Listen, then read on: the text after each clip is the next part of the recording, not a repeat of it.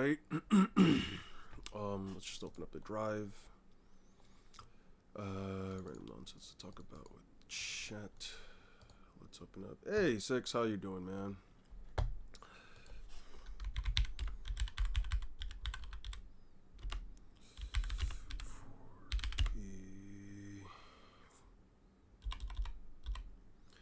I'm happy you're doing good, man. I'm happy you're doing good. I'm just recovering from a cold.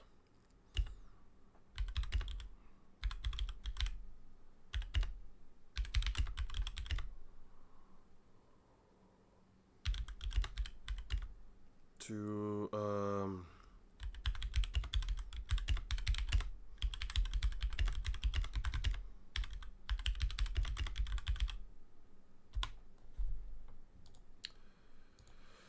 hope everybody's doing well.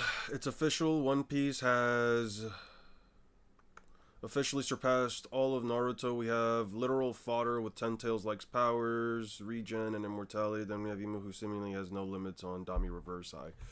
I don't know about surpassed yet. But it is nice that, One Piece is getting some more extra hacks, at least for the power scaling side of it.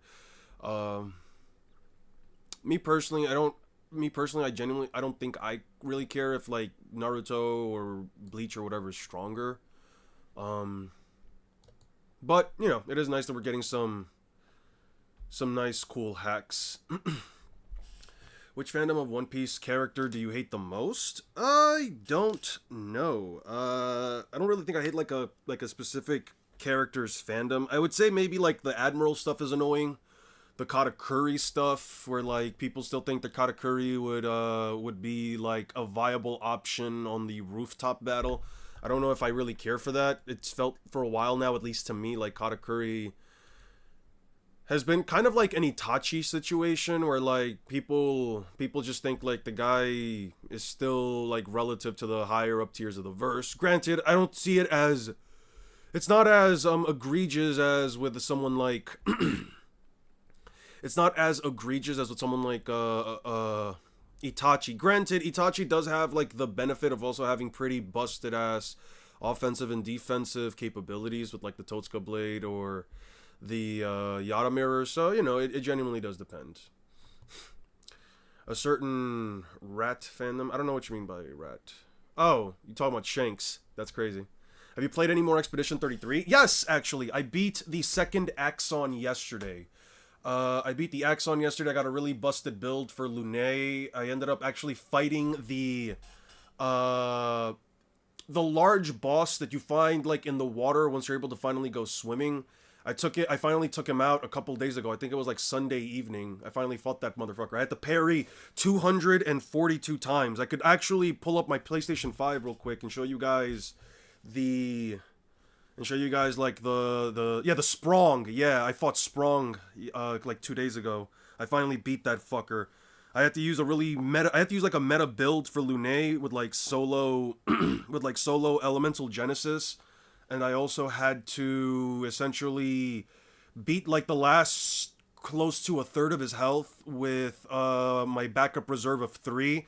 Luckily, it had Mael in it because she had like the Phoenix revive that legitimately like saved me twice. I fought him in Act 3 and demolished them. I had to do it in Act 2, bro. I was not going to the Axons unless I beat that fucker first. So you're telling me people like Code or Momoshiki or Ishiki is max planetary? Okay, that's just the conversation you guys are having. Kata stands are the worst. I don't know if they're the worst, but I definitely do feel like at times they're kind of annoying. I've read Chainsaw Man, Lazarus. I have read Chainsaw Man. I've read it up until I'd say like chapter 180 or something. It has been a long time since I've read this. I think I stopped some point before the start of this year. I just couldn't do it anymore, man. The story was just going nowhere for me. I was just bored out of my fucking mind. I was just sitting there waiting to see if something would happen. Yeah, the DC feats are definitely something we're lacking. By the way, guys, if I sound a little nasally and stuff, I did catch a cold. I think I caught it. I started feeling it on Saturday. I started feeling it on Saturday when like you feel like that little tickle in the back of your throat. I was really feeling it on Sunday and yesterday. I didn't really do much, but I'm feeling a lot better today. I don't watch Naruto, only season 1 till the Chunin exams. I now discovered Dozu got killed, which is tragic since I like his design and character. Dozu. Oh, right. The guys that, the hidden sound guys. Yeah, they were definitely villains. They were definitely antagonists. Can you make out an anime versus battle videos? Can you make out or videos a high tier character like Rimuru and Anos versus Wang Ling? I don't go past a certain tier of power just because once characters get to like conceptual or like universal kind of standpoints, it just becomes a bit muddied, and I don't know what the fuck I'm even supposed to be looking at that point. I'm not interested in Rimuru. I'm not interested in Anos. I'd have to read all of those stories in order for me to get a proper context for how powerful these guys are, and that will take a while. And that's just time I don't have, or I should say that's just time I don't want to really spend on that. A lot of power scaling channels and verses get boring to watch with One Piece because of how ridiculous they gap a lot of similar verses. Yeah, it definitely has become a little bit difficult even for me to like make interesting One Piece matchups with Naruto. I was gonna make one on like Law versus Kakashi, but that's just a curb stomp. That one was that was just a curb stomp. There's no way Kakashi beats Law. None of those characters are planetary. I'm talking Kawaki, Boruto, Jura, Hima, and Sarada. Sarada and Himawari are planetary? I don't know if I agree with that. Gondi Oroano versus Goku when? I don't know who the hell Gondi Oroano is.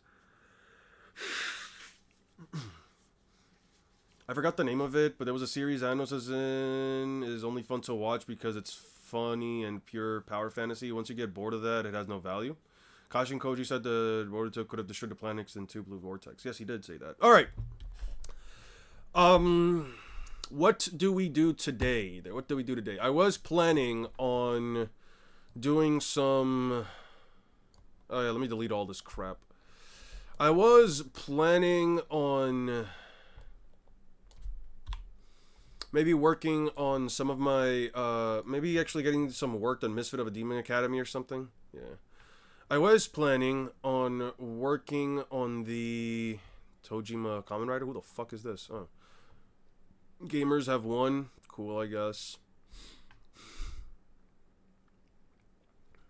I was planning at looking at some of the videos and then seeing what videos I would like to actually get an increase in views in. Damn. I guess Bleach did not. I guess this video did not do as well as I'd hope it would.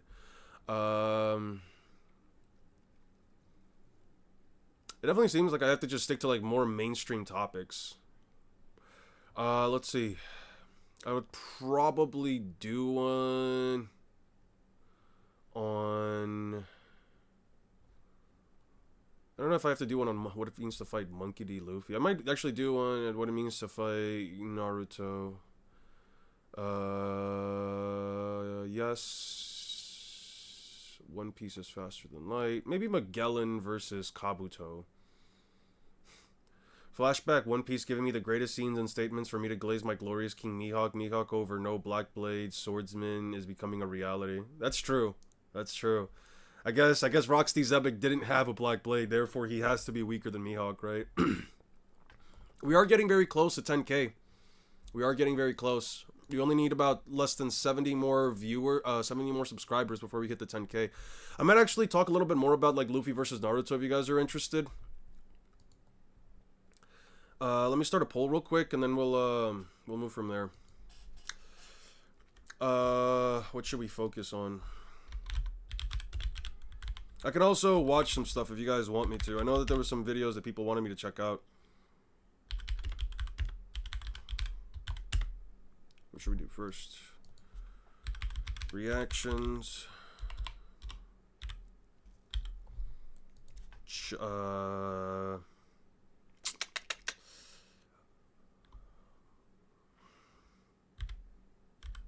Make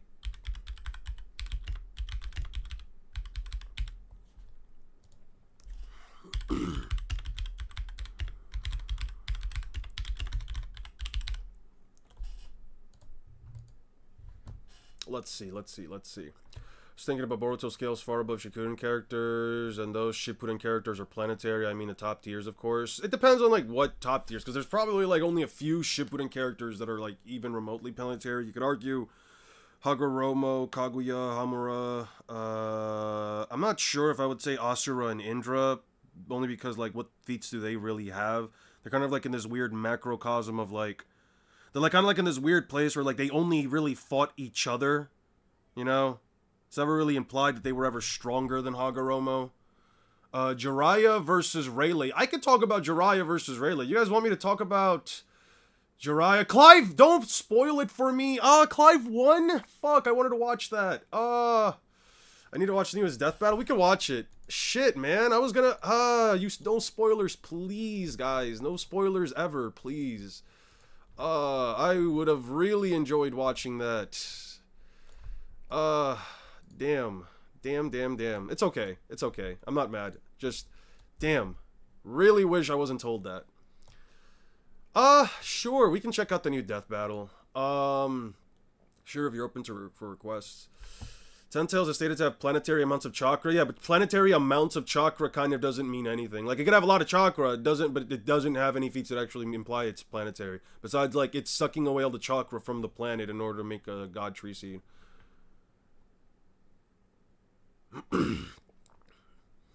What about you make some content or versus battle with side Nixes, as it's fun to see you all together, or something like Zoro versus Sasuke reaction? Stein told me that he was taking a little bit of a break. I know that he put up a new video out. I could probably hit him up and see, like, if he actually wants to, like, do anything. Did you already react to that Aizen video? I have not. Yeah, I have not, but let me check out this video first, and then we'll, throw some stuff in. Okay.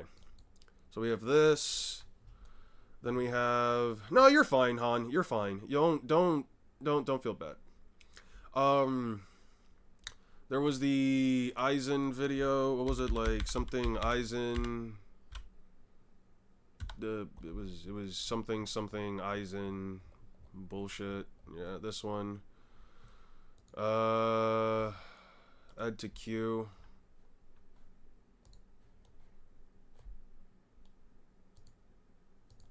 What else was it? No, let's move this up top. No, I hadn't watched it yet.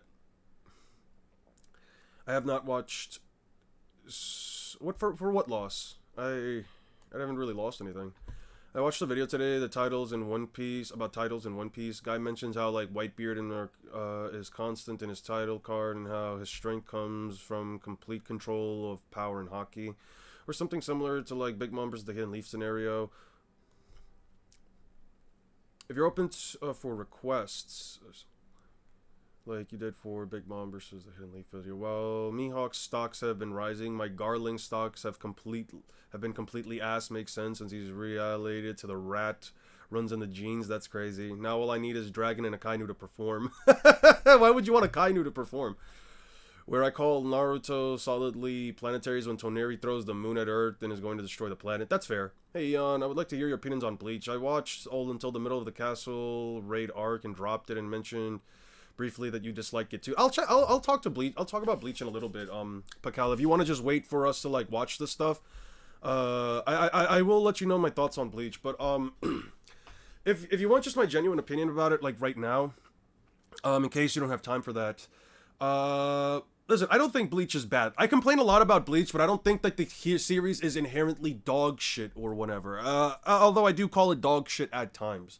I think the biggest thing that draws Bleach back is just a bit of Kubo's writing, especially if you've taken in any kind of series or any kind of media that comes out after 2015, right? Like Black Clover, series like Black Clover, Jujutsu Kaisen, and even to an extent My Hero Academia. They're series that, you know, while many would say that they're not as good... Well, let me actually rephrase that. These are series that people would often say, you know, they're inspired by the big three. They were given a lot of, like, what they do are little elements or little tropes taken in from, like, Bleach, Naruto, or One Piece. But I feel like where people really fail to, like... I don't know if I want to say use the word accept or maybe, like, just consider is that...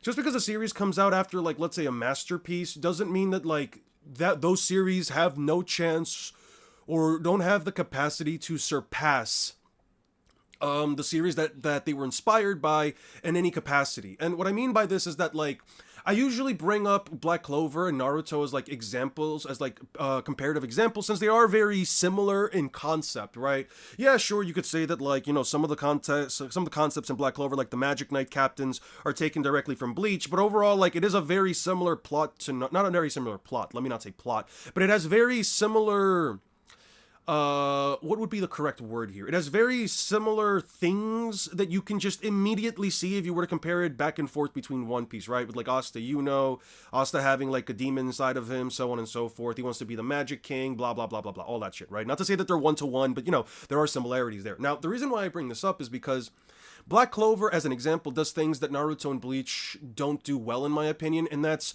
not only showing the strength, the proper strength of the captains, in this case, like the Magic Knight captains, or like the side characters, but also making it feel like a lot of the payoffs for many of the characters, the transformations, the little story beats, they feel satisfying. My issue with Bleach overall, and as you've mentioned before, as you mentioned before, you know, like you dropped it around like the Sandcastle Raid arc, or I don't know what the Sandcastle Raid arc. I think you're talking about like Quaco Mundo. One of the issues that like I find myself is specifically with like just Bleach as a whole is that like, especially like many of like the good guys just feel boring to watch fight. Like, yeah, Kenpachi's just like, yeah, Kenpachi might be fun to watch because he just tanks through everything, and then he like slashes a guy, and he's supposed to be like constantly getting stronger and stronger and stronger, but there's like no, there kind of doesn't really change much from like, let's say, Ichigo's combat style, which is basically the same, except Ichigo tries to not tank as many hits, right? Maybe some people might like raise an eyebrow to me saying that, but it's like, when it comes to like a lot of like the protagonists or the good guy side, they don't really have like interesting powers, in my opinion. Like, Orihime has probably one of the most busted abilities. Captain Yamamoto definitely does, but you only ever get to see him like really go all out once. Some would say like Byakuya has interesting powers, but all he really does is have like but it's like Gaara's sand, except he has like sharp sand, sort of, so to speak, right?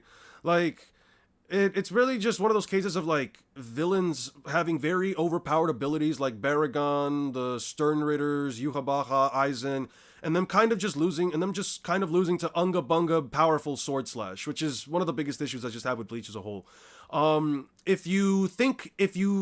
This is going to sound a bit fucked up, and some people might disagree with me, but like, if you don't think about it too much, and you just watch the story to see Ichigo's progression as a character, and depending on how much you like Ichigo, you might really like the series. You just kind of have to really turn off your brain. I know people say that like you need to have some PhD or like a master's in English literature to like properly understand the hidden subtext behind Bleach or whatever. I don't think that's the case. I think the more you think about Bleach, the more it'll piss you off, but if I had to be genuinely honest, I feel like it's a series that you can actually enjoy more when you just completely turn off your brain. I mean, listen, when I was 16, between like 14 to like 16 years old, when I was watching Bleach for the first time, I shut off my brain. I remember freshman year of high school, this girl I liked told me, oh yeah, Bleach is a great series, you should check it out. I watched it, I really liked it, but you know, me as an adult now, after reading a bunch of other series, I'm just like, wow, the writing is kind of ass. But that's just me. I would say just give it a genuine try if you want to go back to it, or like if anything is interesting to you. I really would give it a genuine try. I just have a lot of gripes with the series, so while I can't exactly say that like it is a terrible pile of dog shit, I do think, you know, it's serviceable, especially for the time that it comes out in. Madara vs. Kaido can be a really good, and Aizen vs. Madara fight animation is rage bait, so you can react to it. It's animation on One Piece. I've already seen Madara versus Aizen. I didn't really like that death battle. People say One Piece characters are continental but can't even destroy an island. I don't know about that, man. Whitebeard could have completely have wiped out Marineford, and there's literally a character that splits a continent of ice, so I don't know what to tell you on that. Even if you don't want to say Ten Tails is planetary, Naruto in the last was gonna hit him and split the moon. Yeah.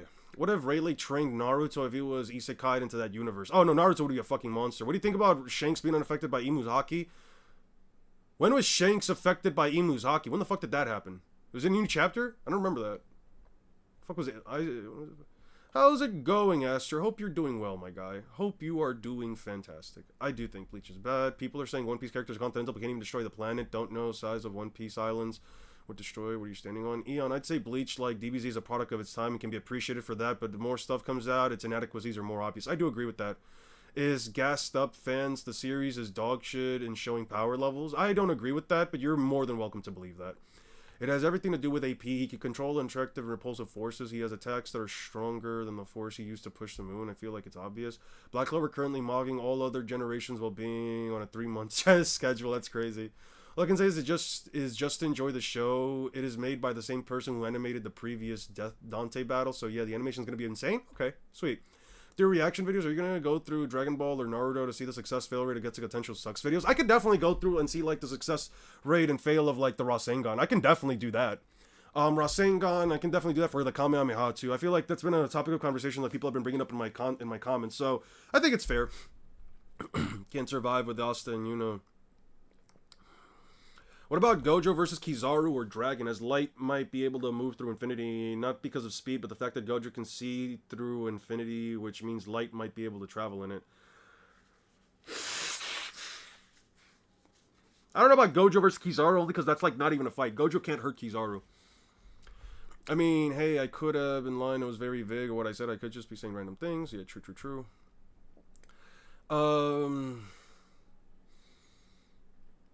By saying cancel, I meant when they save Orihime. Yeah, I know what you meant, man.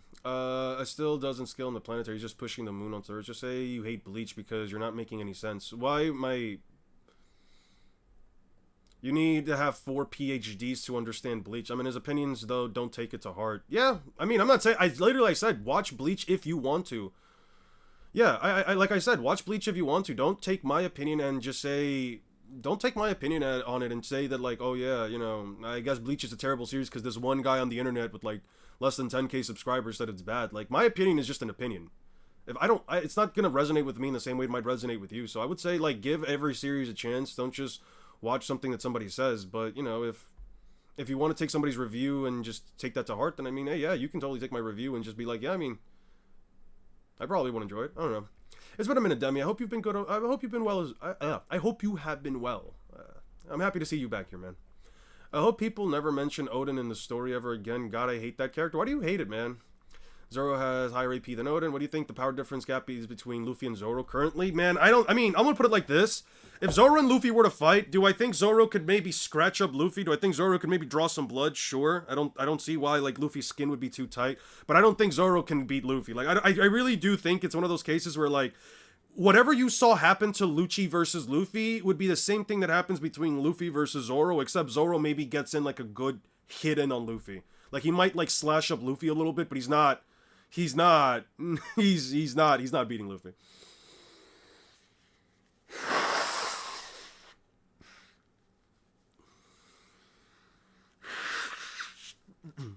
What do you scale Luffy at? It's kind of weird. I would say that considering the multipliers that you can give Luffy up until like Gear 5, you can probably get him to planetary, but I've been told that like 900 or like 9,000 or like 200 and something thousand times this planet, continental is not planetary, so I don't fucking know, man. I got a thrombosis, which at least means Fairy Tail is the only second most painful I'm experiencing. Oh, that's unfortunate, man. Hope you can recover from that somehow. Holy shit. Oh, man. Another fun what-if idea. All the strongest Yonko commanders as a crew. Zoro, Mihawk, King, Marco, Beckman, Shiryu, Katakuri. How would the whole plot play out in your opinion? All of them fighting? Oh, all of them in the crew. All of them in a crew. They would definitely be fighting over to see who's fucking captain. They would definitely be fighting over who's captain. Maybe Shanks survived Imu's haki. I mean, good for him, I guess. I personally love Bleach, but you can also, like, target people with haki, and I'm pretty sure it's not like Imu was just flexing his haki to blast out every person in there. I personally love Bleach, and I think it's the best of the big three, but I love hearing other opinions. I'm glad I checked you out, since it's good to hear all sides. Yeah, I think that's a very good way of, like, looking at it, too. You can love something and also, like, still listen to other people's opinions without, like, really getting upset by them. I feel like the issue with a lot of people is that, like, you know, they grow an attachment to a series, an IP, or even like a person or whatever, and they'll just... You know, you insult it or you talk negatively about something, and then people will just get upsetty spaghetti over it. And you know what? I mean, hey, that's fine, but, you know, you don't have to just, like... I feel like it's one of those things where, like, if you feel like the criticisms are fair, there's kind of nothing you can really say about it. But, like, you know, if it's, like, unfair shit, then I guess it's fair to, like, you know, come back at it. Yeah, me and Time were thinking about doing another Wank scaling stream. Would you be down for that? I would definitely be down for that. I have so many agendas I could push. Yeah, push as many agendas as you want, dude. We can definitely do that. Gojo can hurt Kizaru with blue, red, and purple. What the fuck are you saying? No, he can't. Can you prove? Can you prove that he can hurt him with it? Because Kizaru's just light. Can blue affect light? Or, like, damage it? I don't know about that. I mean, if we power scale Imu currently with feats, given how busted Imu is, it's kind of weird because, like, Imu's sort of just being a Hex character right now. I don't know where I would put Imu unless I see him perform also some actual, like, movement and combat feats, since he's just, like, allowing people to hurt him, too. I don't like Odin because he feels needlessly wanked. He's not a Gary Stu by all means. He has his flaws. But the way the story bends over backwards to make him the awesomest guy ever irks me. I get where you're coming from. Do you have any theories what the One Piece might be? I've said it before. I think the One Piece is an actual One Piece bathing suit, and it allows Devil Fruit users to actually fight against the ocean and swim in water. I think that would probably be, like, the funniest thing I could think of for, like, the One Piece. And I'm saying it right now. I think I don't know if anybody else has ever made that claim, but I do think that, like, listen, all I'm saying is I don't give a shit if, like, some other YouTuber said it. I don't know if anybody else has made that claim, but, like, I do think it's a One Piece bathing suit, and I think it has got like little, like, horizontal stripes and everything, like your classic bathing suits from old cartoons. And I'm not gonna lie, I'm taking full credit for that shit if it ends up being the One Piece. I'm taking full credit, bro. Damaging Kaido is not impressive. Injury doesn't affect his AP. He just shrugs his shit off. Yeah, except Mihawk, he's just sipping tea. Because he's the strongest. Vice Captain Marco. Maybe Cook. As for the rest, I don't know. It's the third after seeing the price of an saltwater aquarium. Jesus Christ. How expensive are saltwater aquariums? Bleach is boring as F. Ichigo's stronger than anyone else. No one else matters. Yep. Almost like we got an entire flashback of how powerful having a crew full of strong, headstrong pirates isn't the best idea. Yeah.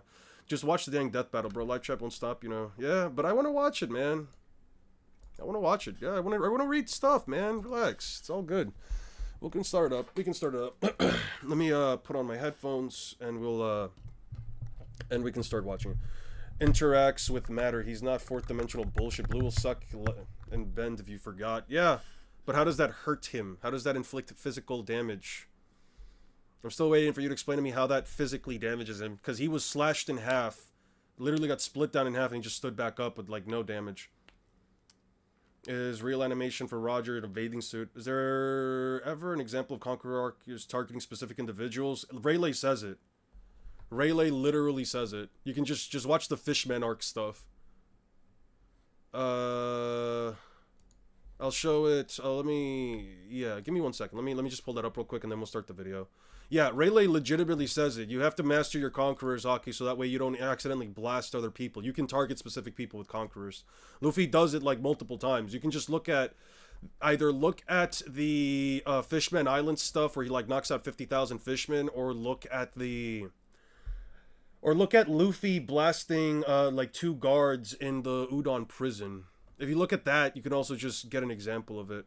It was like 597, 598, right?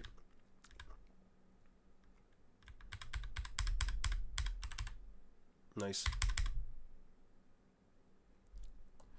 Great experience, so you have the title, but don't use it too much until you fully control. You end up overwhelming people you don't intend to. Yeah.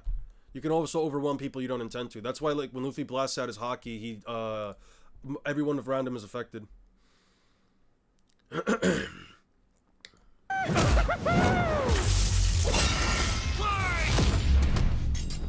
Alright. Dante versus Clive. DMC's Devil Hunter versus Final Fantasy's Shield of Rosaria. He's Wiz and I'm Boomstick. And it's our job to analyze their weapons, armor, and skills to find out who will win a death battle. It's a dangerous world out there. Cultists, demons, and evil businessmen lust for power. And every day brings a new cataclysm humanity must face. This world may seem like the end, but for a devil hunter like Dante, it's party time. Who'd expect anything less from the son of the legendary demon Sparta? A dark knight who, thousands of years ago, woke up to justice and sealed away the demon lord, Mundus. But then Sparta mysteriously died, and his wife got iced by some demons, leaving Dante and his brother Virgil separated. Despite a long-gone family, Dante kept a chipper attitude and set up a business dedicated to one thing. Pretty funny. Killing demons! And with the blood of Sparta running through him, he's the best in the business. By harnessing his own demonic He's in his energy, 40s? Jesus Christ. Dante's already kind of old. The May and Zero May Cry. Dislikes Demus and Mundus, Pizza Sundays, Nero, Party. To be fair, like, I guess having demon genetics that keep you at, like, a consistently fit and peak human physique type shit. I don't know, like, I guess having that kind of DNA probably is pretty good, because, like, Dante really just has a... He really does just have a diet of pizza and sundaes. That's kind of crazy to think about. Like, if you don't want your child to do drugs, just get him into saltwater aquariums so that he won't have enough money to buy them. It's about $600 for a small aquarium without accounting for fishes. Jesus Christ. That's a lot of money. That's a lot of fucking money, dude. Dante bolsters his speed, I power, like and Dante more than durability, Virgil, but letting him we'll say block Virgil kaiju-sized punches, is very move fucking faster cool. than a meteor. And regenerate I like like characters an that have more unstoppable force personality of than nature. just being quiet. As long as he has the energy, he can heal from getting shot, stabbed, Yeah. sliced through.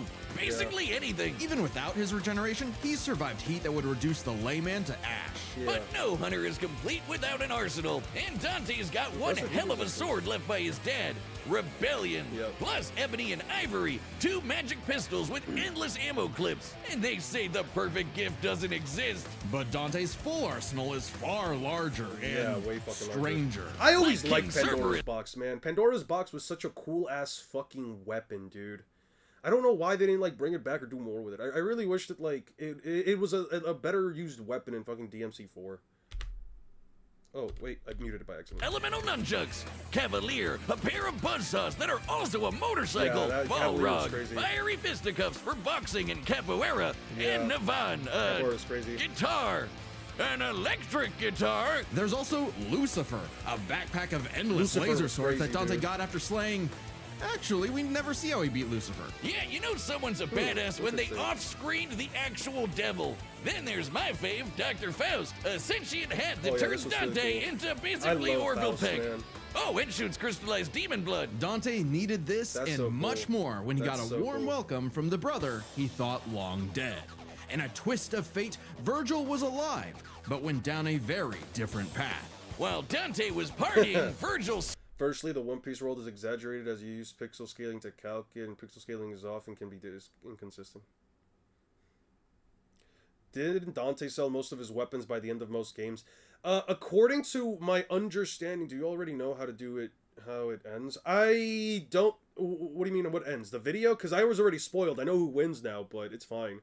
From my understanding, Dante sells his weapons in order to pay back the damages caused by his, you know, adventures. I think he actually, like, pays off a majority of it. Like, he's a very wholesome guy. studied the blade, unfortunate, man. seeking the power he needed to exert his will, even if it meant killing his own brother.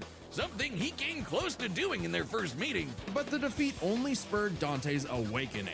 He learned to teleport using Trickster, slow down time through Quicksilver, and double-team foes with Doppelganger. With a slick pose and the right timing, he can Royal Guard dang near anything, then Yeah. use the absorbed energy Royal to Guard's armor up as crazy, a dude. I never got good dreadnought. at Royal And Guard. I then kind of wish there's Devil I Trigger, can go back a to these super games form like Dante this. achieves through his supernatural power.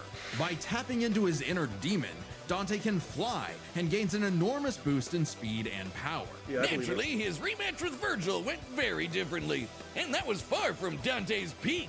When Mundus got up to his old tricks, Dante battled the Demon Lord in a vast sea of stars, a universe Mundus created on a whim. Even later, Dante Attacking Mundus. Wait, let me go back to of this. stars, a universe The first battle against Mundus takes place in a subspace created by him. Is a subspace a universe? What's your favorite DMC game? 5. 5 is my favorite. I've played DMC Devil May Cry. I've played 1. I've played 3. I've never finished 1, 3, or 4. I've never finished those games, by the way. They were just not that fun to me. DMC Devil May Cry, the one with, like, Dante with black hair that was supposed to be, like, a soft reboot. I did beat that one, and I definitely liked it more than, like, 1, 3, and 4. And I love 5. 5 is, like, the best game in the whole series, because it has, like, the best combat, the most fluid movements, it doesn't feel janky, and the difficulty feels just right. I like Devil May Cry. I'm not a fan of I'm not a fan of most of the games. I don't know what it is about them. I'm just not a fan of them. And I like my action adventure games. Universe Mundus created on a whim. Even I don't later, know if a subspace Dante... would necessarily be a fucking... How strong is a star of that size? I don't fucking know, man. That is a very hot take. Yeah, it's a very hot take. I can tell you that. My bro, can be scaled to 500 times the speed of light if you want to use pixel scaling. Yeah. Attacking Mundus in his own keep had proven a masterstroke. The creature could scarcely comprehend the assault. His supremacy was supposed to be absolute, the sole ruler of creation for timeless eternity. Yet here was an arrogant trespasser, human, no less, who had power equal to his own. Ooh. One-shot a stronger alternate future Mundus who had completely merged with the demon world. So he's kind of a big deal. Literally. The Devil May Cry manga and novels specify that human and demon worlds were once one and then were split into separate universes. Holy shit. Mundus became a living universe just for Dante. Yeah, everything else about the game. It's everything else about the game. Listen, I completely agree with you, Brown Pants. It's everything else about the game. I get that people don't like the characterization of, like, Dante or Virgil. I don't mind Dante's characterization. He seemed a lot more down to earth just because he seems a bit more realistic to me in that scenario. You know, a bit of a punk who just kind of does his own thing, just gotten through life as far as he could. He just kind of lives in the act of, you know, fucking around with people, killing things when he has to, and do all that shit. I don't believe that, like, that the DMC reboot is, like, inherently better in any way other than, like, just the gameplay being fun. You know what I mean? A friend of mine loves Virgil. One of my best friends, he loves fucking Virgil, man.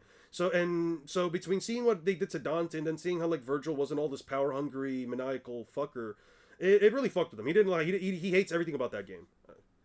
Then there's Argosax, a god so astronomically intense, he had the power of every other demon in existence.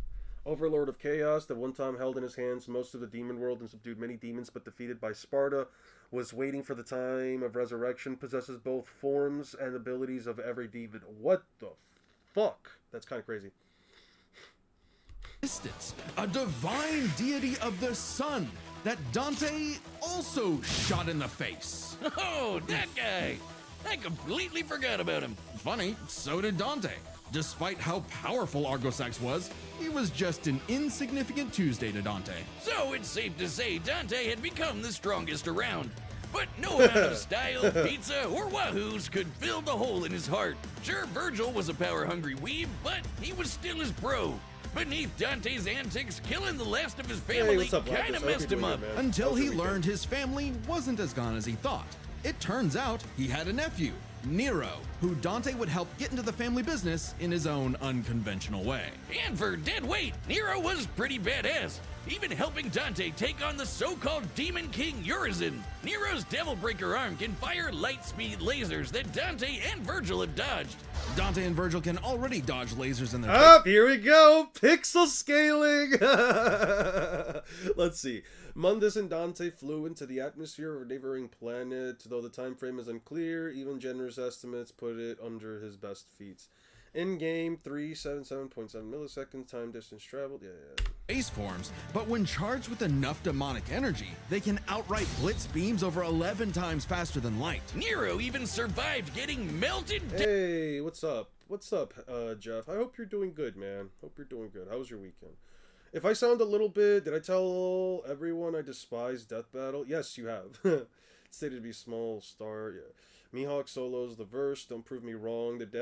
Dante is nothing for him, that's pretty funny. Naruto was able to cause cracks through the universe. The same Naruto was getting slammed by Jigen. No limiter code over Jigen. Boruto soloed, yeah.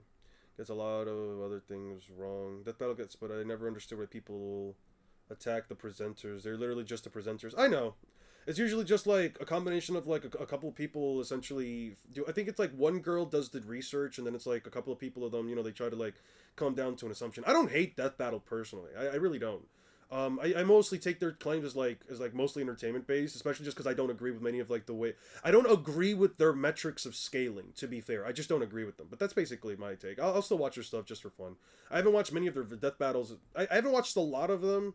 throughout the last couple of years, but every now and then they do bring up some characters that I am interested in, so I think it's fun. Yeah, it's just for entertainment, pretty much. So, yeah, I don't take it seriously. Down while they inside make a good content. living statue. It's a long story. And that's the same sort of regeneration that Dante has, meaning he can survive being turned According to the Devil May Cry 5 guide, Nero's arm couldn't regenerate because Virgil removed Nero's demonic power. He regained his power later and immediately regrew his arm. into a puddle. So Dante was ready when Virgil somehow returned. Again. And made an apocalyptic demon tree for what else? More power! Yeah, I think With it's the fine. I entire think that's world fine now on the overall. line, Dante just that had it- to get serious. They just make a lot of assumptions that I don't agree with. One of them is, like, for example, Asura's Wrath, the Asura Wrath fight, where, like, they said that, what's his face? That Chakravartin in his giant golden state had the same composition as actual gold. I just don't agree with that kind of stuff. And fully embrace his human and demon sides alike Just like by me watching Death Battle, just stabbing quickly himself. reading the pop-ups. Holy Yeah. shit, Dante has been impaled so much, he decided to make it how he powers up. So he got his greatest weapon, Devil Sword Dante, and became Sin Devil Trigger. This is Dante's demon energy at its peak. He Yep. can fire lasers with Loose, obliterate with the fires of Judgment, and Yeah. surpass even the legendary With the power of Sparta unleashed, there's no telling the strength of Dante has at his disposal, maybe more than Sparta himself. Sparta. But although Dante was totally a way, match for separate Virgil, life alters, neither of them would separate budge on their separate ideals. laws, white Both diamond, were fighting destined to Virgil, duel separate. until one was dead forever. But thanks to Nero and two well-placed bitch slaps, they got some sense knocked into him. Dante realized that if he couldn't make Virgil abandon his ways, he might as well keep an eye on him. In one fell swoop, the two severed the world-spanning demon tree and prepared for a permanent departure to the underworld. You can choose your friends, but not your family. But if that's what it takes to keep Virgil safe, or rather to keep the world safe from Virgil, Dante The Vegapunk could create a Mother Flame, which was stated to be able to replicate the sun, but couldn't replicate a Logia. It's like Stan Lee once said, it doesn't matter who wins, it matters who the writers want to win. Yeah, that's true. I do think, but here's the thing about that quote from Stan Lee, because like I get that I get the position that someone like Stan Lee is at, but I also want to push back on that quote a little bit because it is completely true that it's whoever the writers want to win will inevitably win. However, you're not gonna always get, especially when it comes to like two characters from separate stories, it's not gonna ever be really a case where like you can get both writers to sit together and be like, hey man, which of your two characters would win, right? It's kind of like a weird situation there, right? Maybe like if it's a single writer writing for characters within the same story or within like the same universe, that might be the case.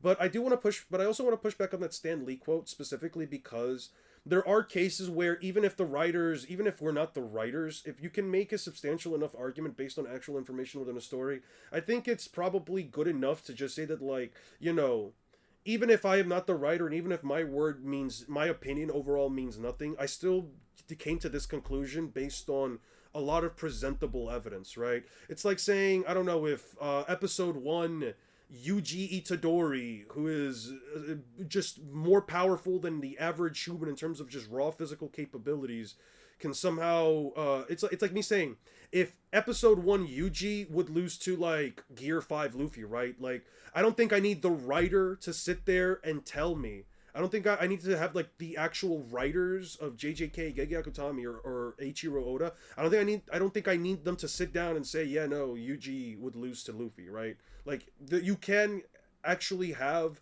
an educated opinion with this kind of stuff, which is usually what comes back and forth between a lot of these versus battles and stuff, you know, where it's like it's a bit more open-ended than just saying like one guy beats over the others, even if you're kind of convinced. deal with it. And all things considered, he's happy slugging it out with his bro. Maybe happier than he's ever been. Proof that as long as Narrative you have still the matters. human Yeah, drive, narrative still even matters a hell lot, can become a 100%. paradise sweet enough that a devil may cry. That was a cool line, by the way. You gotta give it some. the lines Wiz, are really good. it's an emergency! This fight's gonna have a On your suit, yeah, good yeah, on the yeah, angels yeah, or yeah. Kingdom of Rosaria and its prince. By the way, if nobody here has played Final Fantasy 16, I would highly recommend it. Clive Rossfield, a man destined to be a dominant, the host to a mighty guardian icon. Anybody who's a Dom can draw on magic life juice called ether, becoming a big scary monster. And commanding the element they embody to create storms, slay armies, and split the sea. Dominants are forces of nature, and Clive would be the dominant of the Phoenix. My problem with Death Battle is that they often debunk themselves on their analysis. In Gojo versus Makima, they say he can't kill her due to her contract, but then he kills her, huh? I think it's more so a case of, like, you can kill her based on her contract if you can kill enough people in the country. But then there is a statement that says in JJK that says Gojo can kill every single human in Japan if he wanted to. He can kill every single human in the entire country if he wanted to. So they kind of just said, like, listen, we're not gonna just have him kill her.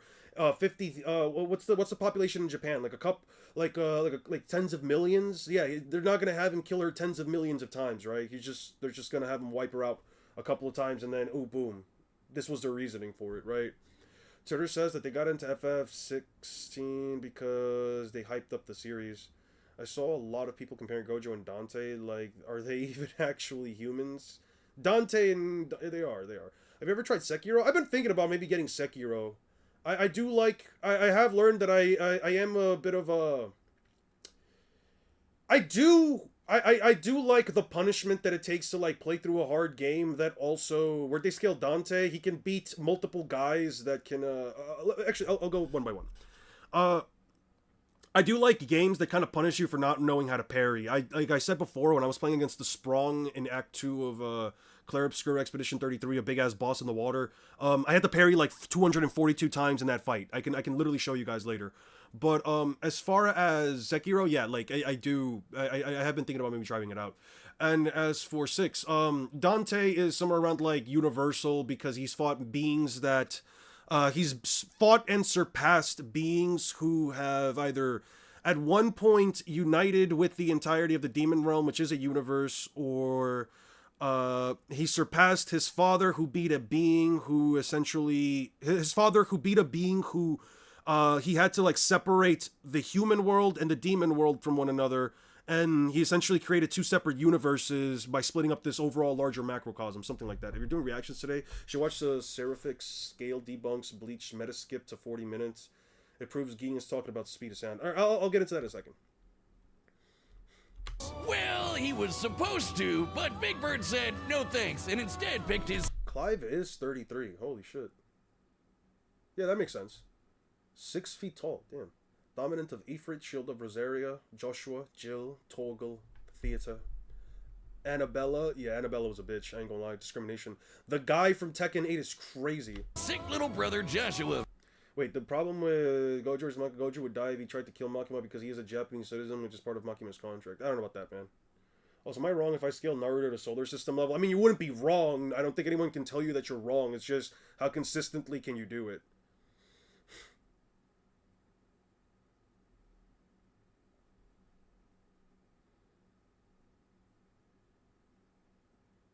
Yeah, and Sekiro kind of clicks after Genichiro, which is unfortunate. Most of the bosses before kind of suck, in my opinion. That's fair. Parents don't play favorites, but I guess ancient monsters can. Despite the rejection and a deep loathing from his mother Annabella, Clive and Joshua were only kind to one another. Clive saw the burden his brother bore and accepted his blessing of the Phoenix in hopes of becoming Joshua's shield. Meaning he learned a bunch of magic. He can shoot fire, teleport with Phoenix Shift, and took down this beast before he was even out of puberty. Even without magic, Clive's a capable swordsman, able to boost his speed and perception with precision dodge. But it wasn't enough when Annabella betrayed Rosaria for the Empire of Sanbreque.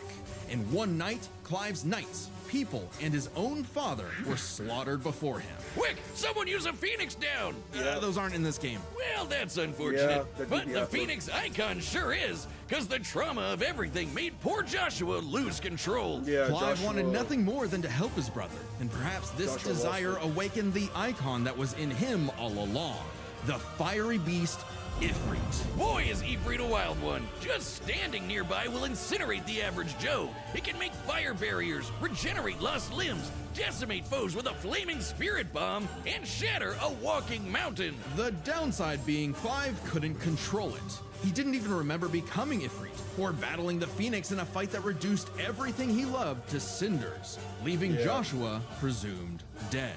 If that wasn't bad enough, This is dear that old battle. Ma found him the next day and made him a slave to Sanbreque's army. Clive Dark spent Souls games are pretty 13 years wallowing through life, searching for Ifrit's host for revenge, only to learn the one he wanted to kill was himself. This revelation hit Clive like a phantom train. He thought death was all he deserved for taking the lives of Joshua and so many others. Even so, there was a light at the end of the tunnel. No, not like that. Thanks to his friend Jill, the outlaw Sid, his doggo Torgal, and Oh, a very Torgal. therapeutic Torgal's such battle a with good his boy. self-hatred, Clive learned to carry the torch for his brother, fighting the real problems plaguing his world: crystals and racism. In the world of Valisthea, prejudice is alive and well for bearers. Yeah. Basically, anyone who can use magic without special crystals. So what better way to dismantle the system than to help fellow bearers and destroy the mother crystals Yeah. ruining the planet, all while picking up some nifty abilities. Through a mysterious power that lets him absorb icons, Clive took Garuda, an avian with sharp slashes and sharper talons. From Sid, he received Ramuth, so he could summon lightning. From his bae Jill, he got Shiva to freeze lava and even time itself. With Titan, he could Hold bae the fuck Jill. back. Whoa, whoa, He whoa, got whoa. Hold Shiva back. to Wait, freeze what? Ultimania confirms iconic abilities like Rift Slip and Diamond Dust manipulate time as opposed to Precision Dodge, which heightens Clive's speed and perception. While in action, you will be invincible and time will stop flowing for everyone except Clive. lava until and the even end. time. The Warden of Ice, of whom Jill Warwick is the current dominant. All dominants of Shiva are born among the descendants of the Motes of Ice, including Jill's predecessor in the role, the Witch of the North, who devised the spell to freeze time. Her aether yet lingers in the Vare she constructed atop the air of hours in Mystia. Ooh, shit. Time itself. With Titan, he can block and absorb. It's pretty funny. From Software guaranteed a lightspeed meta for every game they make except Sekiro. That's pretty crazy. So who are you rooting for? Originally Clive. I've always been rooting for Clive. I originally thought that like Dante was gonna win this battle, but like I genuinely want Clive to win. Like he's just my favorite Final Fantasy character. Like this dude is my king. If Luffy's my captain, Clive is my king. My good king. Sukuna's my bad king. Doom guy scaling? Probably. Blows with earth-shattering fists. From this dragon prince, he got Bahamut and some deadly lasers. And through Odin, he can For 1 second after activation, time slows down for everyone except Clive. Okay. slow the flow of time and slice apart the fabric of Sweeping with the sword, slicing through space ahead of countless flashes of steel. space. Looks familiar. With these powers, Clive stepped up to lead the bearers, and even reunited Culture with Dameron, Joshua, weapon, original who was spell. alive all along. Surprise! Clive spent 5 years freeing the land and became hot as hell while doing it. Well, no, not well, yeah, that way, but also through Ifrit. By using part of Ifrit's power, Clive can set himself aflame, activating Limit Break to boost his abilities. But Limit Break is far from Clive's limit. After absorbing the Phoenix essence from Joshua, he became Ifrit Risen. Now fully in control of the monster that had tormented him, he embraced his role as a shield for his brother and friends. Just in time to battle in space, block a planet-wiping blast, and overpower this dragon at the speed of light. That's no exaggeration. Ifrit Risen is literally stated to move at light speed. Not surprising when Clive has intercepted lasers over 3 times faster than that, and overpowered Omega, a god-slaying weapon that can destroy, and I quote, all of creation. But what made Clive strong enough to do all this? You know, besides the majestic man cleavage. Turns out Clive's birth was orchestrated. He was intended to become the vessel of Ultima, an ancient, all-powerful being that created humanity, but abandoned them after they developed. The paradise Ultima seeks to summon into creation, one free from the blight that has almost ended his race. Though Barnabas believed that he and his fellow faithful would be allowed to join his deity there, he was mistaken. Only Ultima and his kin shall have a place in this new paradise, a paradise free not only from the blight but from humanity. Free will. Meaning everything that happened was the fault of one person. God, the bastard! But Clive wouldn't be a puppet. If God was in the way of humanity's freedom, then God was gonna die. Easier said than done. No shit! Ultima was stronger than anyone Clive had faced, able to warp all of reality to create a universe. A place beyond space and time, termed both termed both a rift between worlds and our darkness by its creator, Ultima.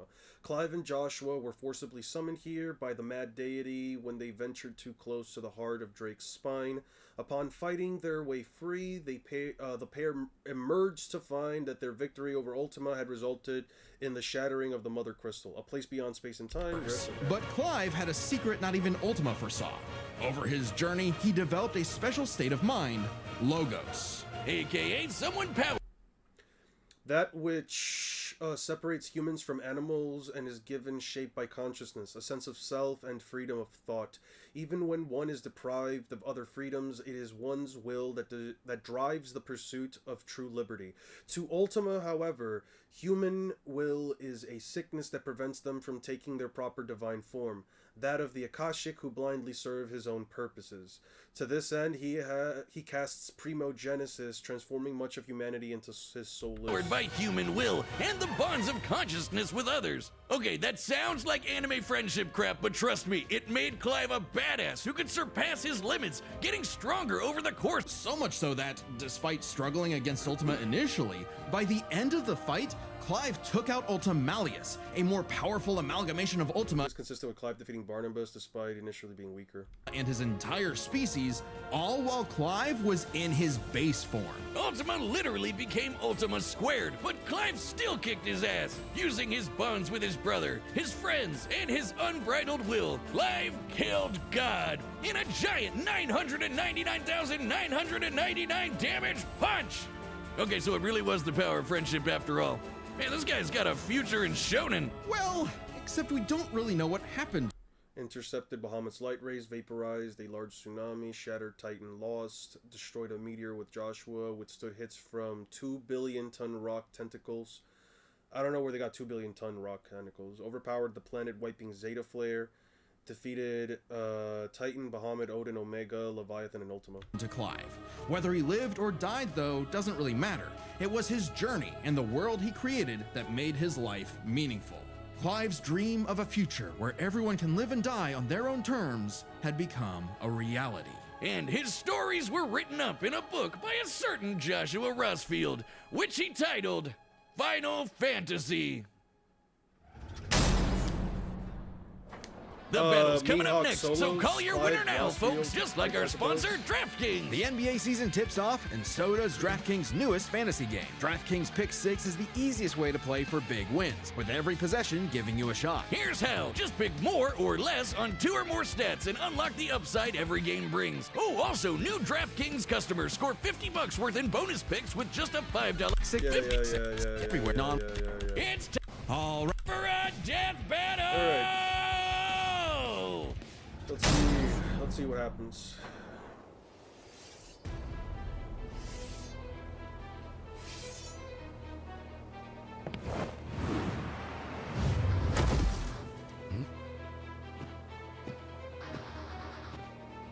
Hey, I heard your fiery friend is causing trouble, and I'm in the business of dealing with trouble.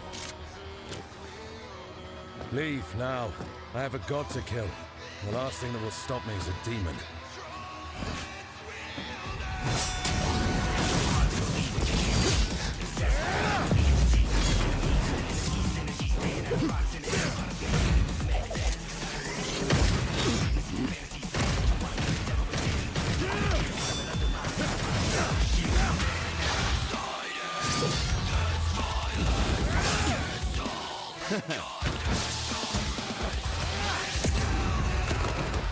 Let's rap!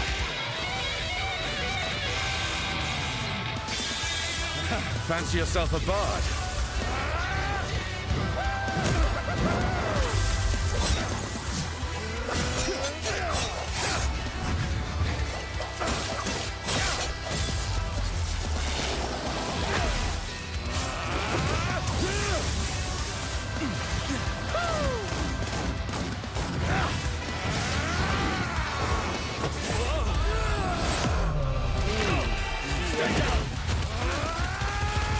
Oh, he's ora-oraing him. Let's go.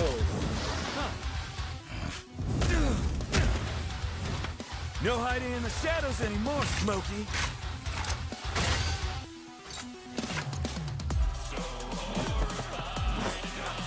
time to see the light! Right there, 2 Dantes. Oh. I'm pretty sure I paid attention. What the fuck is it called?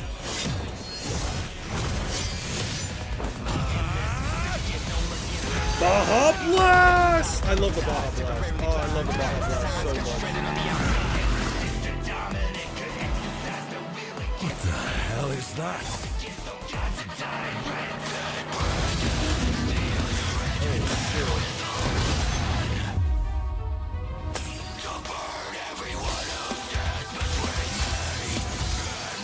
Oh, we're building up Zantetsuken.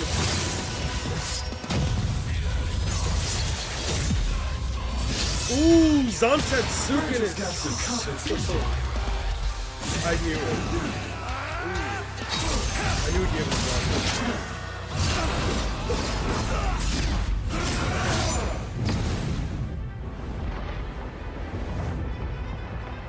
Still holding out on me? Let's see what your monster can really do! So the devil cries for more. Let's give him everything we've got! Joshua!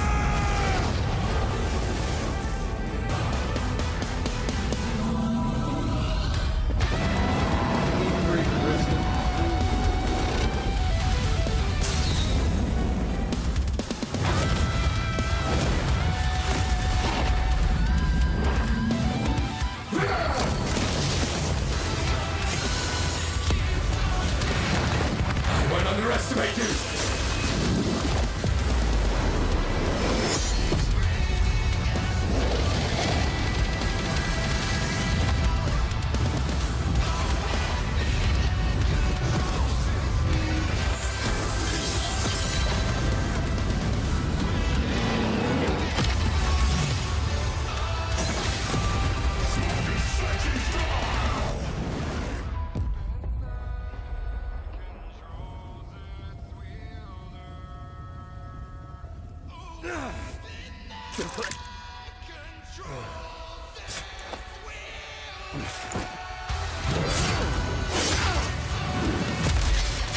Please, just once.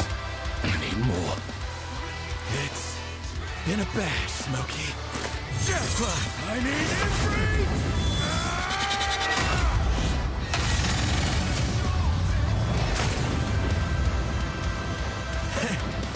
Not bad. Not bad at all. After a fight like this, the gods will be nothing. Wow. Okay, that was a whole nother level of Mihawk close, but I upscaled. think we got the point. This was not This an was easy really call to good. make. Dante and Clive matched each other so closely, it was hard finding a definitive advantage either had. This is best explained through 3 categories, starting with stats. Both Dante and Clive could easily beat up universe-busting threats. Mundus and Ultimalius could create universes at a whim, and Dante and Clive defeated them sans their own super forms. Dante and Clive could both consistently intercept lasers at faster-than-light speeds. And Dante could always amp up with Demon Juice to briefly outspeed Clive anyway. But Clive could match that by boosting his own speed and reflexes through precision dodge. Both were so beyond the pale that neither could definitively overpower the other. Still, given their crazy powers, you'd think one of their abilities would break the deadlock. Not so much. Dante and Clive could generally match each other blow for blow, be it to teleport, slow down time, flash freeze the other, block and absorb hits, etc.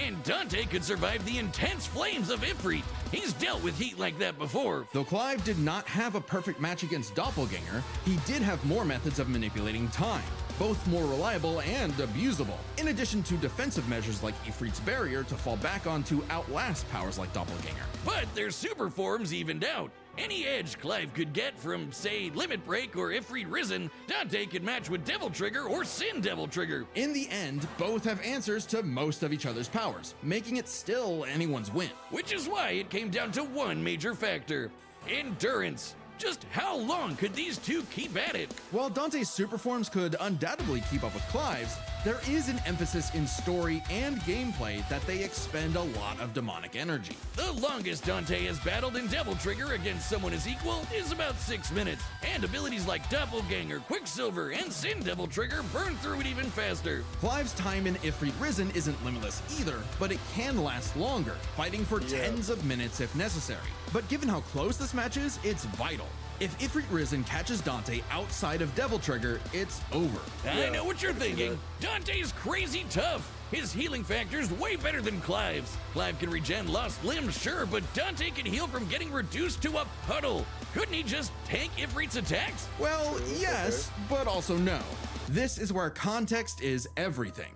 While no doubt impressive, Dante's healing has been overcome in the past because it is tied to how much energy he has. Less demonic energy means a less potent healing factor. Like when he got knocked out for a month straight by Urizen, only surviving thanks to a constant source of demon blood. Hell, overtaxing demon regen is how Dante killed Virgil in the first place. Even if we assume Dante After his defeat in Devil May Cry, Virgil's regeneration took years to complete. Throughout Devil May Cry 5, V would decay without constant use of demonic energy. The more he used it to regenerate, the harder it was for him to heal over time. could get a second wind, it's always possible Clive could get one too, becoming even stronger from pure willpower, just like when he fought Ultimalius. So, for as tough and persistent as Dante was, Clive was able to endure just that much more to get the final edge. The devil was in the details, but Clive's victory is no fantasy. The winner Wow, is that was pretty interesting. Wow, that was something. That was something, all right. Interesting. Clive Rossfield. Next time on Well, I'm happy Death with that. Battle.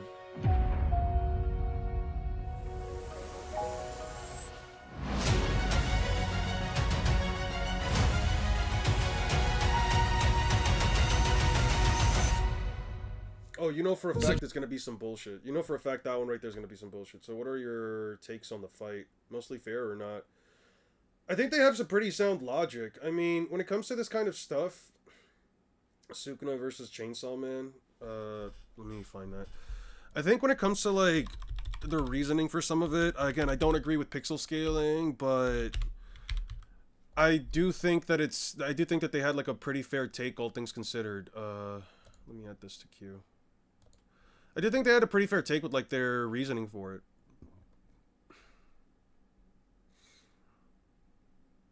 How long would Sukuna survive in Chainsaw Man? I feel like people care a lot about Heianera Sukuna, even though we have like nothing to go off of for him. Yeah, he won. Hooray. How many characters can you truly say broke anime? Not just iconic. I'm just gonna He stops the main character's theme song with a finger. When you Yeah. talk about a character breaking anime, I can't think of a single feat more deserving. But that's only the tip of the iceberg. There are no less than 4 more ways he's done so, and it's about time we get into what makes him so special. Something that sets Aizen apart from many villains is we don't know much Just about got my his own past. sandbag. But here's the Gonna thing, start we training don't with it. need Hey, to. good shit, He man. isn't shaped by tragedy, he's driven Hopefully you by put philosophy. Hopefully you put your sandbag through less work than I put mine, because sandbag sandbag isn't okay with a lot of the videos I've had planned for him. Yeah, that's how close the battle is. I think it's fair. He looks at the world, rejects it, What it and means to chooses fight Michael to Dorsey, rebel. I agree. You don't need a tragic backstory for that. You need conviction. With that said, his past still reveals important information. Like From an what? early age, he knew he was immensely powerful, and he struggled to relate to others Why did he struggle to relate to Yamamoto? Or Kenpachi? Weren't they, like, super uber powerful as well?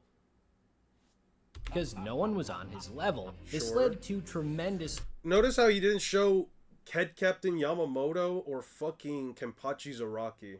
I don't get like this whole idea of like Aizen couldn't find anyone.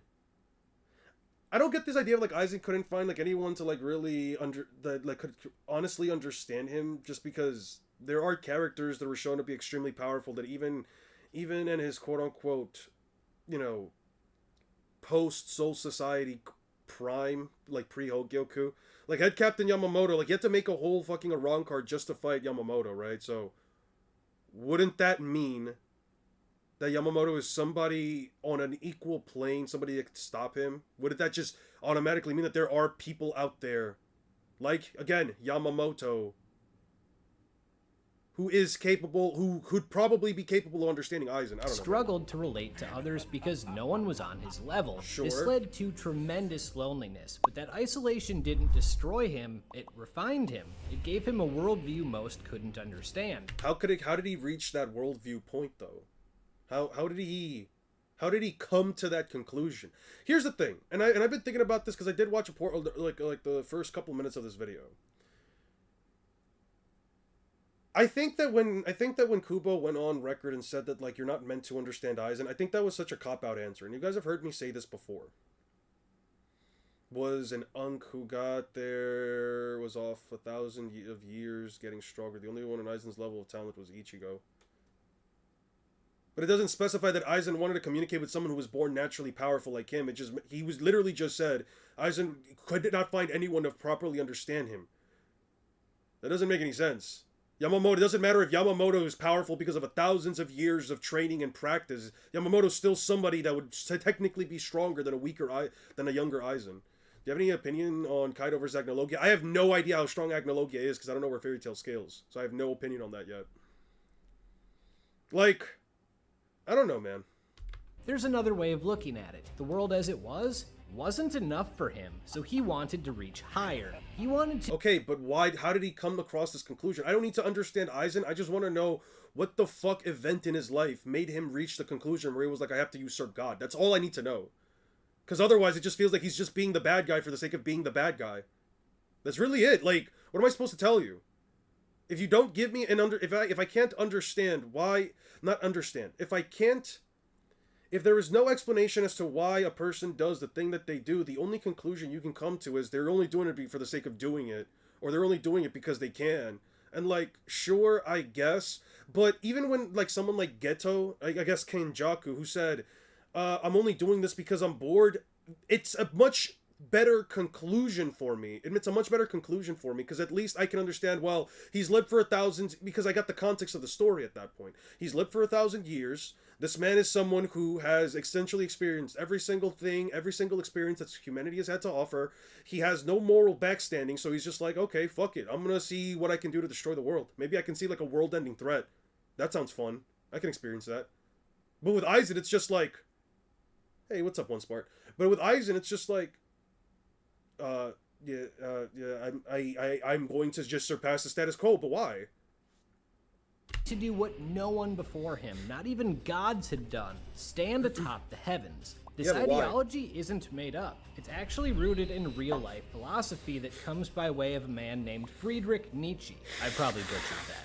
In short, Nietzsche believed that how we view Oh, you mean, morality is has Clorox been called the way corrupted. that it's called Once because upon a of time, those who how were washed up strong, some of the characters fearless, are? Yeah, no, and most of the characters are ambitious washed up. were seen as good. But over time, the weak, Yeah, I would say out so. of resentment, flipped the script, calling their own weakness virtue, and labeled strength evil. So Nietzsche coined a new term, the Übermensch, someone who stands above modern morality, someone who rejects the current system and instead chooses to advance beyond it. That is greatness, and to achieve it, you have to struggle. To him, suffering isn't something to avoid. When did Aizen struggle?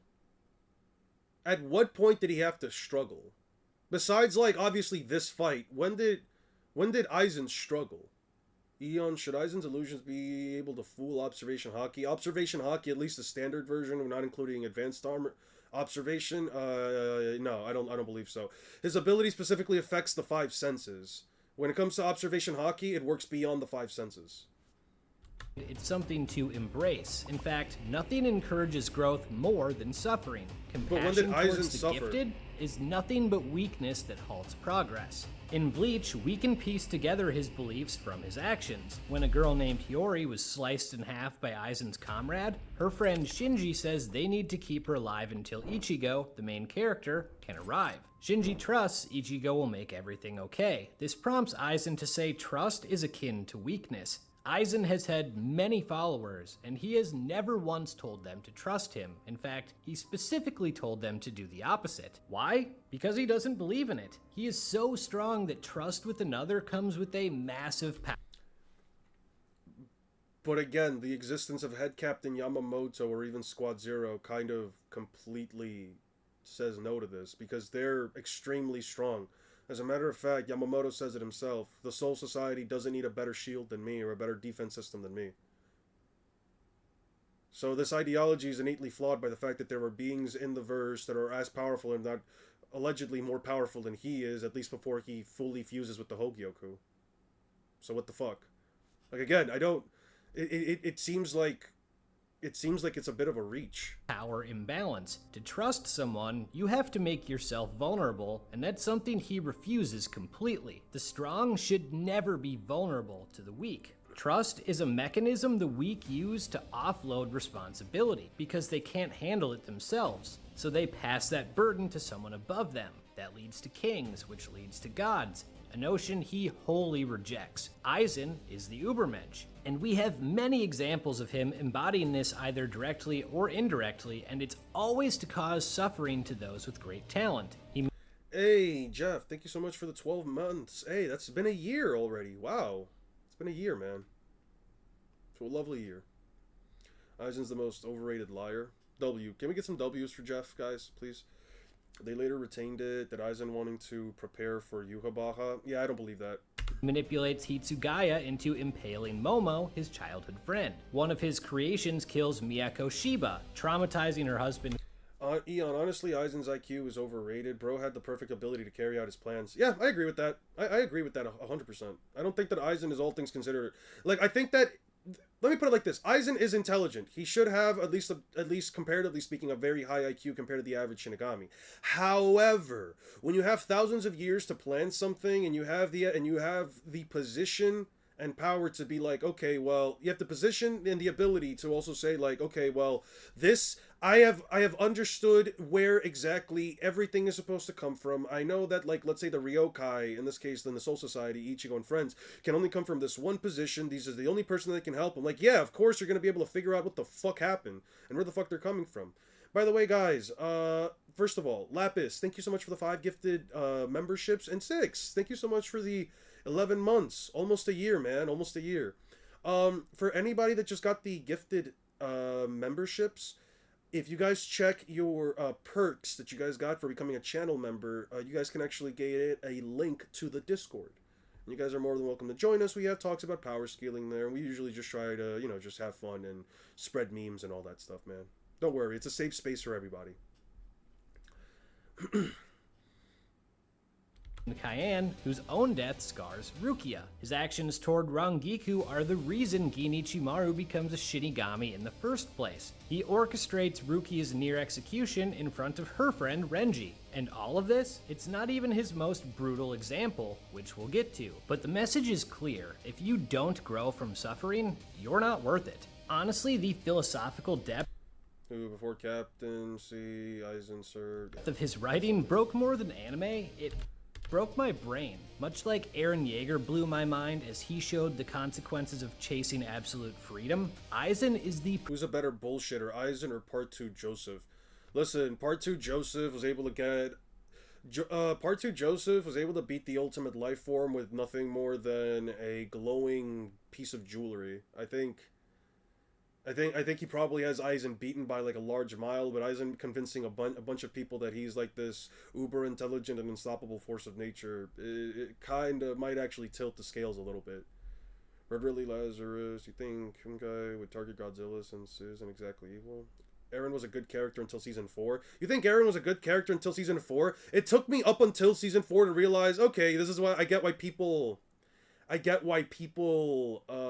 Eren. Like, I think it was like, what, episode 65 or 66, where I finally realized, like, holy shit, when Eren, like, tells off that bitch Mikasa and, that dumbass Armin, like, oh, you're nothing more than someone who's, like, meant to be a bodyguard for me, and you are some fucking dumbass idiot who's only smarter than the average fool here, because nobody here has the common sense to figure anything out. That's when I kind of got to the point where I was like, okay, well, you know, him telling those two dumbasses off, that's kind of peak. It's kind of peak shit for me. I'm not gonna lie. I didn't like Eren at all up until season 4, once he had like the long hair and shit, and it really took him like telling off Mikasa for me to be like, okay, I get it. I get why this dude's the way that he is. Okay, I can see why people fuck with him. I like it. this, but unironically, I hear more about Bleach fans, about how hot the women are than Personification anything of with real unchecked substance. ambition. The concept and its roots are compelling on their own, but the execution is on an entirely different level. His desire for go back. compelling on their own, personification of unchecked ambition. The concept and its roots are compelling on their own, but the execution is on an entirely different level. His desire for Explain. greatness has led him to a specific goal. In his world, there are Shinigami Are guardians of the souls who are going through the cycle of transmigration between the world of the living and the soul society, having been called balancers, baransa, in ancient time. They purify hollows who do evil in the world of the living and ensure the safe crossing of souls. The pluses, who have lost their way after death by giving them a soul burial. Shinigamis are the opposite of Quincy. Guardians of Souls, and Hollows, corrupted See you soul later, Esther. monsters. Aizen Have a good one, aims man. to transcend the boundaries between them. to Isane avoid- is the hottest girl in Bleach. I would hard disagree with that, good sir. I would hard disagree with that, especially when Nemu is a thing. Or Rangiku. Or Adult Orihime. opposing forces and become something more. To do this, he works Eon, next time I will remember to watch my mouth when you check. Don't worry about it, Han. Listen. I can't exactly profess that, like, every single death battle I want, like, I wouldn't want to be spoiled of.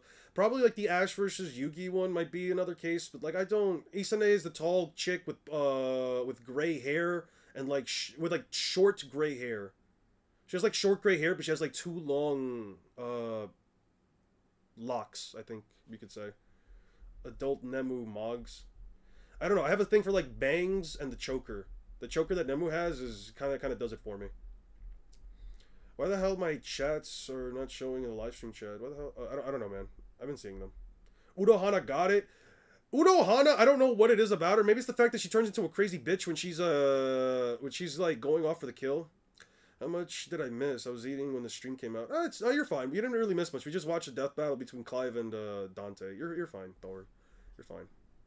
to create the Hogyoku, but creating it involves MK Ultra-like experimentation on unsuspecting victims. Yeah. This philosophy goes against everything the Soul Society stands for. There, rules are rules. Follow them, accept them, and don't ask questions. But who made those rules? For what purpose? And more importantly, if those rules were made by the weak, why should the strong Oh, obey? you gotta read your last comment. What was it? Let me see. I think Aaron was a good character throughout the series. Aaron be like, stop riding my dick, stepsis. Type shit, actually. Type shit. I agree with that. Aizen questions everything and accepts nothing. Naturally, he despises this system, so he hides. He masks But why does he despise it? Again, there's no reasoning within the context of the series. You're saying that he despises it, but why? What led him to this conclusion? What made him do any of this? I don't care to understand the character. I just need to know the justification behind his actions, because like, even if it's something, yeah, I know it's none of it stated in the story. I'm aware of that, but like this is just questions I'm just asking to the guy in the video. You know what I mean? Like, I don't know, man. masks his true nature from everyone, plotting from the shadows and exploiting everyone in the process. Yeah. And the genius of it all? The audience is tricked too. At first, the Soul Society appears cruel. Yeah. Only one man is questioning things, Aizen. Most captains of the Gote 13 come off as cold or sadistic, yet he's kind and polite. Like us watching, he's wary Mikasa of from Rukia's Attack on Titan, execution and for sure. asks, does the punishment fit the crime? He confronts Gin, the coldest captain we've seen, out in the open. And then before you know it, he's Do I prefer a serious One Piece matchup or a more bonkers One Piece matchup? What do you mean by serious and bonkers? Do you mean like more serious fights like Gear 4 Luffy, or more bonkers fights like Gear 5 onward? Like Gear 4 fights I would take as like serious, right? But then like Gear 5 I would take as like bonkers. So like, what do you mean by that? Video discussing the anime or this character broke anime is absolutely bogus, with these biased fans changing narrative to fit their character. I guess it's because Aizen's ego and doesn't like the Soul King is just a battery and a support pillar with no will. See, I get all that, but at the same time, like, how did he come to that conclusion? How the fuck did he find out about the Soul King? How the fuck did he realize that it was just a thing? Like, I don't think this is just information that everybody just has. Like, whenever like somebody's like training in the Shinigami Academy, there's just a textbook with an image of the Soul King, and it just says, yeah, no, this thing is your god. This thing is like our god. It keeps like the whole world of the living balanced together. You know what I mean? I don't know about that. If you do watch Seraphic scale video, skip to 46 and 46 minutes. Oh yeah. What was it? What was the video titled again, Jeff? So I could just add it to queue. Let me know title again the video, and I'll add it to queue, right? Found crucified. timing down. I got the You think timing. there must be a conspiracy. He must have known something we didn't. He did, just not what you thought. And that's when he breaks anime again, delivering us the greatest twist villain. Eisen stole information from Yamamoto's library or something. I mean, I don't know, man. We can guess, but none of it is written in the fucking source material, and I'm not reading any of the fucking novels. 1 second. Let me go get some more water, guys. Give me 2 seconds so I can get some more water, and I will be right back, okay? I need to stay hydrated, because this fucking cold is annoying. I might actually get myself a plastic bag just so I can throw out all the napkins. Excuse me.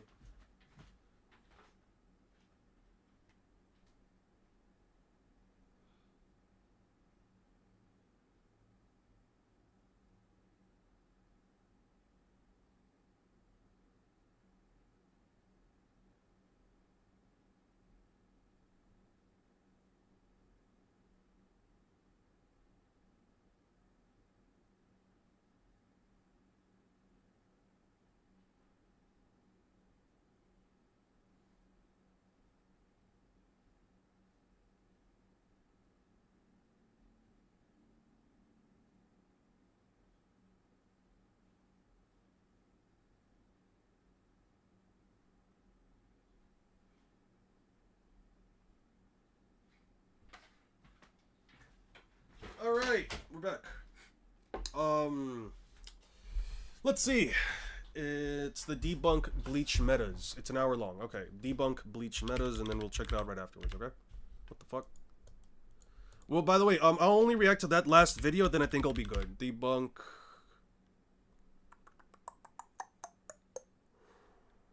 Bleach Metas. Okay. Let me put this back. Villain in anime history in a way that changed how you can write villains. Not only is Aizen alive, he's been manipulating everyone. To put into better words, if DB were to do highly requested One Piece matchups, you'd prefer, let us say Naruto versus Luffy, lean more towards a series battle, or something like Looney Tunes. I think that something like Looney Tunes would be more preferable, at least as far as like, for me at least, as far as like, you know, just pure entertainment. I think like it would be more funny than anything else. But if we're talking like a battle that will inherently, like a versus battle that would like inherently probably garner the most social media interest, would probably be Naruto versus Luffy, I would say. I think that would be like better overall for them. What do you think about Breaking Bad and AOT being compared in terms of writing? I haven't watched Breaking Bad besides the first episode, and I couldn't sit through it. And I never see the last 3 chapters of Attack on Titan, only because I kind of just never got around to it. Read all of Bleach or eat beans for a week straight. I'm reading all of Bleach, bro. I'm reading all of Clorox. Like I'd rather read through the label of the Clorox bottle for a week straight than eat beans. We're not eating beans in this channel. What do you think about Yuta versus the Paths of Pain? No Nagato, in my opinion. Yuta wins, but high diff. He wouldn't have domain expansion, which would probably be an issue. Rika might be an issue for them, though, since they can't necessarily hurt her without cursed energy. That might be interesting. If I give Yuta all of his curse techniques, well, you know, that actually, hold on. Yuta would have precognition. I think the only issue there would be speed. I think the issue would only necessarily be speed. When I saw Bleach, I didn't like Aizen at all, and it was weird because maybe he didn't pay attention to something, or maybe context. But why I don't like him? They put him on such a high expectations. Aizen is one of those times where deliberately leaving holes in a character's backstory to make him ambiguous backfires. Kubo wanted to create an enigma, but it backfires under heavier scrutiny. Yeah, Breaking Bad clears AOT in terms of writing both. Overrated by Breaking Bad is better. Okay. Didn't know you were so bean-phobic. Listen, we don't eat beans in this channel, that's all I'm saying. Did you see the DBZ-Ram's Ulquiorra vs. Asnot video? Okay, give me 1 second then. Let me look this up. You said it was an hour every argument against Bleach.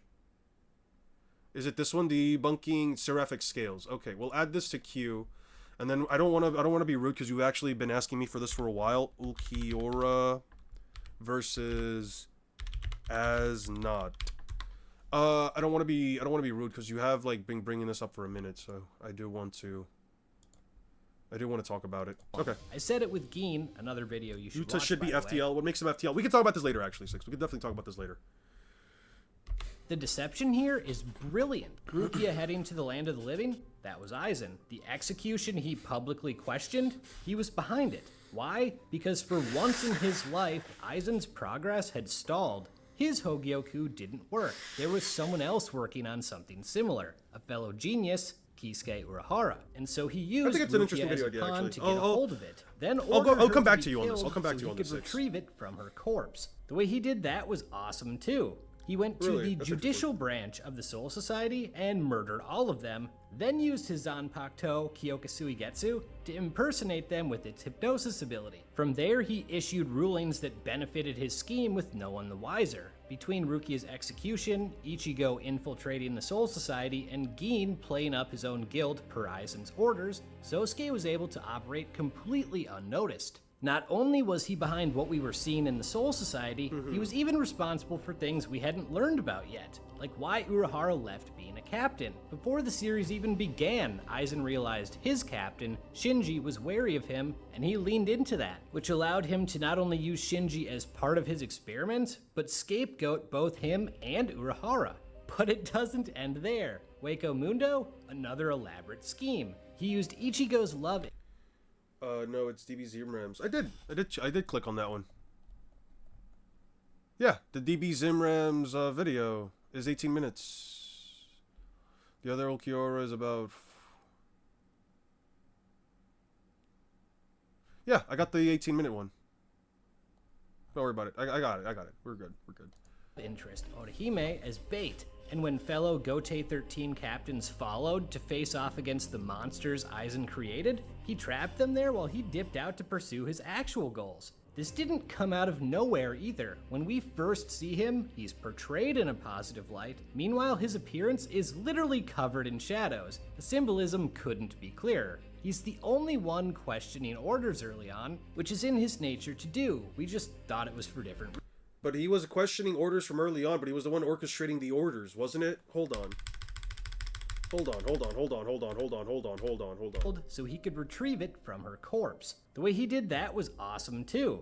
He went to the judicial branch of the Soul Society and murdered all of them, then used his Zanpakuto Kyokasui Getsu to impersonate them with its hypnosis ability. From there, he get like why Urahara part of his experiments, but Mundo, another elaborate trapper. When we first see him, he's portrayed in a positive light. Meanwhile, his appearance is literally covered in shadows. The Aizen learned about the Soul King and the Hogyoku in Central 46, the Seijo Kyora, and in Dire Issue Great Archive. Where is that stated in the manga? How old is this video? 3 months. Symbolism couldn't be clearer. Ask them why Aizen didn't step in to stop Ichigo's growth, because he himself said that he would be a threat and they wouldn't have the answer to that. I don't know, man. I don't know why there's so many decisions made. Only one questioning orders early on. But he's the one making the order. He's the one making the order, so him questioning it doesn't really do anything.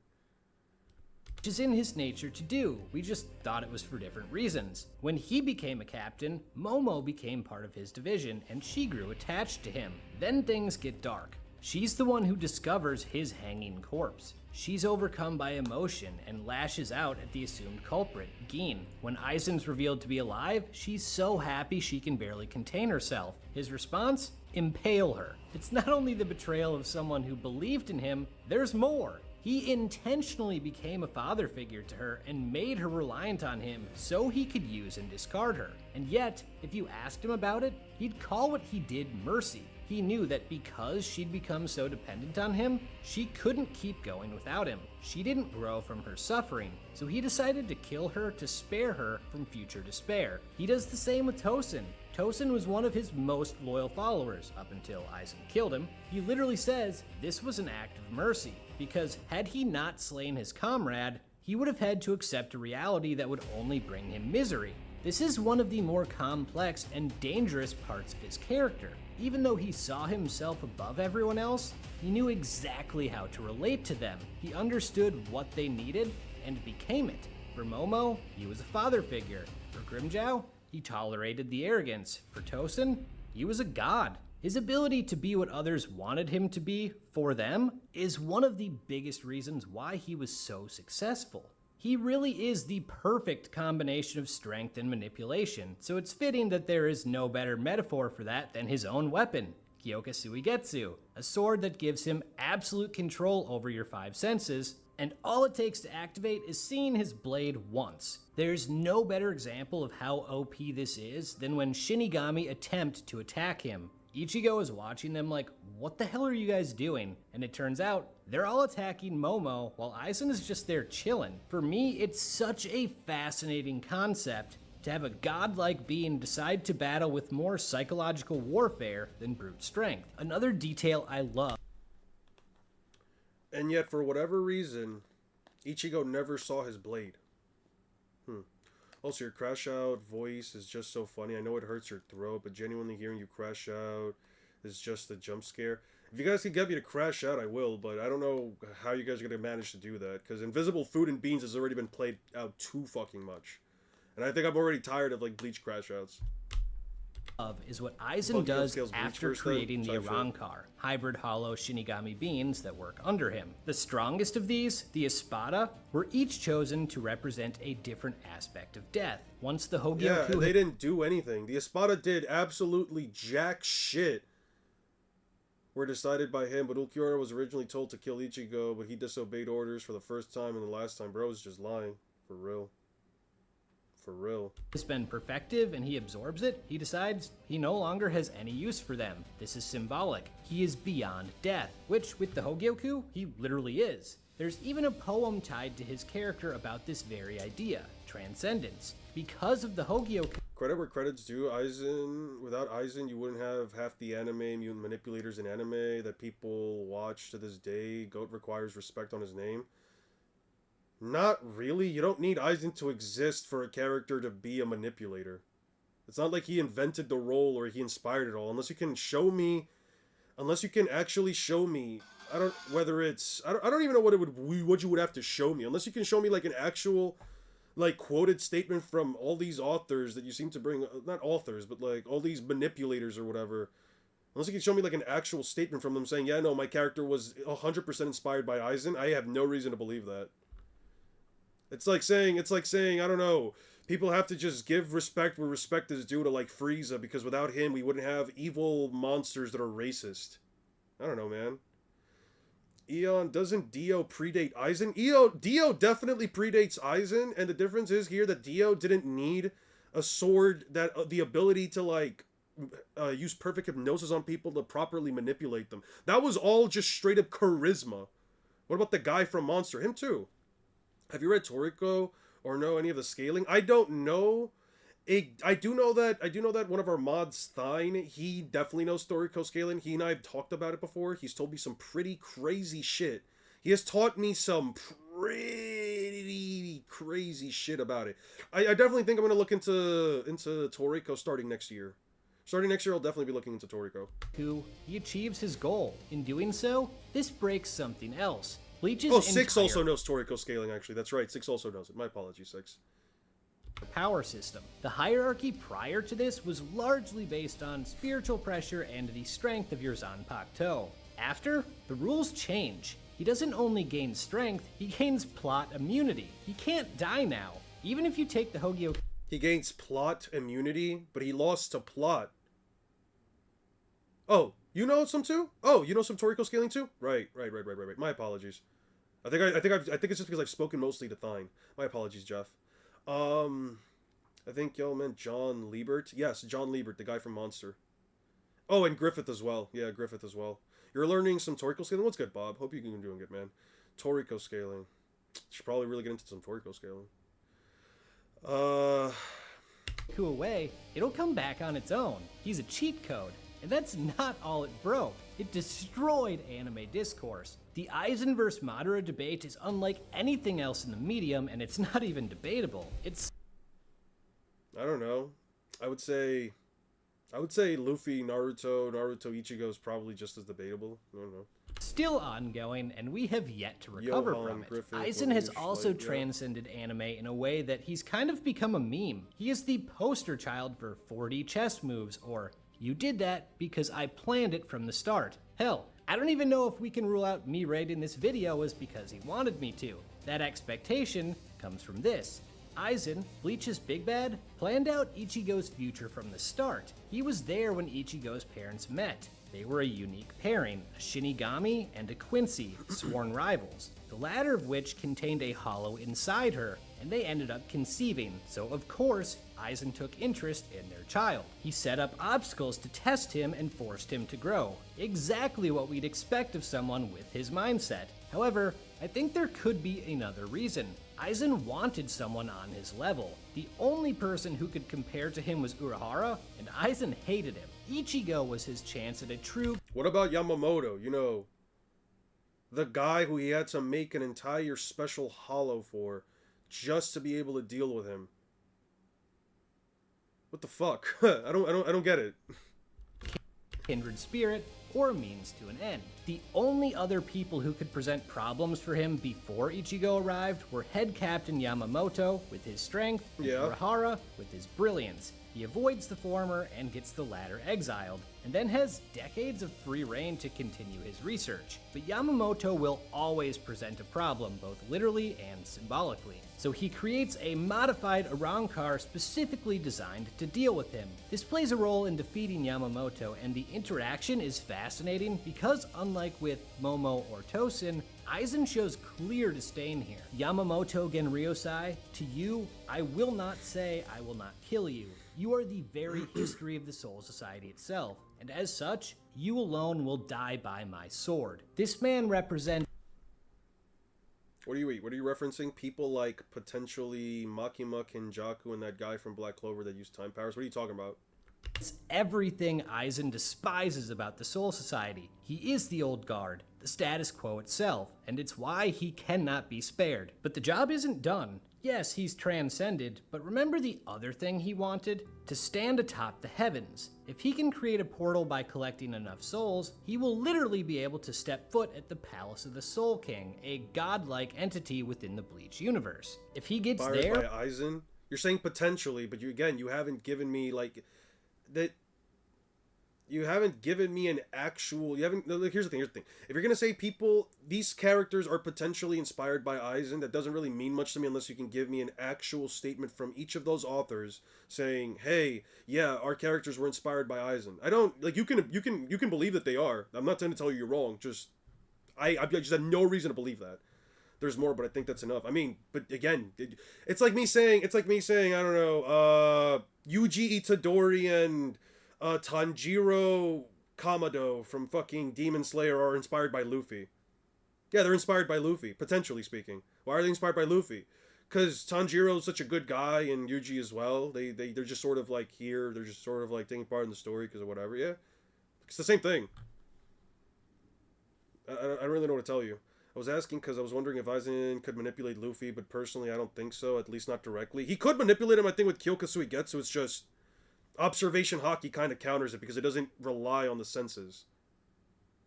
I was going to say Aizen because of both his powers and sheer amount of time he puts into the manipulation of the events of Bleach, but Dofi just wanted to conquer Dressrosa and keep the power. Aizen wanted beyond. But the thing about the difference between... well, that's not exactly true. Doflamingo was actually hoping to get the op fruit so that he can eventually... He wanted the op fruit because it could perform the immortality surgery, but more importantly, it could perform the personality swap surgery. If Doflamingo, since he already has access to Mary Joie as a king of a country, he could potentially gain access to the Room of Flowers with his op user, and he can essentially have his soul swapped out with Imu. He knew about Imu. He's always known about Imu. His plan was technically to swap his soul with Imu, which would innately have him conquer the entire world, not just Dressrosa. So you can make the argument that Dofi was up there in terms of manipulation. Things just played out in such a way that kind of fucked him in the end, far beyond Aizen. Wanted to become a CD and eventually Pirate King, so his ambition was way larger. I mean, Lucius is most definitely inspired by Aizen, to be fair. It's not blatantly confirmed, it's just extremely obvious. What about it is extremely obvious? What about Lucius is extremely obvious? Who's a better villain? Feng Huan from Reverend Insanity? I have no idea who the fucking character is. Aizen would have genuinely beaten Fraud Zero 2 according to Kubo. Yeah, I mean, at least Dofi's backstory gave him more of a reason for his god complex. Kubo never said he wanted Aizen. His goal is complete. But would that be enough? At one point he says the only solitude he's ever known comes from his blade. That could mean a lot of things. Maybe I don't know, man. Maybe his only way... Whis being the strongest, Whis being like the strongest in Universe 7, and Mihawk being the strongest swordsman. It kind of plays out. I could see it. He could be inspired by Whis. Why not, right? To combat his loneliness is with strength. Maybe he secretly yearned to be average, to not feel the burden of being exceptional. So if he does reach that final destination, what then? Will he be satisfied, or will it become a stepping stone to something greater? I don't know. These ambitions are what set him apart from most villains. He's not reacting to the main character. It's the opposite. Ichigo is reacting to him. Isn't this inherently, like, contradicting? Isn't this inherently contradicting? Let me see. Is with strength. Maybe he secretly yearned to be average, to not feel the burden of being exceptional. He wanted to be average, to not feel the burden of being exceptional, so instead he decided to usurp God. Sure? He was born exceptional. He was born exceptional. So he realized, all right, fuck it. Let me usurp God. Sure, I guess. I don't know, man. Fuck. So if he does reach that final destination, what then? Will he be satisfied, or will it become a stepping stone to something greater? I don't know. These ambitions are what set him apart from most villains. He's not reacting to the main character, it's the opposite. Ichigo is reacting to him. He's the only one capable of stopping Aizen, so inevitably they clash. But Aizen doesn't hate or resent him. He doesn't see Ichigo as anything other than potential. Honestly, you could say he's not even really fighting Ichigo. He's rejecting the Soul Society and those who partake in keeping the status quo intact while attempting to aim higher himself. This is made clear as he loses. It's the first time we see him show real anger, and where is his anger directed? You'd expect it to be towards Ichigo, the man who defeated him. But no, it's toward Urahara, who sealed him. I have not that's not the reason why. It's because Urahara, like Aizen, is capable of changing the system, but chooses not to. Kisuke Urahara, I despise you. You possess such great intellect. Why do you not act? He asks how Urahara can sit back and allow the Soul King to rule above them. It's important to note this isn't specific to the Soul King. Remember, he rejects the idea of gods above him altogether. There might even be added disdain towards the fact that the Soul King was once great, and then allowed those weaker than him to mutilate him for their benefit. Probably the most disgusting thing you could do in Aizen's mind. And Urahara's response may be the most unacceptable one he could give. Kisuke knows the system is flawed, but he believes it's the best they've got. It directly conflicts with Aizen's view. Accepting something flawed out of convenience or apathy is something only losers do. To aspire to achieve something better is what victors do, and Aizen is a victor. Ironically, the prodigy who sees suffering as the best way to force others to evolve doesn't go through real suffering himself. Or maybe that's what his fight with Ichigo was. Though Gyoku acted on a desire to lose, maybe that was because he needed to suffer to truly ascend. Or maybe it was all cope from the beginning and he was simply acting on a loneliness he'd had his entire life. Or maybe... But again, where's the loneliness coming from when you have like multiple characters that would match you in terms of intellect and strength? So where the fuck did that come from? Again, these are the issues that I have with Aizen.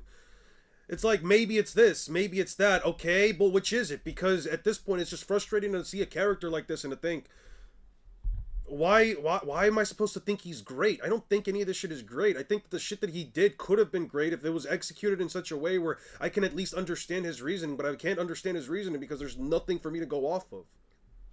Maybe it's something else entirely. I love how after everything, he loses without being redeemed. He doesn't repent. He never asks for forgiveness. He doesn't lose his edge. He just persists. He may have lost now, but that doesn't mean he's lost forever. Since then, he's been stuck in a chair he's tied to, but something tells me that's not going to be the end of his story. Anyway, there's no villain. What makes you more say that when worthy of Bleach being essentially has no fucking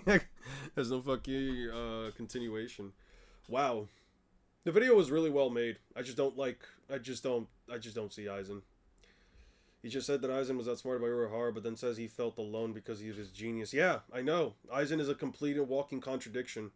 Although this contradicted, Kitsukubo said he doesn't want you to sympathize with Aizen. Yeah, but I don't need to sympathize with Aizen. I don't sympathize with Sukuna. I don't sympathize with Sukuna at all, but I can at least understand where he comes from.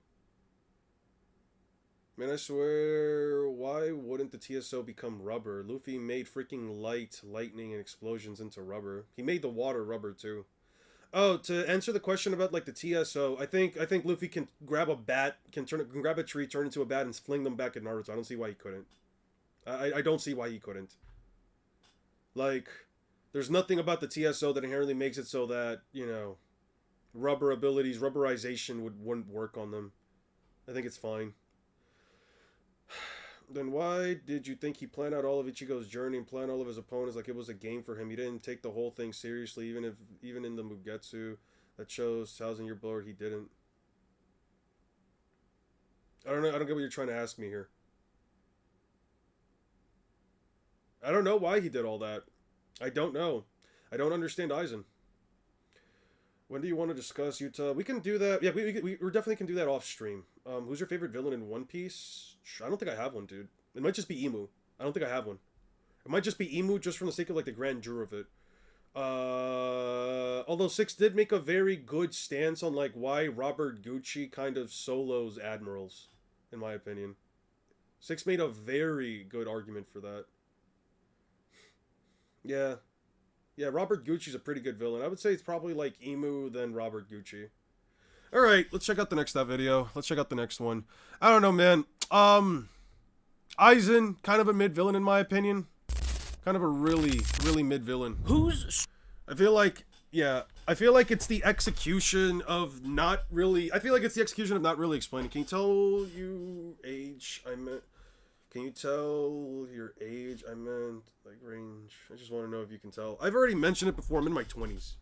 Stronger, the King of Curses, Ryomen Sukuna, or the Hero of Hell, Chainsaw Man. Sure. Both are legendary figures who draw immense power from fear, reshaping reality itself with their 4 deadly hands. These terrifying titans are notorious for leaving trails of absolute carnage in their wake, slicing everything in their paths to pieces. But what happens when the unkillable devil meets the unstoppable I'm just saying, sorcerer? Six made a very I'm good going to be argument for it. comparing true form Sukuna from the Shinjuku Showdown to Black Chainsaw Man, awakened Pochita as he was when he fought Makima. Okay, hit that like button and let's get violent. Ryomen Sukuna, the King of Curses, is more than just a legend. He is calamity incarnate, feared and worshipped in the world of Jujutsu Kaisen. Once a human sorcerer, Sukuna became an unprecedented threat upon his transformation into a cursed object. Sealed away for centuries, Sukuna's 20 fingers were scattered to prevent his return, but now, fully reincarnated after the climactic battle with Satoru Gojo in Shinjuku, he's back at full, terrifying strength. Sukuna's physical might is almost incomprehensible compared to everyone else in Jujutsu Kaisen. Just by existing, he radiates enough cursed energy to freeze elite sorcerers in their tracks.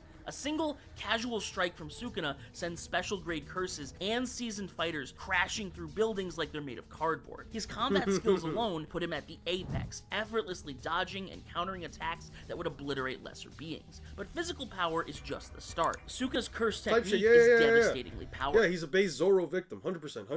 Yeah. You know who else is a base Zoro victim? Kizaru. Primarily due to its simplicity. His first ability is Dismantle, which creates invisible slashes mid-air that I always wonder how they get some of this but animation have a across. set strength level.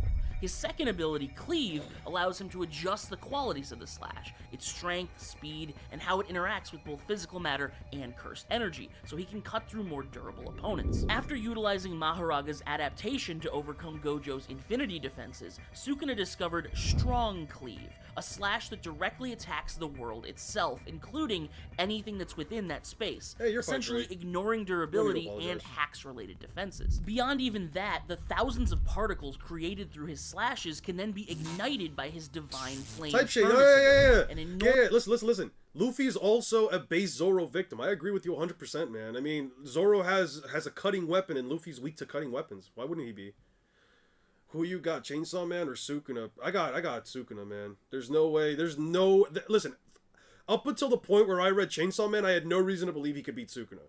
enormous explosion of fire that vaporizes almost everything Yeah, I it don't believe the touches, whole and is Outer Crystal hack explicitly stronger than even Jogo's flames. And that's all without mentioning his domain expansion, Malevolent Shrine. Unlike Yeah. every other Let's see sorcerer, what he's got. Sukuna is able to generate his domain without a barrier, instead casting an enormous net Yeah, didn't across a Maharaj 200 get turned meter into, like, radius, with fucking everything inside blood- instantly like a blood subjected splatter? to the sure hit effect. Every single one of his slashes can and will land inside Malevolent Shrine, an unavoidable onslaught of lethal slashes.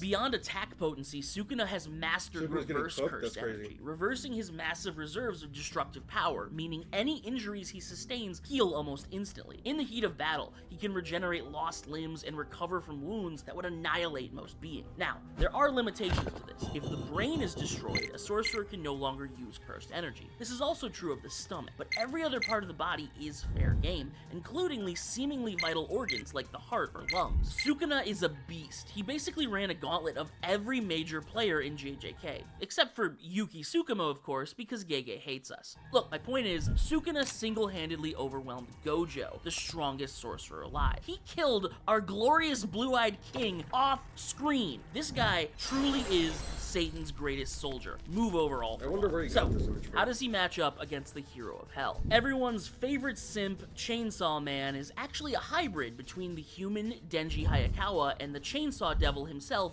Pochita, whose awakened form was first unleashed during his cataclysmic battle against Makima. In his true form, Pochita is a force of nature that terrifies even other devils. Sometimes called Black Chainsaw Man to distinguish between Denji's hybrid form, he was known throughout Hell for coming to the rescue of anyone who called for help, showing up and killing them in an instant. He was so powerful, it took the combined makes Chainsaw forces Man of Lightspeed? all four of the horsemen of the apocalypse to defeat him. So let's get into it. Chainsaw Man's strength is beyond monstrous, effortlessly tearing through buildings, devils, and hybrids alike. His chainsaws rip apart enemies with ruthless efficiency. Sure. A mere accidental swing of his arm obliterates entire groups of enemies and devastates the terrain. He even casually flung massive chunks of concrete and debris at Makima, turning city streets into a war zone without even trying. But his speed is probably the most terrifying aspect of Chainsaw Man's arsenal. Sure. Known to strike opponents before they can even perceive him, he dismantled Makima's elite hybrids, each capable of reacting at supersonic speeds,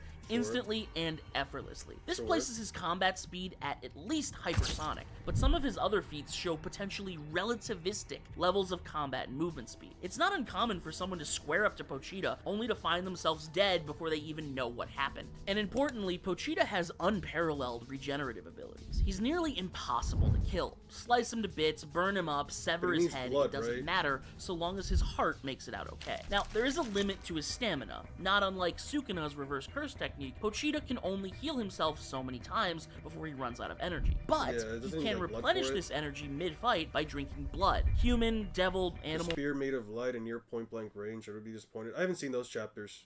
I haven't seen those chapters. So anything that happens from that point onward, I will 100% say is fair game. doesn't matter as long as From it's my red and understanding, ready to up drink. until the Other point than that I blood, saw it, one I other think thing Sukuna affects wins. Chainsaw Man's strength. Like all devils, he grows stronger the more people are afraid of him. And inversely, if people adore him, he grows weaker. All of that aside, Chainsaw Man has one of the scariest abilities in the entire series, Concept Erasure. By devouring a devil, he completely deletes their existence, removing the devil as well as the very concept from reality itself. Nazis, nuclear weapons, ears, different outcomes for humans in instead of death, all erased as though they never existed, and wiped from everyone's memories as well. And funny enough, these devils aren't destroyed, they live on inside Pochita's stomach, meaning he can strategically barf them up in order to change the values of the universe in his favor. This power makes Chainsaw Man arguably the most feared being in his verse. And yet, Pochita's personality is puzzlingly childlike.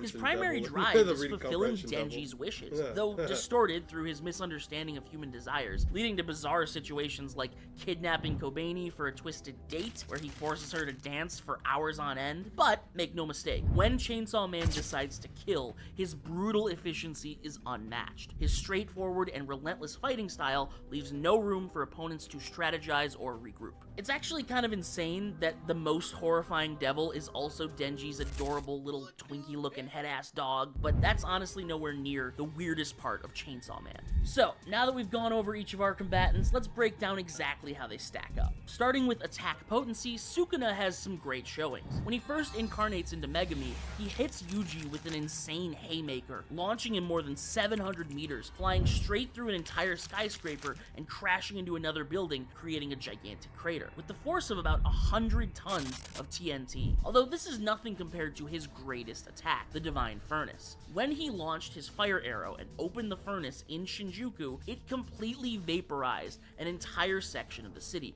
obliterating all the concrete and steel in about a 300-meter radius. This clocks in at something like 2 quadrillion joules, an unfathomably massive explosion. Now, I have heard one argument that would put Sukuna even higher. Gojo himself admitted after their battle that Sukuna was flat out stronger and sturdier than him, and that he likely would have lost even if Sukuna hadn't been using Megami's 10 Shadows. So, we should be able to scale Sukuna off of Gojo's best strength feats, and I've been told that his best feat was when he busted out of the prison realm located by the tectonic plates in the Japan Trench. Aura farming like crazy, he created an earthquake so powerful it was felt in the Saitama Prefecture, hundreds of kilometers away. This is a magnitude 5 earthquake, 7.5 on the Richter scale. Steve from Minecraft Solos with a fire resistance potion is crazy to me.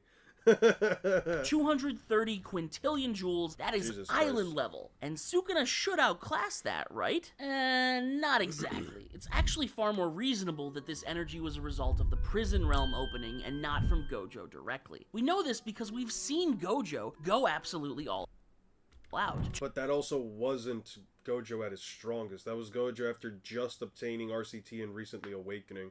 He also didn't have, he also hadn't finally attuned his infinity up until that point. And we don't really know about his domain expansion.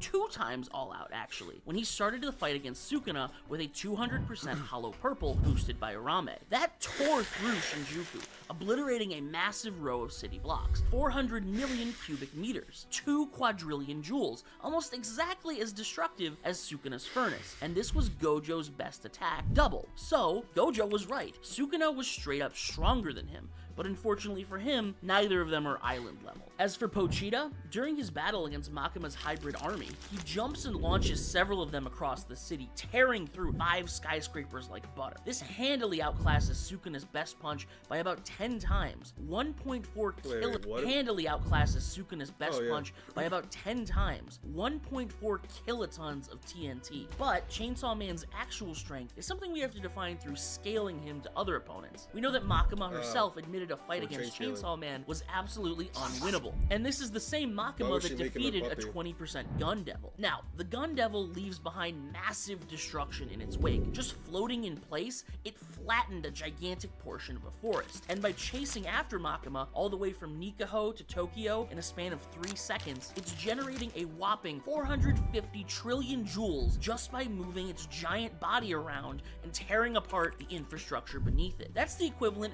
of over 20 kilotons of TNT. But I'm sure some of you think scaling Pochita against Makima and then Makima against against the Gun Devil is a little wonky, but in canon, Pochita defeated each of the 4 Horsemen and the Weapon Devils, which includes a 100% Gun Devil while he was in Hell. He outscales all of them. So conservatively, I'm going to place his strength as capping out at a 100% Gun Devil. I know this is a low ball since he was stronger than the Gun Devil, but until we get better destructive feats, I'm placing Pochita's strength at 5 times that of the 20% Gun Devil, 100 kilotons of TNT. Which means that Pochita hits significantly harder than Sukuna, like by a massive margin, unless Sukuna is able to open his furnace, which is more than 4 times stronger than anything we've seen from Pochita or the Gun Devil. 470 kilotons of TNT. That's what makes it a special attack. Speaking of which, let's talk about hacks. Both characters have busted regeneration. Sukuna's reverse curse technique is the most formidable in the verse after only Gojo, allowing rapid healing of lost limbs and severe injuries from his nearly bottomless reserve of cursed energy. But if you wear him down or force him to use cursed energy for other things like defense or opening up his domain, he will run out eventually. After fighting Gojo and getting hit with that final hollow purple, he was covered in scars, missing an eye and an arm. He only healed from this fight to fight everybody else 6 months ago. It's a 6-month-old video. To his cursed tool, Kamatoke. And one more thing, we know that if his head is severed, brain damaged, or his stomach bisected, he would be unable to use reverse curse technique to heal himself again. He did have brain damage. He did have brain damage. What do you mean? These are the clear limits to his regeneration. In stark contrast, Chainsaw Man's durability and regeneration are near absolute. We've seen him be bisected, burned up, heart ripped out, and he always fully regenerated without external assistance. His heart is all that needs to remain undamaged, and it seems extremely durable on top of that. Beyond regeneration, they both have some offensive hacks as well. Sukuna possesses the world-cutting slash, or strong cleave, as the internet likes to call it. It bypasses conventional durability, effectively slicing through everything within a defined space. Additionally, his domain expansion, Malevolent Shrine, guarantees instantaneous damage within a massive open radius, regardless of how fast or strong the enemy is, unless they counter with a simple domain. He also makes frequent uses of binding vows, self-imposed rules that allow him to break other rules that should be limitations upon him. We never actually learn what these vows he makes are, or if he ever suffers any negative effect from them, but theoretically, he could use a binding vow to remove the chant needed to summon his strong cleave. Then he could just pop open his domain and insta-spam 1,000 world-cutting cleaves right into Chainsaw Man's heart, tearing it apart, theoretically. Also theoretically, Pochita's concept erasure ability should be more potent and terrifying. By consuming devils, he completely deletes their existence from reality itself, including all memory and knowledge associated with them. Historical concepts as powerful as nuclear weapons and entire political ideologies were erased from the universe with a simple afternoon snack. But this doesn't really matter for the fight. If he manages to get Sukuna in a situation where he's getting eaten, Sukuna already lost. Although, theoretically, Pochita could strategically regurgitate one of the devils within his stomach to drastically alter the state of the fight by changing the very rules of reality, but that is such a ridiculous wild card that I wouldn't even know how to include it in a discussion like this, so I probably shouldn't have brought it up. Anyway, the main variables of hacks we need to discuss are Sukuna's use of domain expansion and strong cleave. Basically, Pochita hits a lot harder and has better regen, but Sukuna's strong cleave and furnace are both instant win conditions for him. What this all comes down to is who he can't see Sukuna's slashes either. I don't know why he's not talking about how Sukuna can just attack him from long distance without having to really ever approach. Yeah, Planetary Chainsaw Man, since the Falling Devil turned off Earth's gravity and Denji easily clapped her, it's a planetary feat. Isn't that more so hacks than anything else? Isn't that more so just a hacks? I don't know about that. I don't know how I agree with that. Who is faster? Will Sukuna have enough time to create enough particles with his slashes to fuel the Divine Furnace while avoiding Chainsaw Man's ridiculous attacks? Let's see. Sukuna consistently showcases massively hypersonic reaction speeds. During his battle against Jogo's Maximum Meteor technique, which travels at speeds exceeding Mach 10, about 7,600 miles per hour, Sukuna reacted effortlessly, dodging it seconds before impact. His casual blitzing of experienced sorcerers also places his movement speed comfortably within the hypersonic range. And Chainsaw Man is also fast as hell, no pun intended. His fight against Makima's elite hybrids demonstrated his ability to attack at speeds imperceptible to enemies known to react at supersonic speeds. I would calc them, but I have a much better example for you. When Makima blasted Pochita off the planet and up into space, just short of 2 million meters high, he found a way back that only an insane freak like Fujimoto could write. Pochita tore out his own heart, pitching it back down to Earth like a hypersonic baseball, regenerating his entire body from the single organ. He just yeeted it. The throw was insanely powerful. Assuming every panel in the manga takes a single second, he returned to the planet's surface in just under 10 seconds, an insane Mach 639, approaching relativistic levels. And even if our estimate is off and he's only half that fast, or even a quarter that fast, this immense speed advantage ensures Chainsaw Man is capable of closing distance and delivering decisive attacks far, far faster than Sukuna can reliably respond. Pochita moves so... Sukuna responded to an EM wave. I know he's talking about... I know him bringing up the Kamutoke, which means he had to have gone to Shinjuku Showdown. And the Kamutoke happens in the same few chapters that he... Okay, sure. So much faster. He's also talking about hits so much Slash. harder than Sukuna. It's extremely unlikely that there will be time to prepare the Divine I feel like Furnace he's downplaying and unleash Sukuna it. a The way tad this bit, battle sure. plays out is most likely a speed blitz. Probably. Let's break this down into two scenarios: bloodlusted and in character. If Sukuna and Chainsaw Man are fighting bloodlusted, without hesitation, morality, or restraint, both combatants would unleash their maximum potential from the outset, each determined to annihilate the other as swiftly and brutally as possible. Sukuna would instantly deploy Malevolent Shrine. He wouldn't have time to open with a world-cutting slash because that requires a chant of 3 phrases to activate. That he used in the middle of an attack that was fired by by a guy who essentially uses the electric spectrum. Like, he sent a beam at Sukuna, which Sukuna was able to not only chant and fire off before the guy did the thing. I don't know, man. And without prior knowledge of Pochita or how his abilities work, he wouldn't try to spam a binding vow either. His domain expansion is the best opening strategy because it guarantees unavoidable slashes within a massive 200-meter radius. An instant kill move for most enemies. On the off chance that he does start with a strong cleave, we've seen people dodge those world-cutting slashes. Sorcerer's far slower than a Mach 600 Pochita. No, Sukuna Who dodged the world-cutting slash? Gojo got slashed by it. Yuta got slashed by it. Who the fuck dodged the world-cutting slash? Maki didn't dodge a world-cutting slash. When did she dodge it?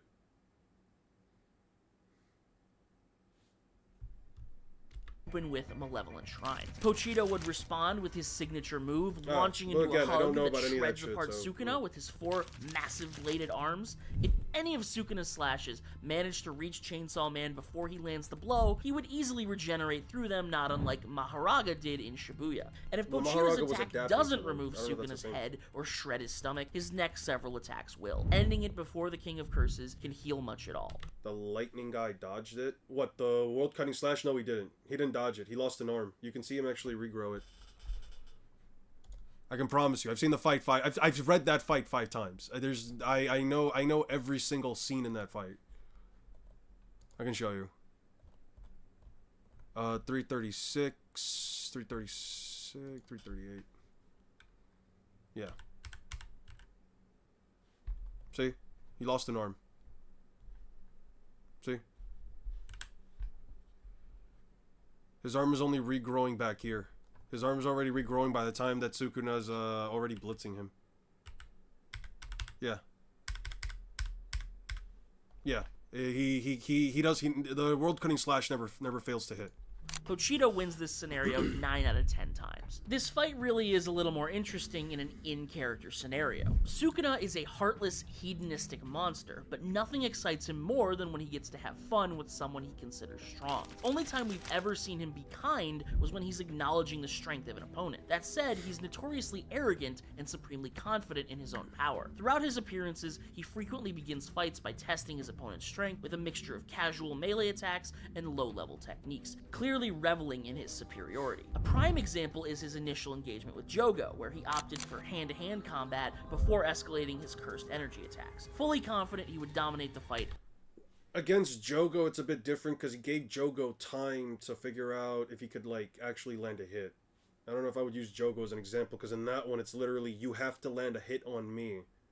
And then Sukuna said, fuck it, It's let's very just go likely for that he would firepower start versus out by firepower. toying with Pochita, only to ramp it up once he realizes that the Black Chainsaw Man is also extremely powerful. Pochita as Chainsaw Man presents a starkly contrasting combat demeanor. Driven by an intense desire to fulfill Denji's perceived wishes, he acts with ruthless aggression and almost childlike misunderstanding of human interactions. Like I said, during his encounter with Makima's elite forces, his initial approach combined the weird date with Kobeni and an instantaneous lethality when confronted with genuine threats. In this battle, Pochita disregards any form of hesitation or subtlety, attacking decisively and brutally the moment he perceives danger. And it should be noted that Sukuna is an unnaturally intelligent super genius in Jujutsu, while Pochita fights like an angry toddler. I did really consider whether or not Sukuna could buy himself enough time to pop open the furnace and catch Chainsaw Man off guard.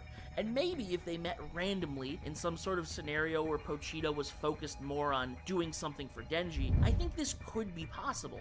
His best bet would be catching Pochita in the heart with a world-cutting slash when he's not looking, which is unlikely. It's just not realistic in a battle scenario. Why In not? character, I'm still giving this one to Pochita 8 times out of 10. And lastly, just for funsies, I wanted to point out, Sukuna's Divine Furnace is more powerful than any attack we've seen Pochita dish out, but it might actually not be a win condition. Remember, Pochita's heart survived the heat and friction of re-entering Earth's atmosphere. Atmospheric re-entry temperatures range between 1650 and 3000 degrees Celsius, a heat level comparable to direct exposure to intense, sustained combustion. Having regenerated instantly from this catastrophic internal and external damage, Chainsaw Man demonstrates durability, possibly exceeding Furnace's maximum theoretical damage threshold. It's entirely possible that even the furnace wouldn't cook him.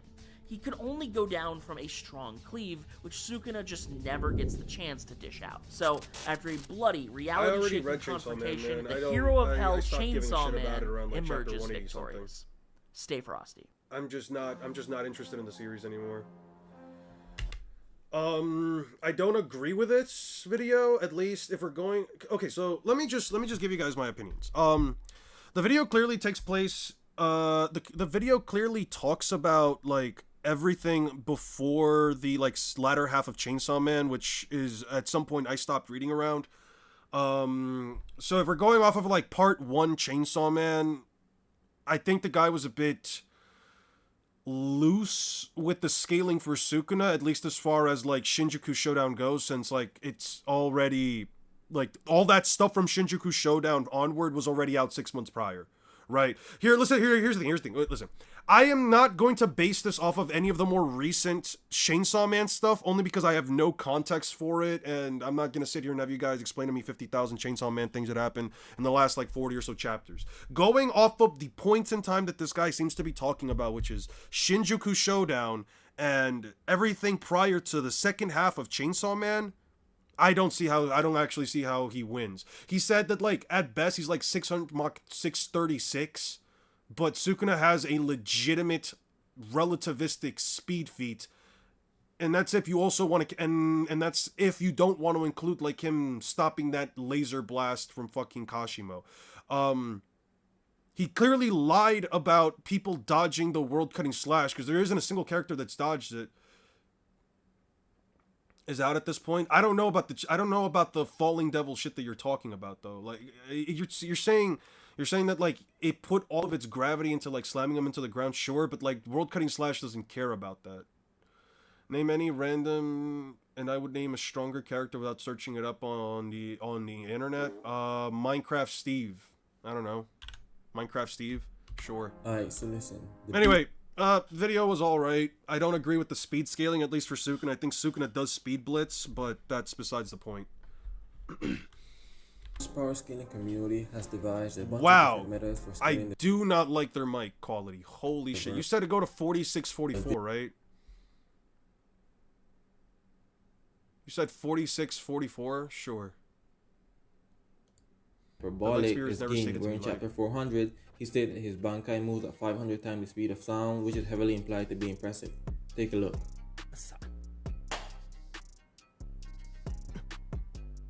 届いた今の500倍や Now, some people may try to counter this by saying that Gin was referring to the speed at which his hand claps or at the speed at which his hand moves and not the sound it makes. The problem with this reasoning is that in the anime, it's very apparent that he was referring to the speed Yeah, of I did. sound, since Gin asked Ichigo did he hear that thing like that. Moreover, if he was just referring to the speed at which his hands were moving, why didn't he just swing his sword or something like that? Why would he perform a multitask action to ask Ichigo if he saw the speed at which his hand moved? Like, it just makes sense if he was talking about the sound generated by his clap rather than the speed at which his hands were moving. On top of what I just said, the word that Gin uses is todoita, which is generally used in reference to something arriving, such as a message, a package, or someone arriving at a specific location. However, good one, in another Lazarus. Hope you have a good context, day, it man. can be used in reference to someone hearing something or a sound arriving at their location.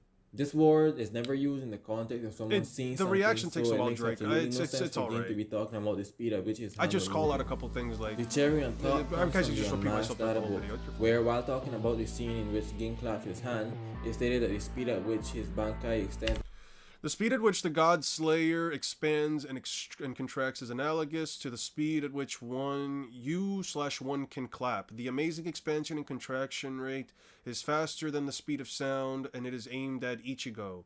Note the kanji used is that, which is oneself, but can also mean I/myself, so there is a translation that say the speed at which Gin claps. However, this doesn't make sense with what he does and says in the scene, and the statement is made in an omniscient point of view, thus it wouldn't make sense for it to be since Gin isn't the one speaking here. that contracts is similar to the speed at which one can clap. Obviously referring to the speed of sound in this case, as Sure. the data book goes on to say that Gin's Bankai surpasses the speed of sound. What all of this means is that Mach 500 is supposed to be an impressive speed for pre-Dagai Ichigo. Now, I'm not saying that Ichigo caps at that speed, since with other forms of scaling, it's likely that the speed of sound in Bleach is higher than ours. But without this scaling, it goes to show that the author didn't intend for those statements about beings of light to be taken literal, as throughout this video, I've demonstrated that Kubo loves to use figurative language. Moreover, Kubo uses the speed of sound as a form of comparison rather than the speed of lightning or the speed of light, which just substantiates my previous claim. On top of all of that, while one data book calls Seros spiritual light, another will correct this and refer to them as just concentrated beams of spiritual pressure, which again goes to show that those statements about light are most likely figurative. In conclusion, I believe this method doesn't work because, as a general rule, you cannot scale Bleach, or any series for that matter, to the speed of light based on just a statement that an attack is a beam of light, a ray of light, or something similar to that, as doing so directly contradicts the principles of light, and it makes no logical sense to be able to move faster than light while also seeing things. It just means that scaling off of light because something is called light is fallacious. The sentiments about these statements being figurative are supported by Gin, who implies that Mach 500 is supposed to be impressive, and Kubo using the speed of sound as an impressive metric rather than the speed of lightning or the speed of light. Jesus Christ. All right. Okay. I think I got the gist of it. I think we got the gist of it. Jesus Christ. I could barely follow what this guy is saying. I'm going to be really honest with you.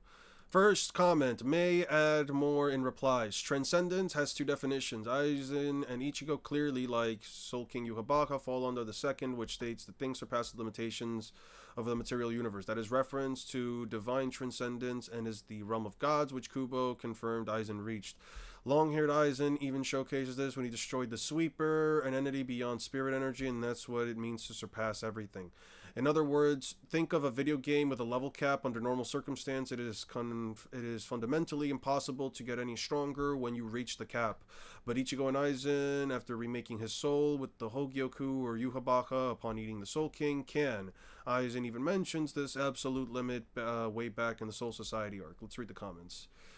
Oh, Jesus, you're bringing up the omnipotent argument of creating something you can't destroy. I was actually with you up until that point. You're trying to impose the limitations on something that by definition has no limits. Omnipotence means you can do whatever the fuck you want, when you want, how you want. It is absolute. So yes, omnipotent being can create something they can't destroy. until such a time that they want to destroy it. To use another video analogy, an omnipotent is a game dev who can alter the code and makes up everything. If they don't want to be able to destroy something, they just alter the code and boom, they can't do anything to that topic. But the moment they want to something, they can simply alter the code again. Set up a call to discuss his DMEIG seraphic scales. So he's doing something that I would never do, and that's like try to actually have these discussions like on call, only because like that shit's exhausting, man. Like, I don't know, man. That shit to me is exhausting. The horrors of Sonic Age discourse. Jesus Christ. Bleach scaling is so unfun. What are you talking about? Oh, Mihawk being 5D? Yeah, sure. No idea what this guy is yapping about. The guy in the video? Yeah, I don't know what he's yapping about either at this point. I got, he was talking about the speed of sound stuff that you told me before, that like Ginichimaru. If you want to check out this video yourself, 6, you might as well do it. 4446, I think it was. Or it's like 4644, something like that. He basically just says that like the speed of sound stuff that we were talking about with like the Ginichimaru clap. He was just going into that stuff. You're forgetting a couple important things with Lightspeed. The spiritual being brings are not limited to Kishi laws like we humans are. This is why human beings like Orihime, Uri, and Chad had to go through a Reishi converter when going to the social side, because the entire world works on a different logic than the world of the living, not just spiritual beings. Reikaku, aka spiritual sense. Spiritual beings in Bleach don't rely on reflection of light to see or perceive things around them. That said, I am not a fan of the FTL things and have issues with it. Yeah, but yes, Bleach meta isn't fun. Do you think the Akatsuki is going to throw the entire JJK verse down the mud? No, most of the Akatsuki, or almost all the Akatsuki, loses to Sukuna. And Gojo. Sasori's puppets mean nothing. Deidara's C0 explosion only happens if you let Deidara go, literally pull it off, but just cut his head off and he dies instantly. I don't know what else. Orochimaru's not a problem because he has to make physical contact, and most of his snakes just get exploded. It just gets cut into smithereens. Kisame only gets stronger if his opponent has chakra. They don't have chakra, so it doesn't matter. Itachi's genjutsu is meaningless because of no chakra, no chakra network. Amaterasu might be a problem, but Sukuna just... I don't know how Amaterasu actually spawns in on the... I know it spawns on the target. I think Sukuna or Gojo just cut their arms off, or whatever part of their body's being covered in flames. They can just slash it right off. It might be a bitch or whatever, but they can just slash it off. I think the black flames could actually be susceptible to blue. He can probably pull them away. He can probably pull them away. That might be a very stupid thing. I don't know about the same speed as Sukuna. I don't know who the fuck has relativistic feats in the Akatsuki besides Itachi only reacting and... I don't know what Lightspeed feats Pain has.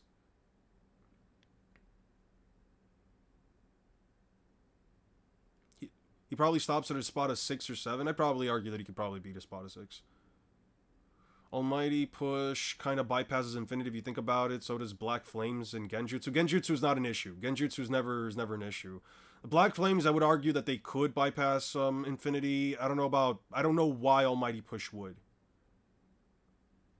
JJK versus the Espada? Probably the Espada. Black Flames. I was thinking about the Espada, not the Akatsuki. Stops at Espada? That's pretty funny. Alright, let's move on to the final video. Ulquiorra. Bleach has given us some... Why would Totsuka Blade bypass? They're clearly aware of the contours of the soul, so... Why would it bypass?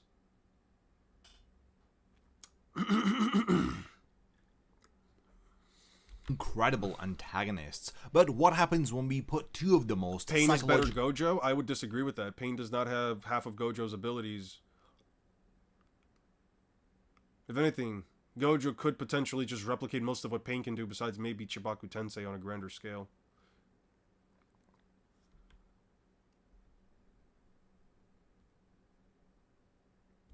Terrifying. It affects the soul as well, so I thought it would affect Gojo even if he puts Infinity up.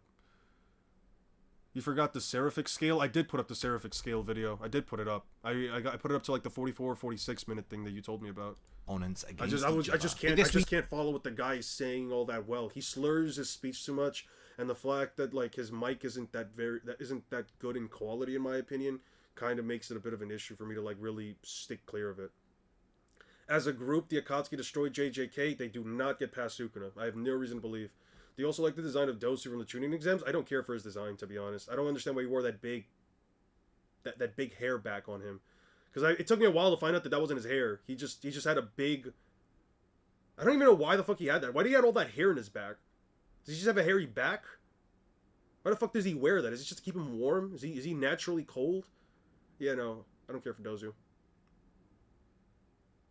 Week's versus battle will be pitting the nihilistic Ukiura Schiffer against the terrifying Sternritter Asnod. Both characters represent different era of Bleach's antagonists. They wield fear as a weapon, and they both push the Shinigami to their absolute limits. In this video, we'll be determining why Ukiura versus Asnod isn't even close. So let's establish some ground rules. For the purposes of this fight, it'll take place on a neutral ground where there are no environmental advantages for each of them. We're using Ukiura in his Segunda Itaba form, which is his ultimate transformation that only he has achieved amongst the Espada.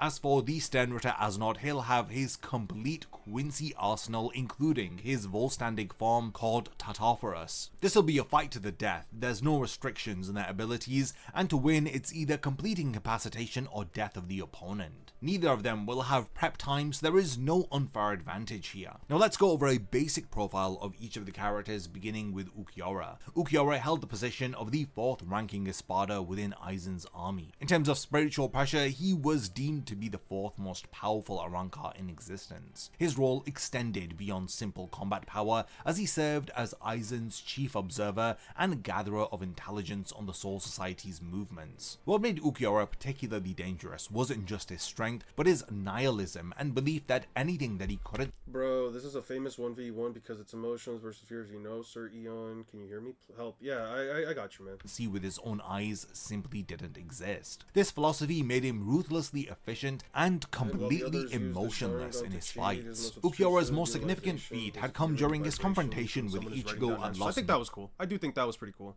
I believe it was a scarf.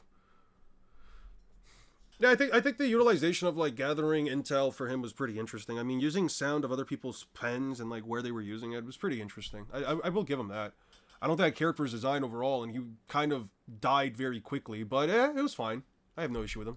Noches. In their first encounter, Ukiura completely dismantled Ichigo without even releasing his Zanpakuto, showcasing the massive gap between them. When he finally unveiled his Resurrection Murcielago, he demonstrated combat speed. Murcielago. No, it's fine. That was pretty funny. Murcielago. I can't really blame anybody though. Like honestly, especially if you're going after like the Japanese trend, like the Japanese Romaji. Yeah, I can understand why he says it like that. That allowed him to keep pace with a holified Ichigo. He also had regeneration capabilities that healed massive chest wounds, and destructive power through his signature technique, Cero Oscuras. This Black Cero proved powerful enough to obliterate a significant portion of Los Noches' dome structure with just a single blast. However, Ukiura's true trump card was his Segunda Itapa, a second release form that he claimed no other Espada had achieved and Aizen hadn't even witnessed. In this form, his appearance became far more demonic, sporting massive black wings, elongated horns, and a tail capable of being weaponized. His speed increased to the point where even holified Ichigo struggled to track his movements. His Lanza del Relampago technique created javelin Sorry. I just like the way he pronounces this stuff. Of concentrated spiritual energy that was so unstable and powerful that even he couldn't fully control them, resulting in explosions that had carved enormous craters. He needed them as extra body bags and fodder. He really just needed somebody to fight for him while he waited. I think it's just that. He just needed an excuse and like a small army for people to get through before they got to him. I think it was just that. It's nothing crazy. I don't think about it too hard. into the landscape of Los Noches. We now turn our attention towards Sternritter F. the Fear Asnod. He had served as one of Yuhobak's elite Sternritter, designated with the shrift letter F for the Fear. This granted him dominion over Fear itself. Before becoming a Quincy, Asnod apparently suffered from a debilitating wasted fear Coyote of Stark as a death. character. So I when you believe witness One his combo holy Yasukuna's form, head would end him. If Obito touches Sukuna, then Obito will win if he can just Kamui Sukuna. Kamui to the head. When the fuck does he ever get a Kamui to the head off? You talking about double Rinnegan, double Sharingan Obito with 6 Pats powers? Yeah, I'll give you that. Sure, if you want to have to use a fucking endgame 6 Pats character, sure, I'll give you that. No problem. Can't even handle like 5 people. Akatsuki has more numbers than hacks. Actually, no, he fought more people than there are in the Akatsuki. Let's see. Gojo, Yuji, Maki, Yuta, Kusakabe, Higuruma, Ino, Miguel, LaRue, he didn't fight Hakari. Am I missing? I guess you could throw in Rika if you want to throw somebody in there, so that's like 10 already. Because you have to fight Rika as well. You didn't fight her for long, we did have to fight her. That's 10 people. The Akatsuki usually only has like, what, 9, 10? So it's about the same number. Mind you, you have to fight one of them in order to like weaken him first. You're fine,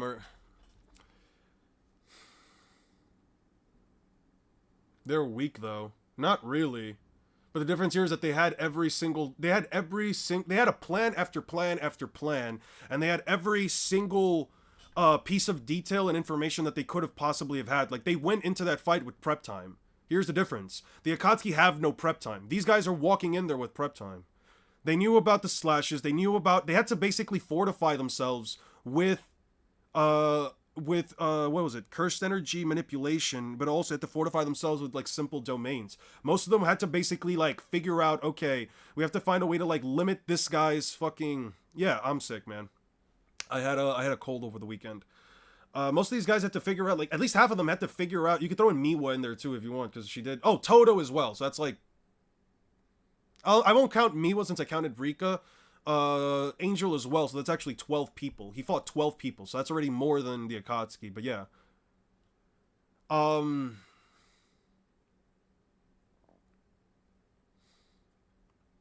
Thank you, man. I appreciate that.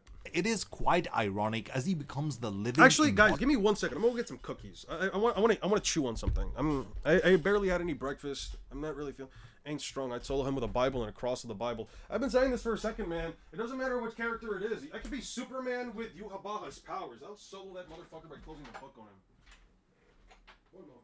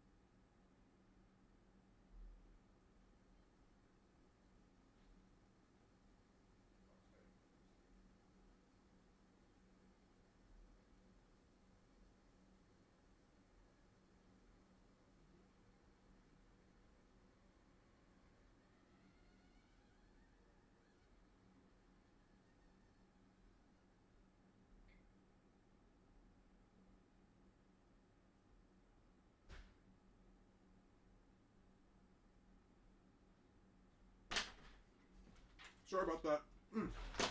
I'm back. My mom made scones and cookies a couple days ago. They're still really good. Since I was sick, I couldn't taste the scones at all. They're still pretty fucking fresh and good, I'm not gonna lie. Like, it's really good. Holy shit. or completed their 6-hour test in school. Yeah, that's kind of how I felt after passing all my finals.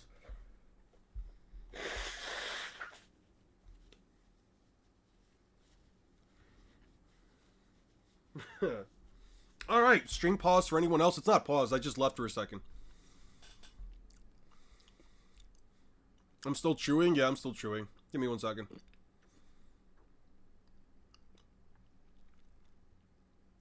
When getting jumped, the microbomb sealed the deal. Yeah, but he has to get the microbombs off, and that's if he also wants to kill a bunch of other people with it. They died a domain expansion. I don't know how easy I have to... I don't know how... I don't understand, like, why that's so hard to extend. Sukuna pulls out a domain expansion like it's nobody's fucking business as soon as the fight starts, especially if you're fighting him, like, unsealed, like they have to do against Gojo. Part of the reason they survived that long was because he didn't have domain expansion. Bro, eating cookies and scones for breakfast. I already had breakfast. She made pancakes. I just couldn't finish the pancakes. She made banana pancakes. I just couldn't finish it because I don't know. Embodiment of terror itself. It's not. It's not breakfast for me. If anything, I'm just taking it as a snack real quick. I haven't been eating much. Just when I get sick, I just don't eat much. Are you making the Luffy vs Naruto video? Yeah, I'm gonna make the video. I'm actually gonna talk about it after we watch this video. Role during the Quincy invasion was critical. Yeah, as banana pancakes are successfully great, defeated man. Byakuya Kuchiki. Especially when they're fresh. You do have to like eat them like basically the day of though. You can't really like have them hold out a little bit. But yeah, I'm gonna have some later on. I think I'm just gonna have some food like maybe around like 4 or 5. One of the Gote... They're not bad. I would definitely recommend them. If you can ever get some bananas and you already know how to make some pancakes, I would definitely recommend it. Don't forget, Sasori has over 100 puppets, and Sasori's extra bodies could survive Sakura's punches along with pinpoint water pressure that dispersed clouds miles afterwards. What pinpoint water pressure did they survive? I don't recall that. When did they fight against water?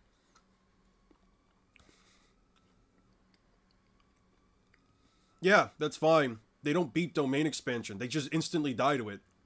I got a New York steak planned for dinner. Nice, nice. I don't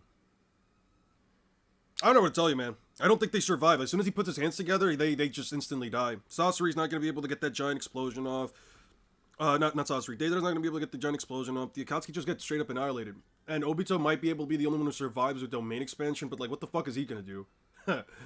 He has to consistently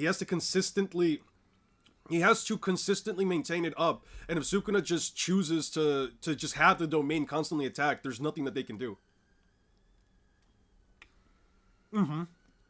13's most respected captains, leaving the captain in critical wounded condition and stripping him of his Bankai Zenmonzakura Kageyoshi. The feat of defeating Byakuya cannot be understated. Byakuya possessed centuries of combat experience, mastery over Kido, and he was one of the fastest Shinigami in the Soul Society thanks to being trained by Yoruichi. And not to forget, crazy how none of that shit mattered because a fucking 16-year-old with a month's worth of training surpassed him. When is he gonna use Izanagi and give up what? His one Sharingan? Cool. How's he gonna surprise Sukuna? Because he has to be... Let me put it like this. He puts his hand on Sukuna. Sukuna literally tears it to shreds.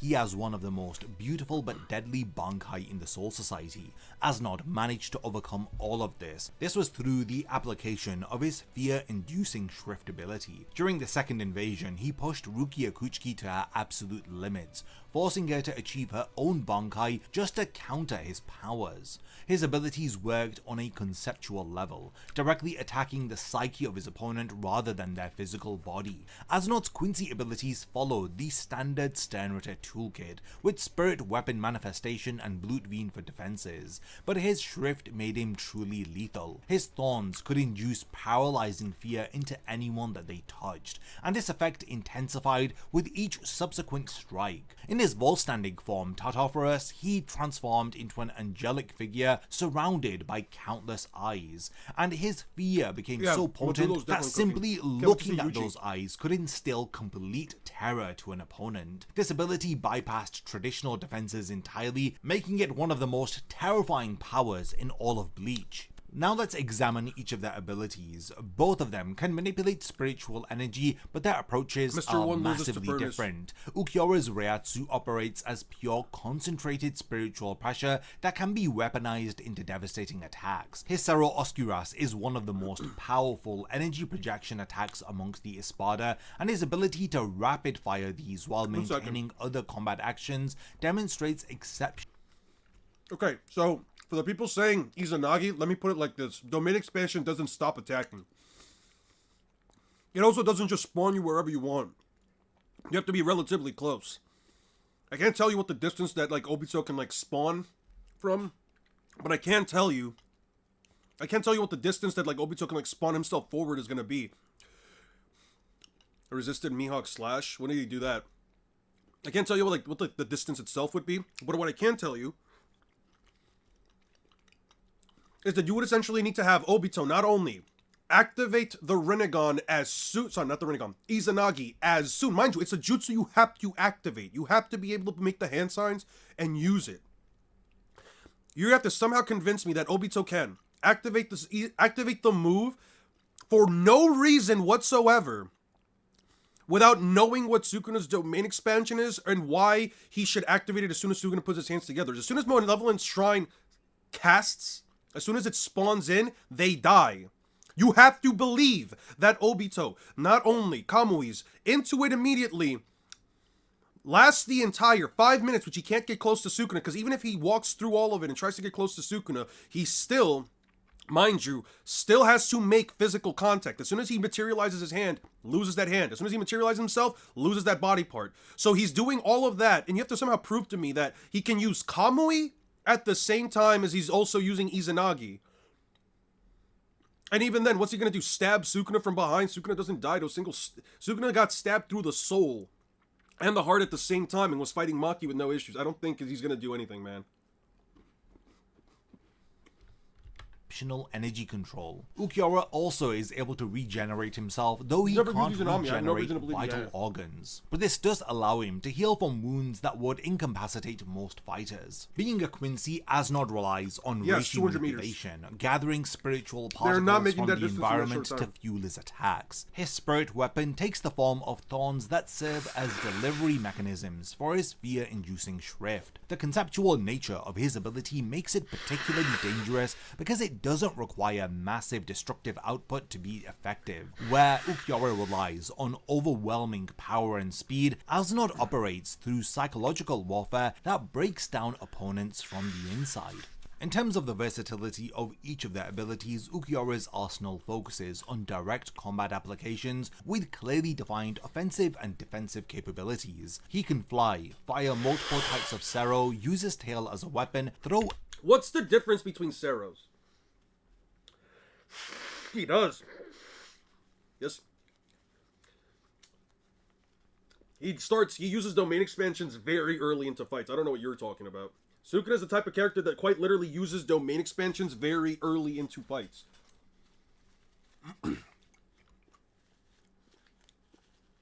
He literally dropped the domain expansion on one of the finger bearers just for the hell of it. Why wouldn't he? Pain uses Shibaku Tensei. The difference between Pain and Sukuna is that Pain uses Shibaku Tensei as a last resort. Sukuna uses domain expansion just to put people down. I'm sure he's that stronger after time skip. I don't know how. Okay, a pacifista. when did Mr. One beat a pacifista?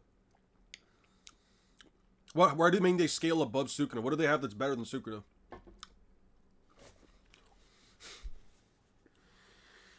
Why are they country to small continent? Why are they that strong? I can't imagine either Renji or Chad winning that fight. But probably Renji, just because Chad sucks. Yeah, they're pretty powerful. I'm just saying, what's the difference between a Cerro Oscuras, a Gran Rey Cerro, I say lowball. What's the difference between a Cerro Oscuras, a Gran Rey Cerro, and a regular Cerro besides, like, the color? What's the difference? There's no functional difference between them. It's just a more quote-unquote powerful Cerro. Pre-time skip smoker solos. He does. Pre-time skip smoker does solo. Explosive That I lances do believe. and regenerate damage. His approach is straightforward devastation. Asnod conversely possesses a more Paying special nuke the village that's capped at like a country. That I don't go by those kind of calcs. You're using calcs. I don't go by calcs. And that village is not the size of a country. Actually, quite different.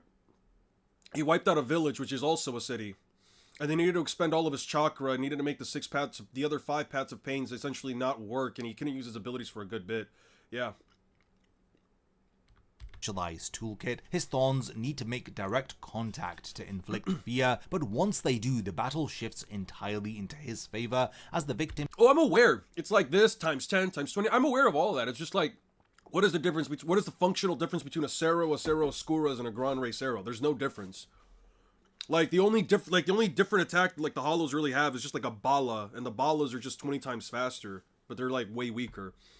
His own mind becomes their worst enemy. And only His Yami whole uses them. What bullshit is that? Why does only Yami use Balas? That was the Hidden Leaf Village of City because it's a village. I'm aware that it's a supercharged Cero. It's just the same thing as calling a super Kamehameha a bigger Kamehameha. It's the same thing. I'm just saying. Like, I don't know why people make such a big deal out of like, oh, and he can use the Cero Oscuras. It's like, okay, just a stronger Cero. I don't know. Dig amplifies this to the point where proximity alone becomes dangerous. Looking at their physical combat abilities in terms of raw destructive capability, Ulquiorra demonstrates superior I don't think it affects output. space because Ichigo's didn't affect space. I think it only affected the space within Las Noches because they were like, oh, he shouldn't have fired it inside Las Noches because it's like its own little like weird space things going inside. It's explosive potency of the area of effect. Lanza del Relampago creates explosions that dwarf most attacks that we've seen that's Bleach, Bleach and his Cero transformations on top, Oscuras yeah. can level massive structures. The physical force He actually could have killed him multiple times. He did. He just wasn't aware that Yuji had gotten, let me see, where is it? Give me 1 second. We have to skip over like, what, 5 chapters, 6 chapters? Yeah. Yeah, he literally killed Yuji right here. He just had RCT. He wasn't expecting the boy to have RCT. Same guy who didn't even use his moves properly like RCT. He did use RCT. He's getting jumped by the Akatsuki that scale to Kurama's planetary feats. Ah, so you're one of those people that believes that Kurama's planetary. Well, I don't. So there's where we disagree. Also, this is Sukuna. Let me just remind you. Let me just remind you of something real quick.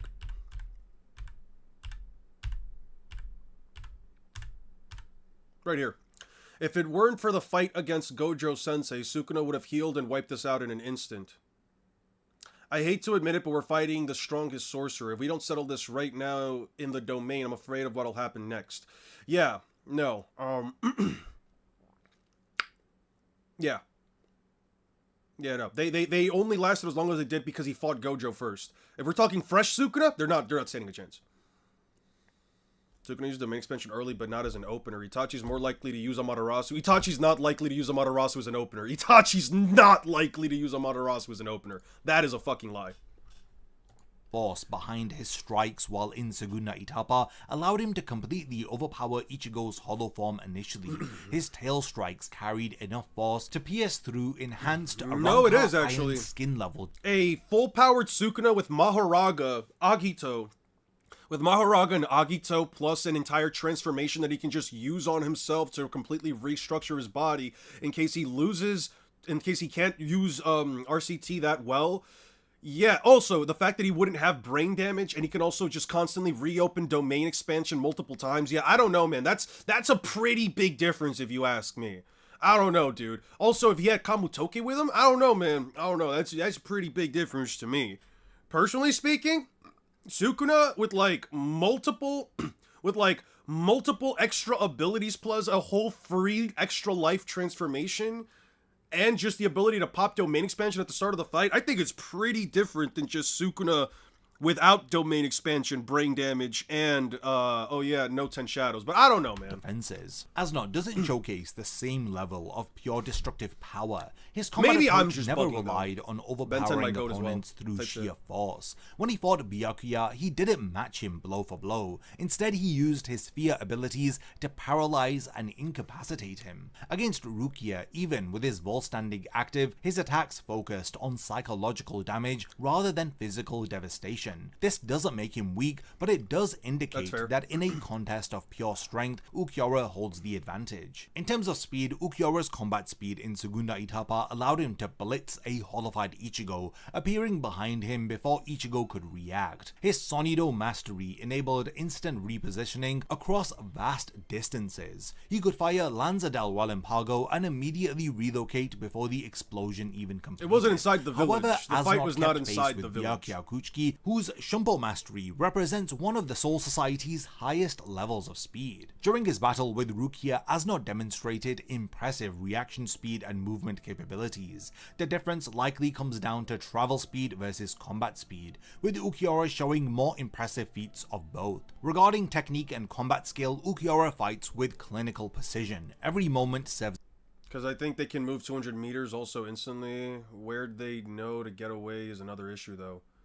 I think they're not light speed. I think, I'll put it like this. I don't believe that at least 9 of them are light speed.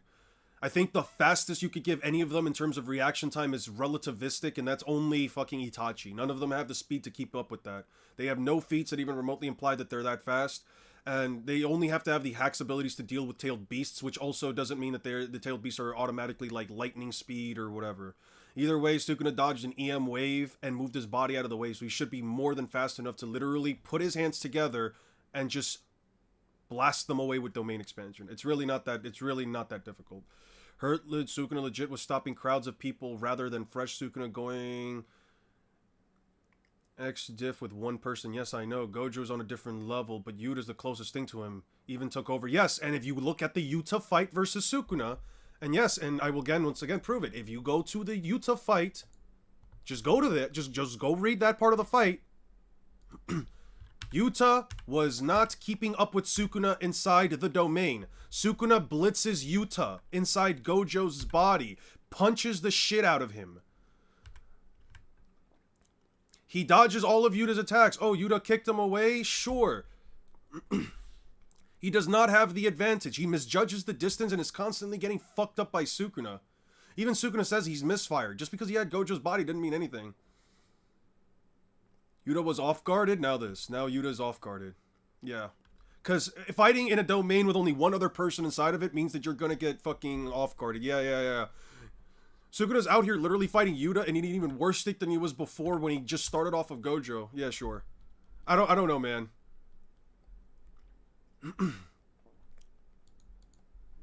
A purpose with no wasted energy, as his centuries of existence as a Hollow have given him extensive combat experience. He analyzes opponents constantly, as evidenced by his habit of reporting back to Aizen with detailed observations.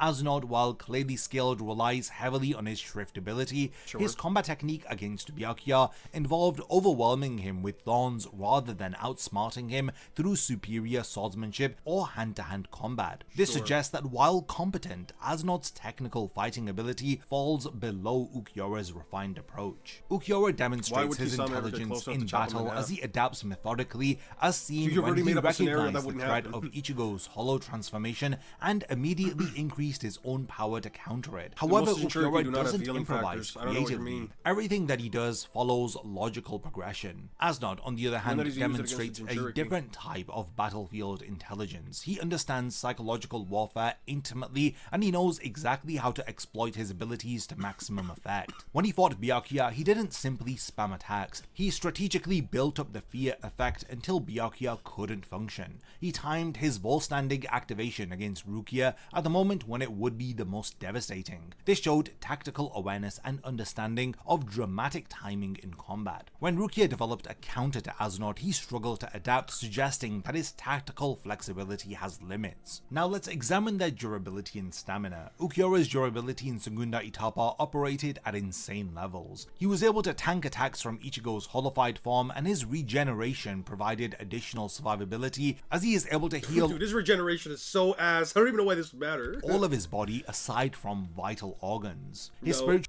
No. He also can't heal his arms and legs if they've been damaged enough. I know that because he couldn't withstand a Cero explosion. pressure was so dense that it created tangible weight in the atmosphere. The concentration of his Reiatsu functioned as passive defense against weaker attacks. Asnod, on the other hand, survived attacks from Byakuya before ultimately overwhelming him, demonstrating respectable durability. His Blutvein provided Quincy-level defensive capabilities. However, when Rukia's Hakano Tagame froze him to absolute zero, he shattered completely. This indicates that while durable by normal standards, he possessed clear vulnerabilities to overwhelming force or specific counter abilities. His durability came primarily from defensive techniques rather than inherent physical resilience. When looking at their stamina, we see Ulquiorra was able to maintain Segunda Etapa through extended combat without visible fatigue. He fired multiple Lanza del Relampago, engaged in high-speed melee combat, and sustained damage without showing diminished performance. His spiritual energy reserves appeared virtually limitless during his fight with Ichigo. Asnod's stamina proved sufficient for extended battles, maintaining his full-standing form through his fight with Rukia. However, Quincy abilities typically draw from environmental reishi, meaning Asnod's endurance depended somewhat on available spiritual particles. Ulquiorra's energy came from his own internal reserves, thus making it a bit more reliable, especially if Asnod finds himself in an environment that isn't surrounded by reishi. Now let's look at each of their ultimate abilities. Ulquiorra's ultimate attack is Lanza del Relampago. This represents one of Bleach's most destructive attacks. These javelin-shaped energy constructs were so unstable that Ulquiorra himself admitted that he couldn't fully control the trajectory of them.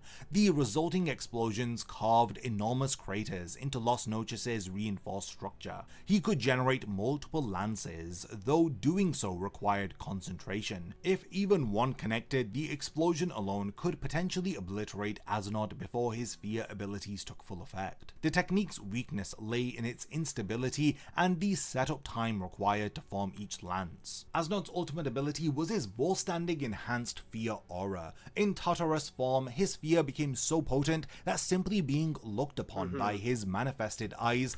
I'm confused about something. So what's the bridge here to say that, like... Here's the part that I'm confused with, right? So he's talking about how the way the characters fight, how their hacks work, so on and so forth. Okay, I think that all of that works pretty fucking well, right?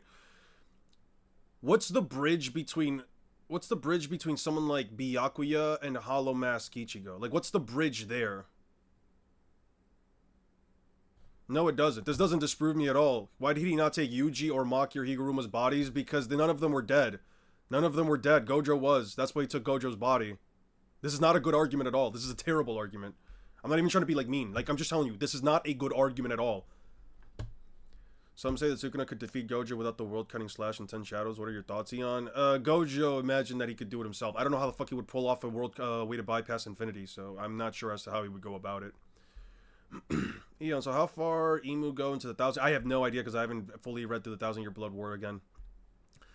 Have shown healing factors, especially when increased when the chakra cloaks. Naruto's is the only one that shows the ability to regenerate. Naruto's is the only one. The only time I've ever seen the only time I've ever seen anything even remotely close to any of the other Jinchuriki is like the Eight Tails growing back its own legs, and it grows them back off screen like the next time that B goes through a post transformation. They never show any kind of healing abilities. That is a lie. That is definitely a lie. Only Naruto shows healing abilities. Yeah, no, Yellow Mask Obito is not as fast as Minato either, so that doesn't really matter. Yeah, what they confirmed in Google. So got hit by a sound wave attack? You mean the one that he just stood there and took, but then later dodged an EM wave? I don't know, man. Asnod is losing this fight. Ulquiorra is way more powerful. Yeah, but like, what's the bridge between like Byakuya and like Hollow Mask Ichigo? Like Byakuya post like 17 months and what's his face? What's like the What's the difference there, right? Like, how strong is Byakuya in comparison to, like, Hollow Mask Ichigo from that point in time? That's the only thing I'm not, like, sure about. Because, like, he keeps bringing this stuff up, but I'm just like, okay, but, like, how strong is one character compared to the other, actually? Because, like, I'm fully fine with agreeing. I'm fully fine with agreeing that, like, Byakuya's feats... not Byakuya, Ulquiorra's feats seem way more impressive. I'm just not sure, like... where this exactly pertains to in terms of, like, you know, comparing one character to another. Because it does seem to me, at least, that, like... as not losing a fight, far more powerful in my eyes. I have no reason to believe Byakuya is more powerful than Segunda Tapa in strength and attack. That's fair. I think that's a fair thing. I doubt Byakuya was much stronger than Hollow Mask Ichigo, Mask Bankai Ichigo. Likely not by much. That's fair. But there's also, like, a Byakuya, like, 17 months afterwards. You know what I mean? Cutting Sukuna in half in the first encounter is pretty reasonable. It's not reasonable at all, because you have to assume that Kisame can get in there and also land a hit on Sukuna and also is strong enough to split him in half, which you have nothing to prove that he could. Wouldn't just stand there? Yeah, he would just stand there. He's not a speedster. He gets stronger by absorbing chakra. There's no chakra for him to absorb. Yes, I would say that Kisame does not ever speed blitz Sukuna. He does not have the speed feats for me to believe so. Got down by Sukuna and survived, but nobody knew that. Yuta didn't know that, and it stated Higuruma's potential is greater than Gojo's. Okay, you didn't make an argument though. What does this have to do with your argument? If this is something like pertaining to like the whole, oh, but he didn't take Higuruma's body, that's why he didn't take Higuruma's body. He was still alive. Sukuna got hit by piercing blood. When did he get hit by piercing blood? He was hit by the mouth. Oh, you're talking to 6. So most likely when it's like they are going to get much stronger in a period of peace, especially with no powerful enemy.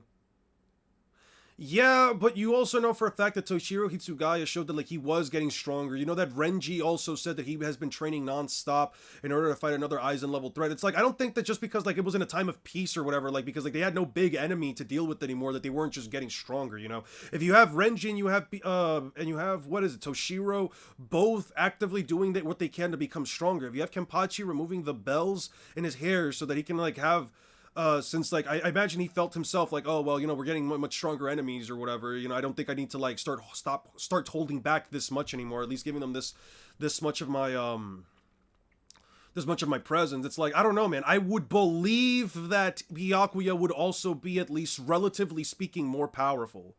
Why would Byakuya compare to Vaster Lord Ichigo? I'm not saying that he has to compare directly to Vaster Lord Ichigo, but what I am saying is that like, wouldn't Byakuya at least be somewhat comparable? Wouldn't Byakuya already be somewhat comparable to Hollow Mask Ichigo, considering Bankai Ichigo, considering that, you know, he did take on a stronger version of Yami that Ichigo was struggling with, all things considered. At least he barely could nick his fucking neck with an attack. Granted, Kenpachi was there, so again, there's like a big room here to like talk, but I'm not saying that Byakuya is as strong as Vaster Lord Ichigo. I'm just saying that post time skip Byakuya could be stronger than at least Hollow Mask Ichigo. Does that make sense? Chad with a sword versus Chad with anything would still lose. Induced paralysis. This bypassed all conventional defenses. I'm not saying that they get as strong as Dangai Ichigo. No one's ever really as strong as Dangai Ichigo. Nike directly. The technique's strength lay in its unavoidable nature once activated. Its weakness manifests. Why would it work on people who don't have chakra? People have chakra. Everyone in Naruto has chakra. Every single living being in Naruto has chakra. Boruto proves it. They all have chakra. When opponents found ways to avoid seeing the eyes, or in Rukia's cases, eliminated sensation entirely through absolute zero temperatures. Against someone without emotions or fear response, the ability's effectiveness does... Yes, Rock Lee has chakra. How do you think the 8 gates work? The 8 gates work by literally removing the chakra limiters. He has to have chakra limiters. No, they also have chakra points. They just don't use their chakra. There's a difference between not using your chakra and using chakra.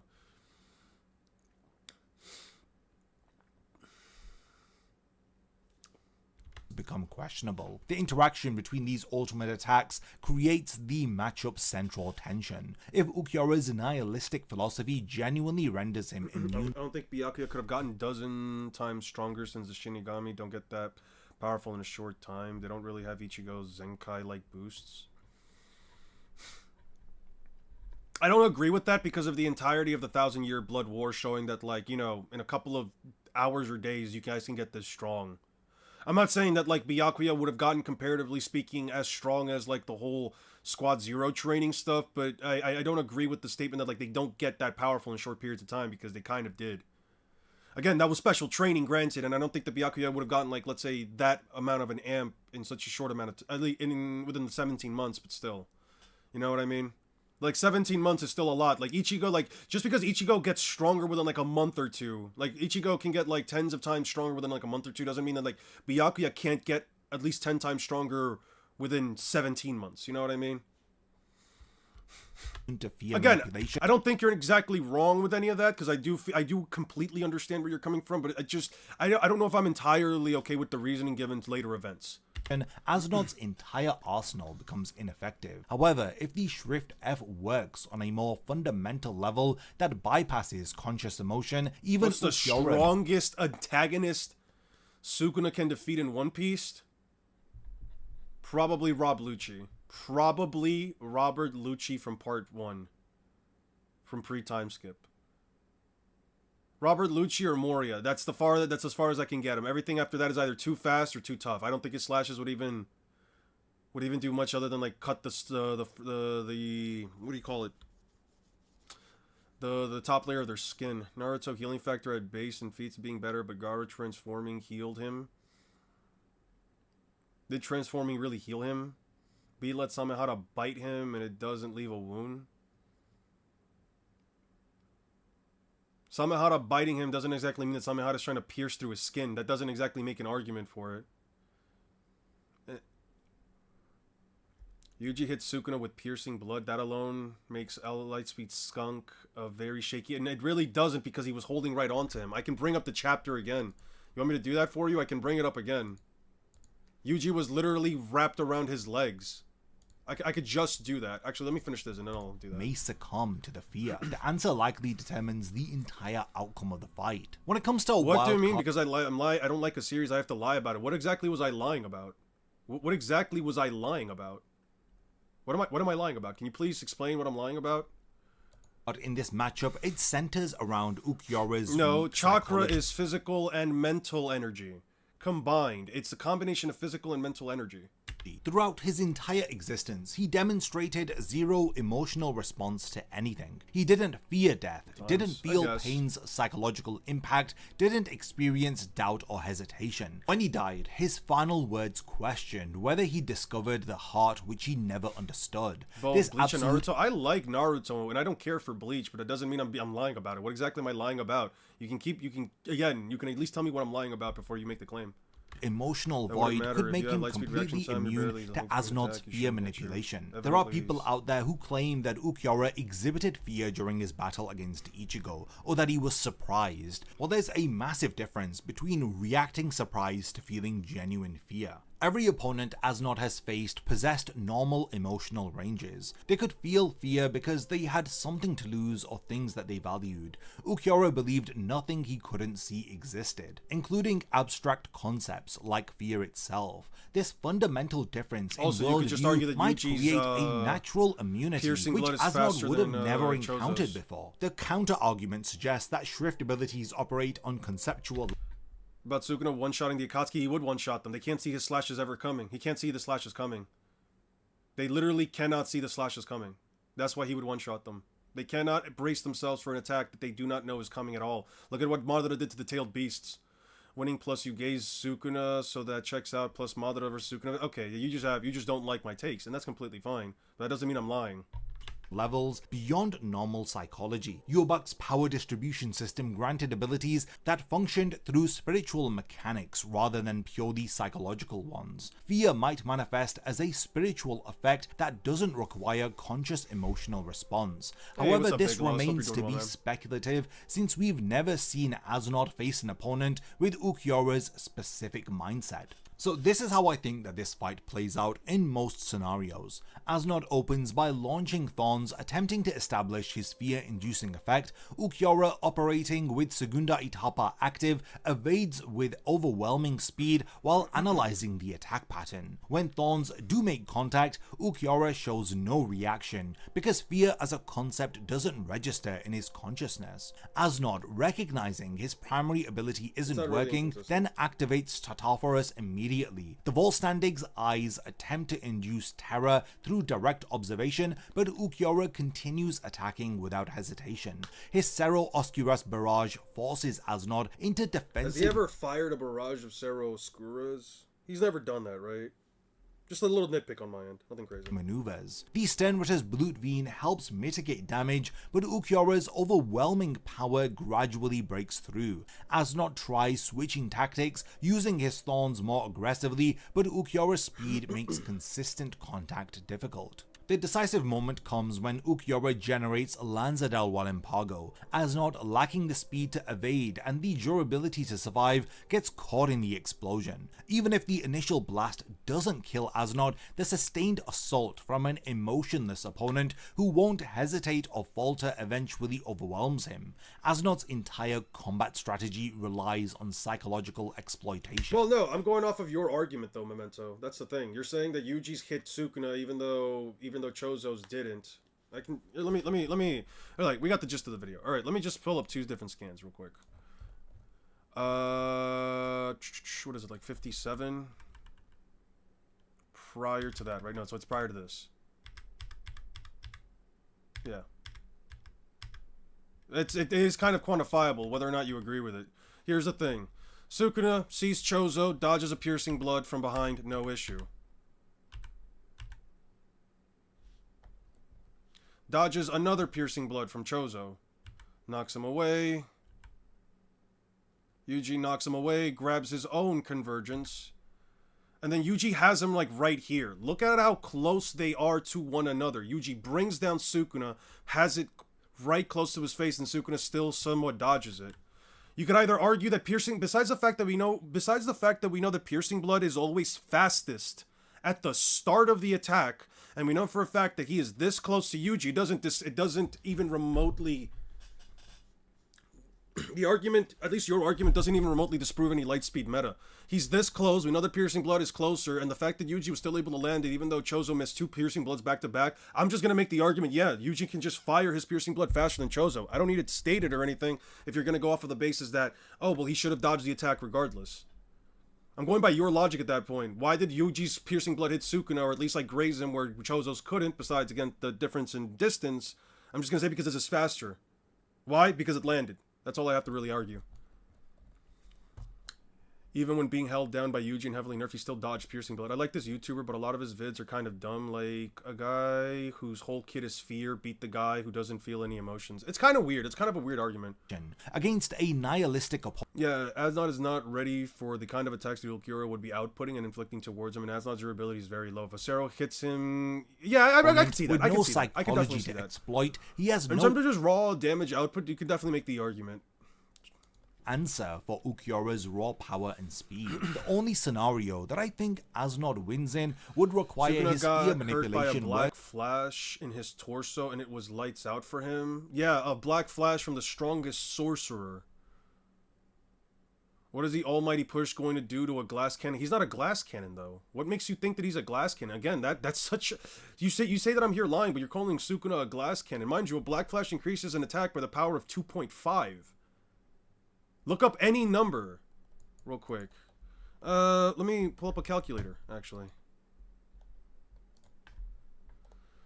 I don't know how many joules of force. Let's say 20,000 joules of force, right? Actually, no.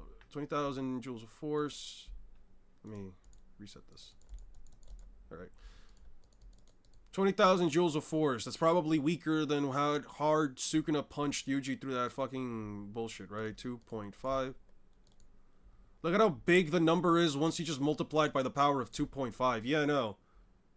Mind you, Gojo can also use... Let me show you something. What is it? This chapter... Right here, Gojo says it. Do you really need me to explain why I can't use Black Flash? Well, to break it down, things for use because of the 6 size. Black Flash is the distortion of space that arises when a sorcerer applies cursed energy within 0.000001 seconds of a physical blow. I feel like this is a lacking as an explanation. If all that there is to it, then I should be able to do it at will. Imagine I throw a straight punch with cursed energy. There are 3 types of cursed energy it possesses. Cursed energy reinforcing my fist, cursed energy striking the opponent, and cursed energy burying those 2.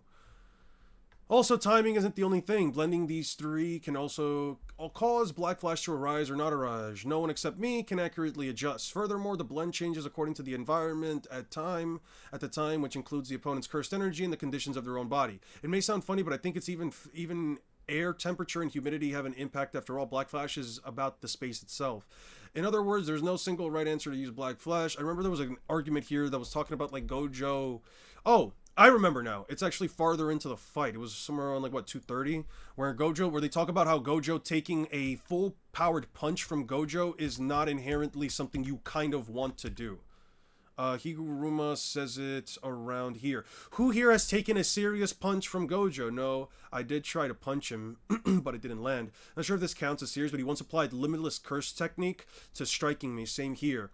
At the moment of contact, he uses Azure to boost fists reinforced with cursed energy. It feels like receiving a counter punch even though he's punching like normal. It's the worst. Does it hurt? I vomited and I threw up. Mind you, these guys were probably reinforcing themselves as well, and they're out here throwing up from just taking a reinforced attack with Gojo. Yeah, I don't think so, man. I don't think so. Saying Gojo is a glass cannon? I thought you said the other guy that you don't use calcs. What are you saying? What are you using right? What are you using right now? What am I using? What do you mean calcs? Like, I don't use calcs. That is true. I don't like using calcs. What am I using for what? Again, you say very, very vague things, and I don't know what you mean. Eon, the difference would still be too much. Light speed reaction time would allow him to dodge. How much faster would he need to be? It landed because light speed is inconsistent as hell. It can be inconsistent if you want it to be. I can still argue that it is because guess what? He dodged a EM wave attack at close range.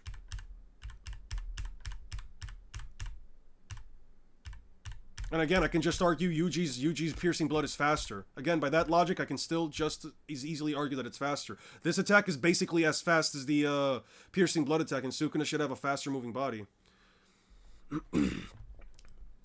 Is not capped at the speed of sound. It's stated to vaguely be faster. Piercing blood cut through a signpost. I used her Black Flash when you used the calculator. Oh, this is just me just throwing in a random number. I don't know. I was just using a random number. I was just throwing in like 2,000, like, I don't know, joules or whatever. I don't use calcs. I was just telling you. Multiply any number by the power of 2.5, you get an insane value. I don't think you understand what multiplying something by the power of 2.5 entails. It's kind of a crazy thing. No, this is the last video I'm reacting to, and then I'm going to switch to fundamental spiritual levels that bypass conscious emotion entirely. If the Shrift F can inflict terror regardless of the target's mental state, he could potentially paralyze Ulquiorra long enough to deliver a fatal strike. However, given Ulquiorra's demonstrated immunity to all emotional manipulation through his existence, this seems to be very unlikely. This matchup does fundamentally favor Ulquiorra because his greatest weakness throughout his fight with Ichigo was his inability to understand the heart and emotions. Against an opponent whose entire arsenal depends on emotions, that weakness becomes his greatest strength. I did run a community poll on the channel where I asked all of you who would win in a 1 versus 1 fight. There were thousands of votes, but 78% thought that Ulquiorra would win, while only 22% thought that Asnod would win. It seems like the community recognizes the analysis that when fear itself faces someone who cannot experience fear, then fear loses. Now we have reached the point of the video where I want to hand over the discussion to all of you. I also feel like you're not taking into consideration that, once again, Yuji essentially has Sukuna wrapped around his legs and his hands are right in front of Sukuna's face. On Ulquiorra versus Asnod. Do you agree with the analysis in this video, or do you think that there is something that I've forgotten to mention which could turn the tide of the battle? I just don't feel like it's a good I love argument reading all of your comments, so continue the discussion down below. And lastly, thank you for making it to the end of this video, and I cannot wait to see you in my next one. A massive thank you goes. He has very good editing. I really need to get an editor, man. I can put out so much more content.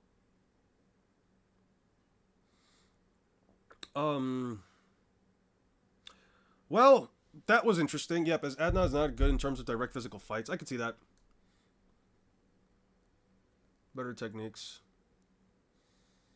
It's not crazy because Toto tanked the Black Flash from Mahito. Hanami tanked the Black Flash. It's not that huge. Yeah, but again, you're talking about a Black Flash from the strongest character. Hanami does not hit as hard as Gojo. Mahito does not hit as hard as Gojo. Sorry, Kay, you're just not making good arguments. Yeah, it did irreparable damage, but I also don't believe that it dramatically matters.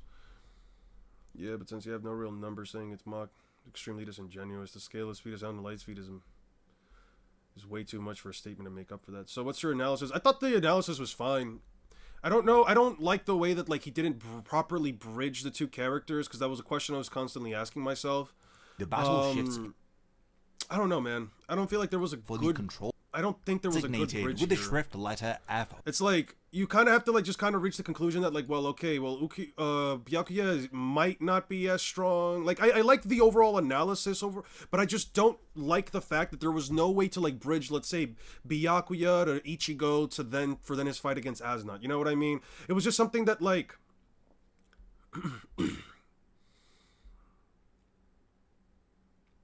But yeah. To accept Lightspeed, that's fine. To each their own. Yeah, that's fine. If you don't want to accept it, that's fine. But I don't accept Lightspeed scaling from JJK for anybody but Sukuna and arguably Gojo. I don't accept the scaling for like almost anybody else. I don't think that Maki, I don't think that Yuji, I don't think that Yuta, I don't think any of them are Lightspeed.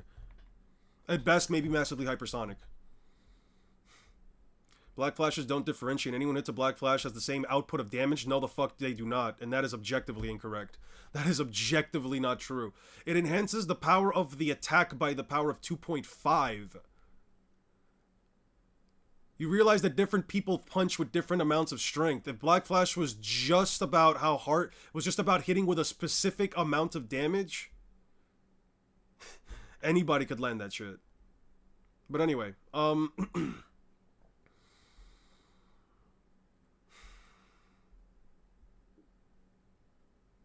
it's not really a debunk.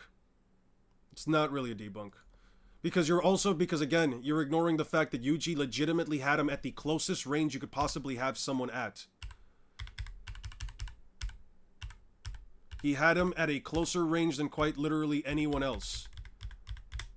That's kind of the deal with the fight. There is no bridge. That is kind of the deal with the fight. There is no bridge. There kind of is if you kind of compare Byakuya to like Ichigo with the Hollow Mask, but I don't know, man. I don't know. Yeah, like, this is, like, his hands are quite literally in Sukuna's face, and he does avoid it. I don't know. To bridge them, I definitely think Ulquiorra is many times more powerful than Byakuya. I would say at least 10 times. I would say at least 10.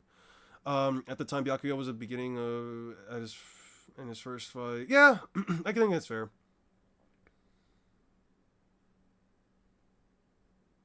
I'll at least agree that, like, maybe... I would at least agree that, like, on the... I can't speak. I will at least agree that, like, Byakuya, even with, like, 17 months worth of training, probably didn't get over 10 times stronger, right? Why would he just not turn the dogs into mush as soon as he activates domain expansion? Again, the dogs can't regenerate from nothing. They have to regenerate from a part of their body. Yeah, and imagine if Yuji dug his fingers into Sukuna's mouth before firing. That would have been pretty fucking funny. Maki blocked it. Yeah, Maki blocked the hits in the volume release. Anyway, that's enough of that. Let's go on to... It's disingenuous to think they don't differ because Gege states they are all made equal. No, they're not. Not all Black Flashes are the same. When did Gege state that all Black Flashes are the same? Keep in mind is that the first resurrection is a 10 times multiplier and another 10 times multiplier on top of the previous one, making Segunda 100 times more powerful than base. I agree with that. I agree with it being 100 times over base. Okay. We're getting very close to Naruto versus Luffy. We're getting extremely close, actually, to Naruto versus Luffy. I don't know if you guys want to hear me talk about that. Look up what Gege said about Black Flashes. Nope. I'm not doing that. Give me a link. I'm not doing that. I have no reason to. You can do it. That's the burden of proof is on you. I don't give a shit. Pirate Software, The Legacy of a Liar. Jesus Christ, that is a 2-hour and 42-minute video. How much more could we talk about with this asshole? Like, they've already kind of mentioned everything about him already, right? Has he gone through more fucking... you know, let me click on this real quick. I need to see this. What is this about? It took me 3 hours to do it. And it... But also not being forthcoming with their own credentials. About what it was trying to do, deframing it beyond the worst way possible. Oh, this is just the stop killing video game stuff, right? Okay, no, it's just the same shit as always. They just took a really long time to put this thing out. I don't know. Pirate Software, he was a very prominent Twitch streamer, and I think, yeah, a Twitch streamer that put up a lot of his shorts on YouTube. Got a very big following. Essentially started to, like, have this whole domino effect after this whole, like, failed... World of Warcraft raid, where he kind of like left his teammates to die, and he kind of took like no accountability for anything. Just the guy just completely takes no accountability for like any of the stuff that he does, and then goes out of his way to like not only lie to people, but then eventually like more and more stuff came out. He was also a game developer. He used to work for Blizzard, but he never mentioned it at all. And then the whole thing that kind of like tipped him over was the fact that like a game that he had put up for early access for years hadn't had any major updates in a while. People were finding out that he lied about a lot of the things that he said. He might have been like artificially boosted. Again, allegedly, he artificially boosted his points as well. His the stream subs when he was going through like a stream, like a sub train or a sub gold train or whatever the fuck they're called on Twitch. It was a whole bunch of stuff, man.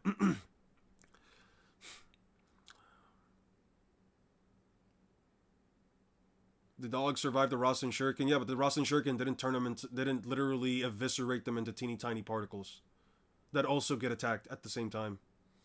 Speaking of shorts, when we getting those? I was actually planning on like working on some today.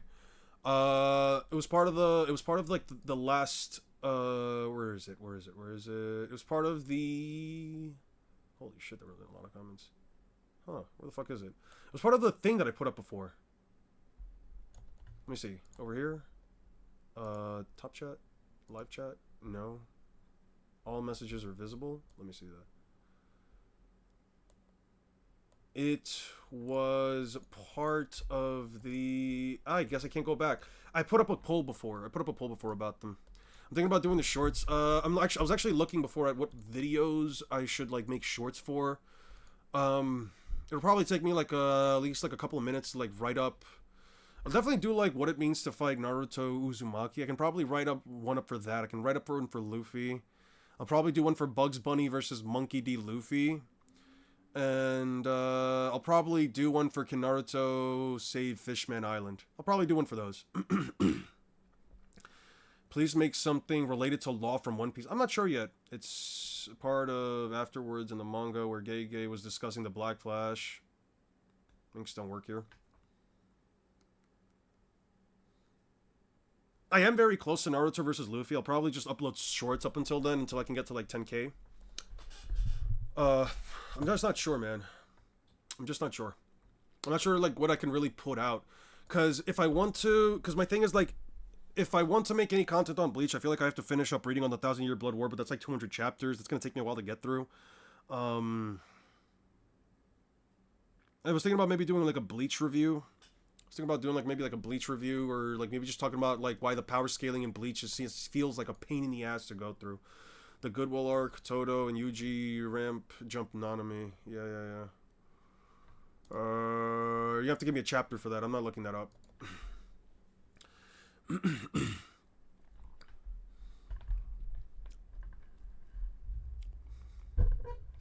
Memento, the manga says faster than sound speed. You can mean anything. Keep regurgitating the same disingenuous arguments. Keep capping it at Mach 2 for no reason. Why can't it be faster?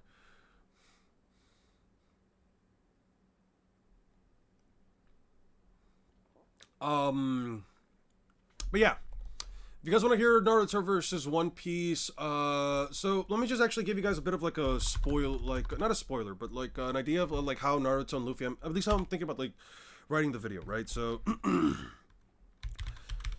Naruto versus Luffy structure. We're like less than 70 subscribers away, so 48 through 51, sure. Thank you. Appreciate it. Thank you so much. Thank you. 48 through 51. 48. Okay. What do Black Flashes do? The impact of a normal hit. The impact is equal to a normal hit to the power of 2.5. There is not a single Jujutsu sorcerer can use it at will. Why is the power of 2.5 instead of multiplied by 2.5? I'm glad you asked. Although, like with Kaioken or Char's Zaku, multiplying is easy to understand and sounds strong. Akutami sought something more impactful and thought of exponents. 10 times 2 is 20, but 10 squared would be 100. Using exponents is stronger than using multiplications, but 1 squared is 1. And 2 and 1 times 2 is 2. What the heck is 1 cursed energy? You're talking nonsense. Why are you the one who's angry? Cursed energy starts with 2. The idiocy has been exposed. Alright, let's go to the next one. The volume doesn't even have the correct answer because Akutami draws the pattern kind of different every time. Picture I finished drawing correct the pattern on Hanami. Yeah.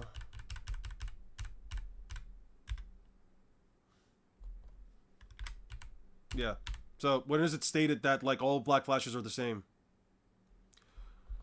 How about this title for the video? Bleach, the power scaling conundrum or paradox for your... Ooh, that's a nice video. Ooh, that's a nice one. That's a nice one, actually.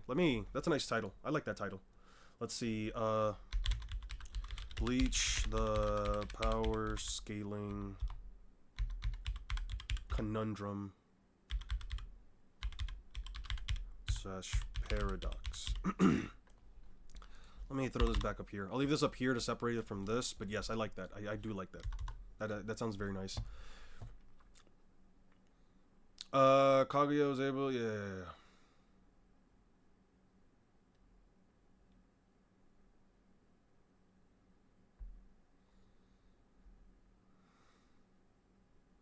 Kaguya is a disappointment, and I'm hoping you mentioned non-canon movie. I was hoping you mentioned non-canon movie or Boruto. I'm not gonna go into Boruto for that. I feel like if I do any Boruto stuff, it'll probably be like once I get like end of series Luffy, because at that point I can just do Baryon mode versus thing.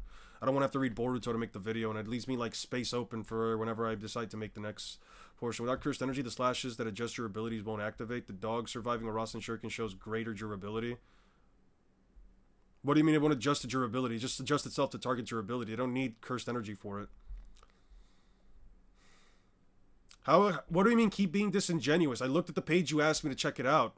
Where in that page did it say all Black Flashes are equally as powerful? I'm using adult Naruto. I'm using Naruto till end of series.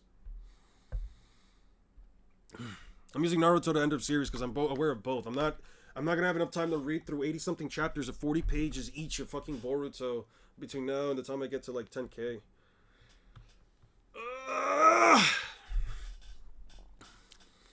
Ugh, fuck. Okay. So, I'm thinking about breaking it up into about 5 rounds, right? 5 rounds, which will be part 1 early, part 1 Naruto versus East Blue Luffy.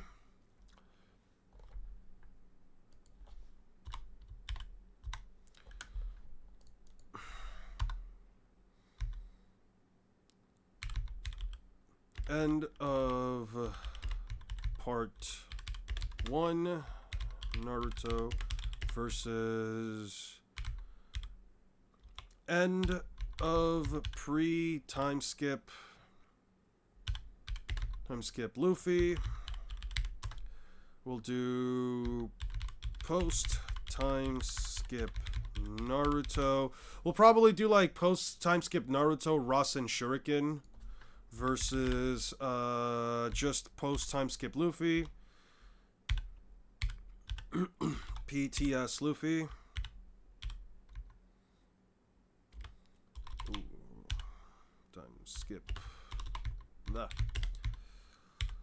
Luffy, and then we'll do start of War Arc, Naruto versus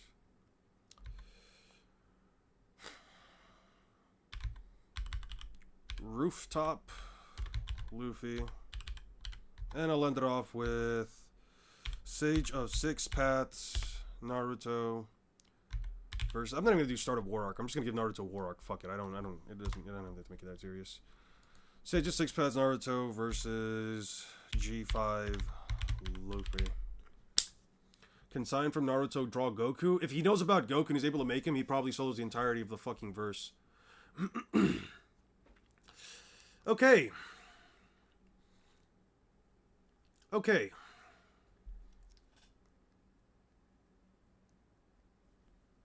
Could bridge Shikai Yamamoto?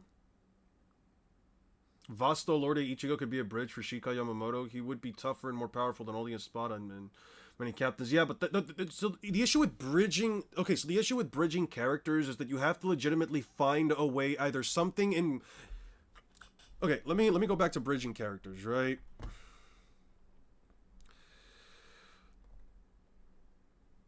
When you're bridging characters together, the thing that you want to find about characters is common consensus. So the thing about bridging is that you have to have a character in common with those you are comparing, right? There has to be a bridge between there. The character has to be a bridge, for example. Full Hollow Ichigo has, like, Vasto Lorde Ichigo has no fucking bridge with Yamamoto. He doesn't fight anyone that Yamamoto fights. He never comparatively stated to be anything even remotely close to Yamamoto. And Ichigo, even with, like, a Hollow Mask, is never shown any signs of, like, comparison between Yamamoto's. There's, like, no bridge to go off of there. They also don't find a similar character either. You could probably find a bridge if, like, for example, you had Aizen. Let's just use Aizen as an example, right? If Aizen had fought Head Captain Yamamoto, and then he also fights Vasto Lorde Ichigo, that Aizen would be the bridge, right? Aizen at that point would be the bridge character for the both of them, because at that point you could say anybody who has fought like, let's say, Yamamoto could technically be compared to Vasto Lorde Ichigo based on how both of them performed against Aizen, for example, right? There's no way to do that. I don't think that there's a way to, like, bridge those two characters. So these are, like, the 5 rounds that I'm thinking of. Maybe you guys can give me, like, some heads up on, like, which of these matchups you think I should switch up. I'm kind of gonna give Naruto as much as I can with most of these. I'm gonna be... I actually kind of have to use a bathroom. Fuck. I'm gonna be looking at it from the perspective of, like, okay, early part 1 Naruto versus early part 1 Luffy. I'll probably do, like, let's say everything from up until, like, maybe Chunin exams. I might not until, like, maybe, like, the first half of the Chunin exams for Naruto, because I'm giving him, like, a fuck ton of chapters. What chapter is the 100th chapter of Naruto? Let me check that out really quickly. Because I know that East Blue ends around chapter 100, right? So it's around the start of the Chunin exam, so I can 100% give... Okay, so I can give Naruto Gamabunta, right? So this would be like... So round 1, it would be like Naruto with Shadow Clones. Ooh. Some Ninetales Chakra with Shadow Clones, some utilization of Ninetales Chakra, and what else are we giving him? Potentially Gamabunta. I'm going to be real with you guys. I don't know if I'm really going to talk about Gamabunta, at least in this fight, more so than, like, in any of the other ones, just because I just don't, when I just give him Rasengan, because that's more for, like, end of part 1 Naruto. Unless you want me to, like, to take down a couple of rounds. I'm trying to make it up to 5 just so I can have, like, rounds for either of them. Yeah, if I do adult Naruto, I have to read through the entirety of Boruto, and that's just a whole headache in and of itself. I'd rather just keep it to, like, series versus series and just leave it at that. Sasuke versus Zoro, Kid in Law. I'm gonna be honest with you, he doesn't beat a single one of those other characters. There's no way I believe Sasuke beats any one of them. Law essentially has Sasuke shifts, but better. And all of them have observation hockey. He's never landing a Matarasu. I'll give Luffy... Yeah, in Gamabunta, Luffy will have... Luffy will have all pre-time skip feats. Okay. Sorry, not pre-time skip. East blue feats. What am I doing? All East blue feats. I could also maybe like shave down 2 of these and just start throwing in... What is the most Naruto-verse going to do against Law and Room? Yeah, they don't do much. Zoro over Sasuke? Nah, I don't know about that. No, Zoro blitzes the fuck out of Sasuke. I don't even understand how Sasuke could beat Zoro in terms of just raw speed. What's up, French Fries? Hope you're having a good one, man. Hope you're having a good morning as well. A little sick, but we'll be fine. All fates from East Blue. R2 is going to be, let's see, Naruto pre-time skip. So Naruto will also have, Naruto will gain Rasengan, and, what the fuck do I give him?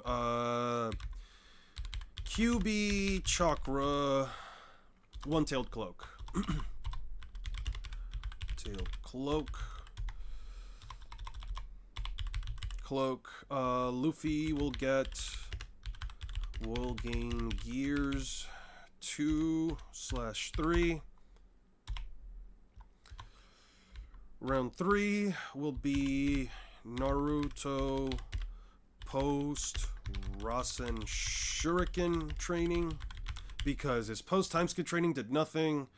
Luffy gains Haki.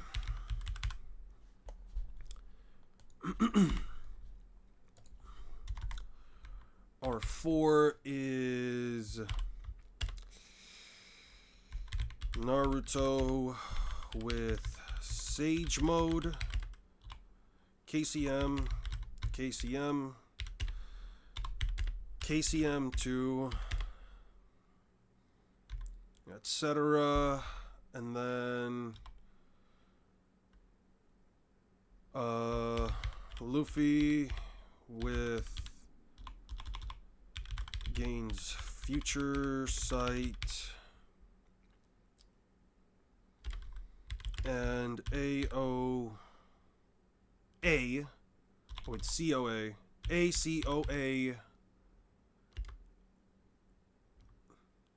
Internal Destruction. Round 5 is SOSP versus Gear 5. There we go. Yeah, Naruto definitely needed better training. My bad, was AFK. I know an editor, if you're serious. You forgot to check out Seraphic Scale. I did, no, I did check it out. I did check it out, bro. Here.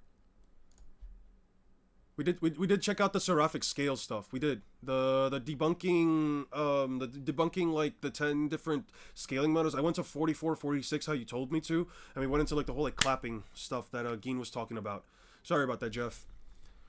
I can't afford an editor right now. I would love an editor. I can't afford that shit right now. That's why I really want to hit the 10K, and I really want to just start just honing in on like just putting out videos.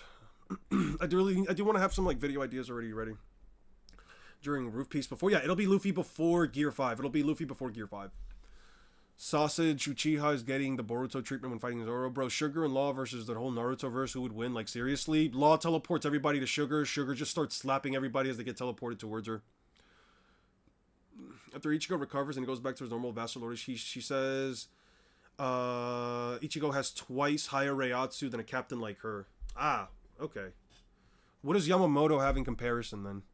Have you ever thought about scaling Fairy Tail? The scaling seems pretty straightforward at the point I'm in a matchup, and then there seems to be a pretty requested matchup like Agnologia versus Kaido. I'll consider it. I'll definitely consider Fairy Tail. It is a long series. How many episodes does Fairy Tail have, actually? Let me look that up real quick. Jesus Christ, my throat's starting to hurt. Fuck. Let me get some more. Oh, 1 second, guys. We'll get back to it in a second. Fairy Tail. Shit. Fairy Space Tale. There we go.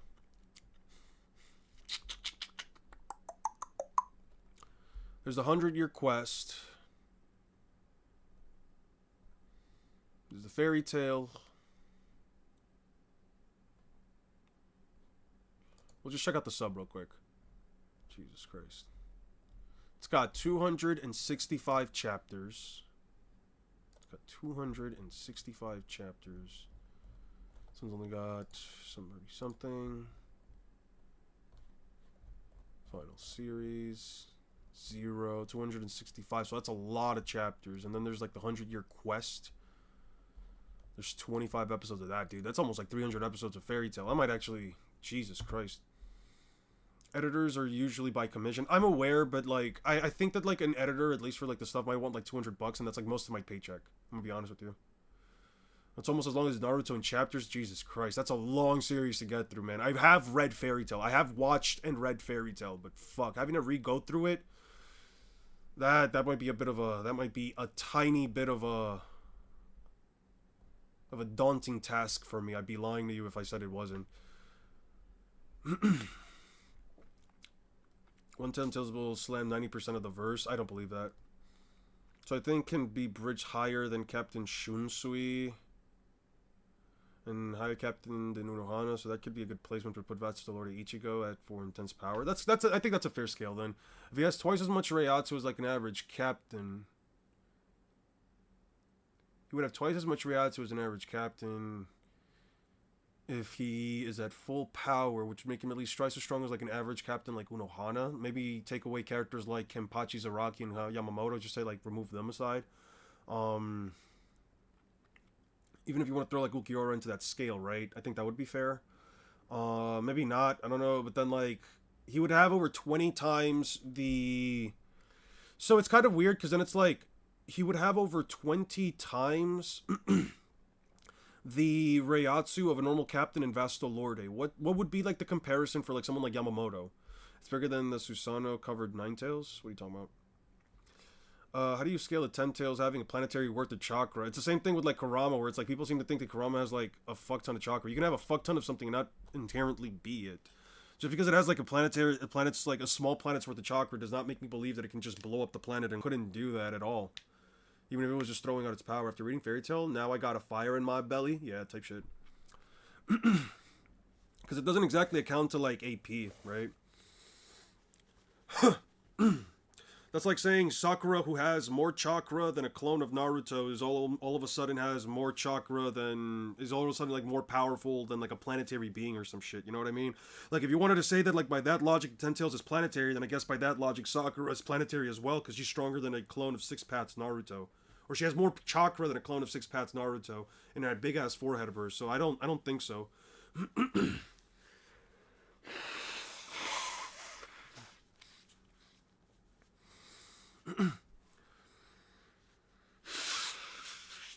Yeah, it's likely higher than hers. I can agree with that. Out of the arguments for the big three, what's the toxic, most disingenuous? I don't want to call them brain dead.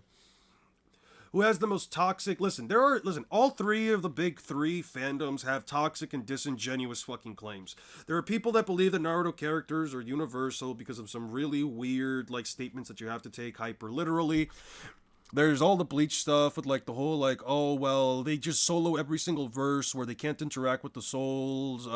They attack the soul immediately, even though, you know, they're usually also bleeding, so I don't fucking know. And then you have, like, in One Piece, you have Admiral Stands really pushing for some shit. I don't know, man. I think all three have very big and annoying arguments. Eon, honestly, I kind of lost interest in Fairy Tail after the dragon came out. Which dragon came out? There's a lot of dragons in that series. But the Ten Tails is made of its own chakra, though. That's also fair. That's also very fair. Jesus Christ.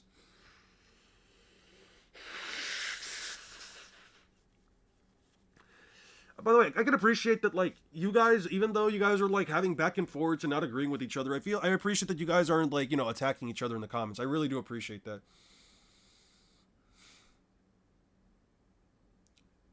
Ninetales, the one who created the planet. To be fair, the Ninetales doesn't actually know what the Ten-Tails is, but yeah. Ninetales could wipe out life on the planet in time, but it isn't just going to one blast the whole planet. And AP isn't that much of a stretch considering the feats up. No, it is a stretch considering the feats, because she has no planetary feats. Hurting Kaguya is not a planetary feat, all things considered, especially when we know for a fact the Naruto characters have waning durability depending on how on guard they are, and she was clearly off guard by Kaguya, but okay. Like, you have to specifically interpret so many things in such a way that makes her look good when in fact it doesn't.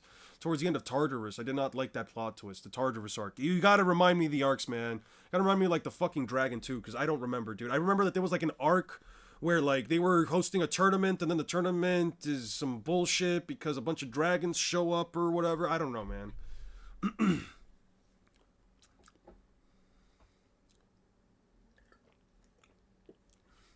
How does that bridge him to, like, Shikai Kenpachi? Because we don't know how much stronger Kenpachi got throughout the 1,000-Year Blood War.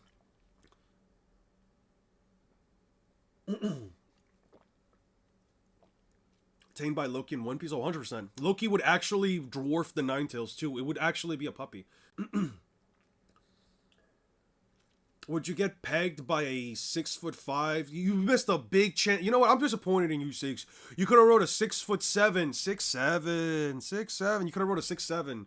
Anyway, goth mommy. I'm not into goths, and I don't want to be pegged, so probably not. When Igneel came out, that's right. Igneel came out for a second. That's right. Okay, I could see where you were feeling some type of way about that. I could see that. Crazy statement. Yeah. Talking about the big twist of dragons are all dead and the Dragon Slayer's time travel, the subplot revealed. Yeah, that I didn't like that subplot, by the way. I really didn't like that.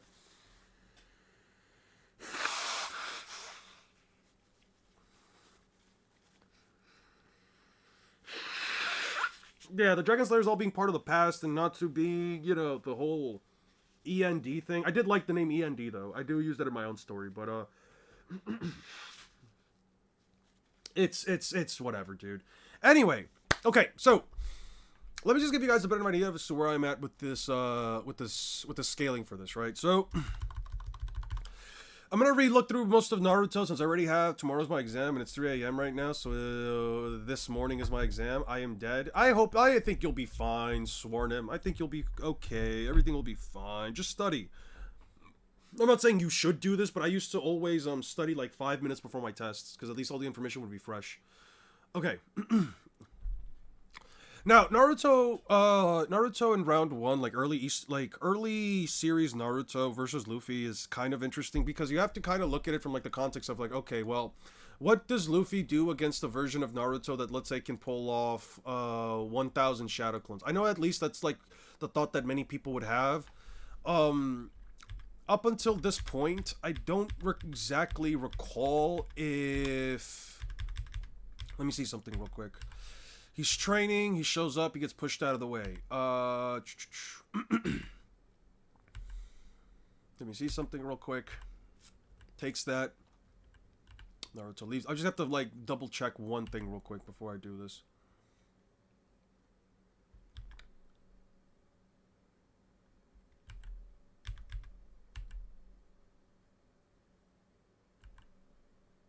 Yeah. Okay, yeah, Naruto has no ninja tools. So, I'm just saying it's possible to compare... It's a possibility to compare Vassal Ichigo to Shinkai Kenpachi, since both are more powerful than Unohana and should scale below Yamamoto. Just an entire... Oh, no, it's definitely an entertaining possibility. No. Here's the thing. You're not exactly wrong, because there is a potential argument that, like, Ichigo, at least by that point, could be comparable to a version of Kenpachi that is stronger than Unohana.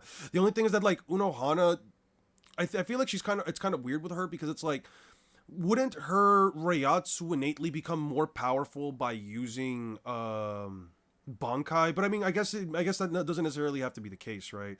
I think it could be fair, all things considered, especially since like she is fighting against the version of Kenpachi who does have to progressively become more powerful in order to take her out. So I could see where you're coming from with this. It's not a bad exercise to actually. It's not a bad exercise to exactly, you know, to think about, all things considered. I do think there's some possibility to this, actually. I thought to myself when I see the WIS editor saying stuff like, I don't agree with my take, come debate me, and I'm like, why debate him when he's not gonna change his mind anyway? What's WIS editors? I mean, it's fair. You don't have to like really debate someone if it's not for the purposes of like at least accepting any potential and like changing their mind. I feel like that's one of the biggest issues with like debates nowadays. Like people just assume that like, oh well, we're gonna have a debate or whatever, and they're trying to like just prove something to each other when it's just they're both trying to prove each other right. That's why I don't personally like partaking in debates. I still don't get why they say Igneel couldn't beat END when Zaref and Igneel were friends and he just adopted END/Natsu. Hope they explain it later, but I doubt they do. I don't think they do. I remember reading it up until they defeated Agnologia, and then I was like, you know what, this is enough for me. I'm not pushing forward with the story anymore. I don't recall them ever doing that, and I don't recall there ever really being anything that like mattered with Natsu actually being END, so I don't know, man. You think Luffy's Conquerors can make Shadow Clones unusable? Oh, we'll get into that in a second. Mr. Dens, thank you so much for the 5 gifted memberships. Thank you so much, guys. Can we get some W's for Mr. Dens? I'm pretty sure the first time Naruto uses the massive shadow clones, it isn't 1,000, 100 seems more likely. I'm not gonna count this number. Let me see. 1, 2, 3, 4, 5, 6, 7, 8, 9, 10, 11, 12, 13, 14, 15, 16, 17, 18, 19, 20, 21, 22, 23, 24, 25, 26, 27, 28, 29, 30, 31, 32, 33, 34, 35, 36, 37, 38, 39, 40, 41, 42, 43, 44, 45, 46, 47, 48, 49, 50, 51, 52, 53, 45, 59, 60, 61, 62, 63, 64, 65, 66, 68, 69, 70, 71, 72, 73, 74, 75, 76, 77, 78, 79, 80, 81, 82, 83, 84, 85, 86, 87, 88, 89, 90, 91, 92, 93, 94, 95, 96, 97, 98, 99, 100. Definitely over 100. Definitely over a fucking 100, dude. Definitely. Does a lot for her scaling. It really doesn't. It really doesn't, because she off-guarded the shit out of her. Do I need to bring up Naruto being stabbed by a sword? Like those editors that make versus edits with anime, and yeah, it's really a waste of time debating someone when you know they aren't going to change their mind, which is perfectly fine, but not my cup of tea. That's fair. I think that's fair. Rick, I'm sure we'll be able to dissipate all the clones at once as long or use as long range attacks or some kind of barrage of Gatling. I could bring up like the Naruto being like caught by a fucking simple ass blade. I solo Sukuna with a teaser, yeah. Also, are you sick? I heard you blowing your nose. I am sick, man. I am sick. I caught a cold over the weekend. I was at a wedding. I was at least like celebrating my friend's wedding on Thursday. I was the witness, and I guess we were walking around in the cold, and I didn't have a beanie or a hat with me. I'm thinking that's what kind of got me in this point. Then Kaguya had exclamation marks, was falling towards her. Am I crazy? She legitimately looked fucking confused when she got punched in the back of her head. I'm not even lying, dude. It's like what, 687, something like that. Yeah.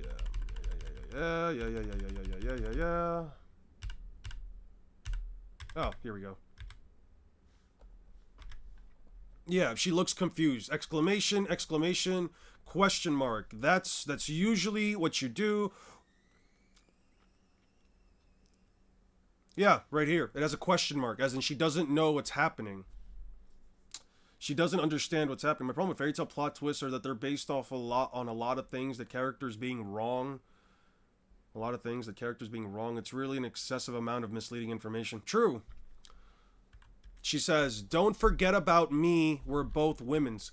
Kaguya, the entire fucking fight, the entirety of this exchange, never once even remotely looked at fucking Sakura, dude.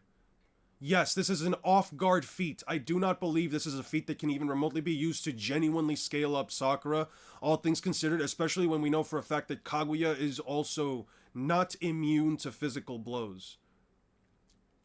Sakura was falling at the speed of whatever the gravity in this world is, and this is not the enhanced gravity world. This is not the enhanced gravity reality dimension thing that Kaguya made. So no, she is falling at 9.3 meters per second, and she still landed a punch to the back of Kaguya's head. Thank you, Eon. Perhaps you can ever mention the possibility you can make your Bleach power scaling videos of Vastalordi, Shikai, Kanpachi. Whenever I talk about just the overall scaling of the series, Kaguya didn't know Sakurai hit that hard. She doesn't, okay? So she didn't know that she hit, doesn't mean that Sakura's able to hurt. Doesn't mean that Sakura's able to hurt her, though? No, because...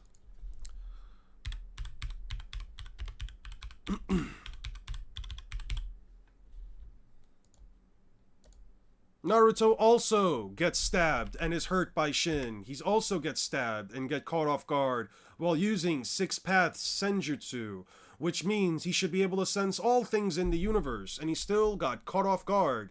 So did she. Your durability in Naruto is not at its peak when you get caught off guard. So no. It's not that Sakura is strong, it's not that Sakura is impressive, it's not that Sakura is a great character, it's that she quite literally got lucky because Kaguya never once even remotely considered her to be anything.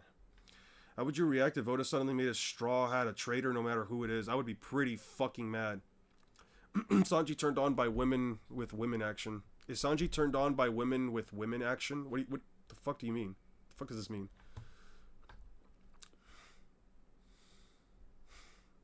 I especially just like how Fairy Tail's writer wasted Irene Belzerian. Yeah, Urza's own mother. They made a whole fucking plotline about that. I don't even think they ever even really met. Yeah, I don't think they ever really did anything with her. It's just kind of weird. I mean, Luffy can break a blade with his teeth all the way in East Blue, yeah. I have a question. So I have a 5-month membership. If I upgrade, will it up the number of how long it'll last? I think you just have to stay on the membership that you're at. You don't have to upgrade it. You don't have to do that. That was Sasuke's imbuing his sword with chakra into... Oh, okay, now Sasuke's imbuing his sword into... Now Sasuke's imbuing his chakra into this blade, right? Sure, okay. Where's the chakra in the blade? Where was that ever remotely stated? Where is it shown that his blade was covered in chakra, supercharging it and what have you? You know who else damaged Kaguya? Naruto. You know who else isn't even close to as strong as Kaguya? Naruto. Kaguya just has ass durability, I agree. At the writing or the character. I would probably be mad at Oda because I don't exactly think it... Okay, I don't exactly think that, like, it would be good writing for the Straw Hats to do such a thing, especially since, like, it's already been established that, like, Luffy's crew is different than other crews. They're really there for one another from top to bottom. Like, they're not going to immediately just change on Luffy for any fucking reason. I think it would be bad writing on Oda's behalf if one of them was a traitor, especially since it seems like the reason why Joy Boy lost was because somebody betrayed him. So no, I think that would be terrible writing. I was pretty mad when I learned how the author decided to end Irene in a 100-year quest. It felt like an insult. Kaguya relies more on hacks than raw power over physical stats. I agree.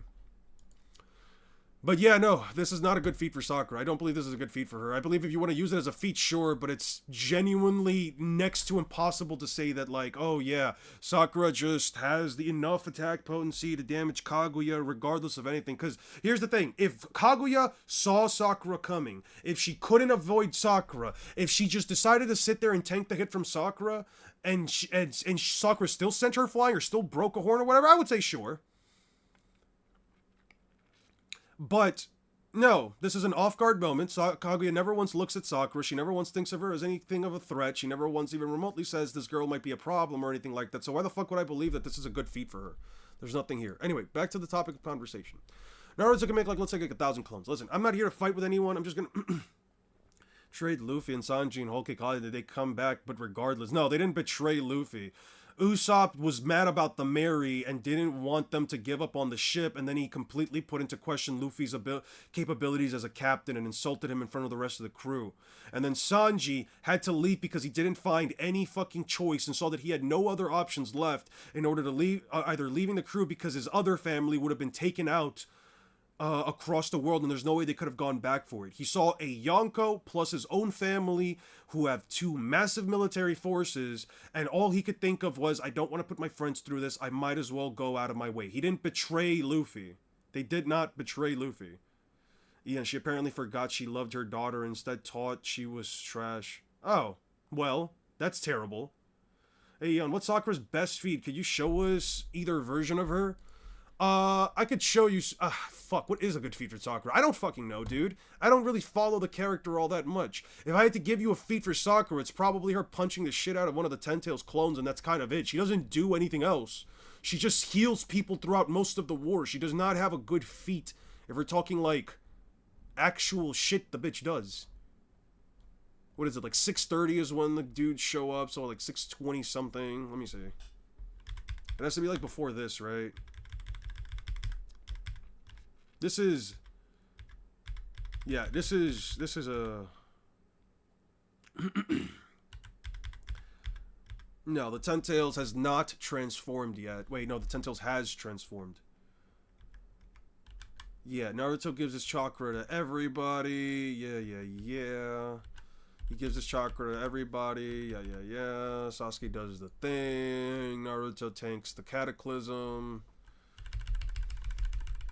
Yeah. Naruto. Yeah, Cataclysm. They're cutting power. Shin, his blade is digging into the Kurama avatar, so he isn't fodder and can be used to downplay other characters. Yeah. I mean, it's just blades that are constantly being pulled into the chakra. I don't think the chakra mass is also... Art Evolution is honestly insane. Yeah, I think it definitely improved. Honestly, it might be a hot take, but Ultier was wasted in the Grand Magic games. I didn't like the way they used Ultier. I really don't. Yeah, this is probably like Sakura's best fucking feat.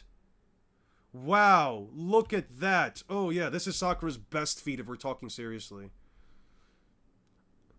I am never ever talking back to or crossing Sakura ever again. She'll turn me into dust.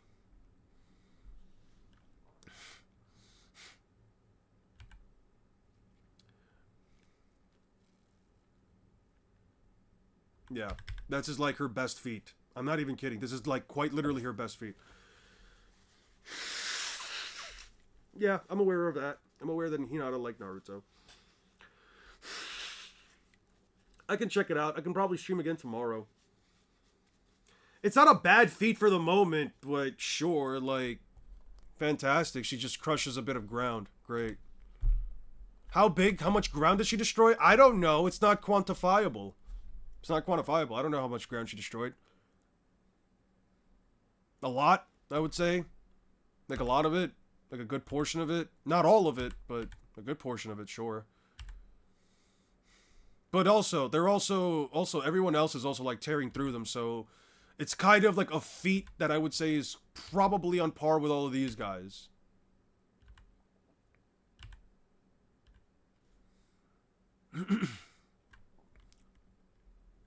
Yeah, the moment Sakura thought she was an MVP, how is Sakura boring? She's just Punch Woman now. Didn't she used to be a Genjutsu pro? I don't know why she's so boring, man. Maybe because Kishimoto saw Tsunade, decided to make a mini Tsunade, and then decided to never actually switch up her abilities. Anything even remotely close to make her special on her own, you know? I don't know.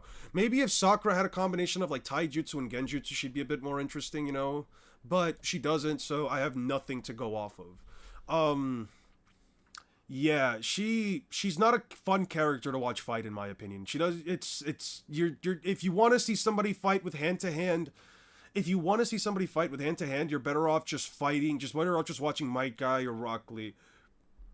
And you want a character with super strength doing stuff, you're better off just watching Naruto. She doesn't use Genjutsu at all in the whole series.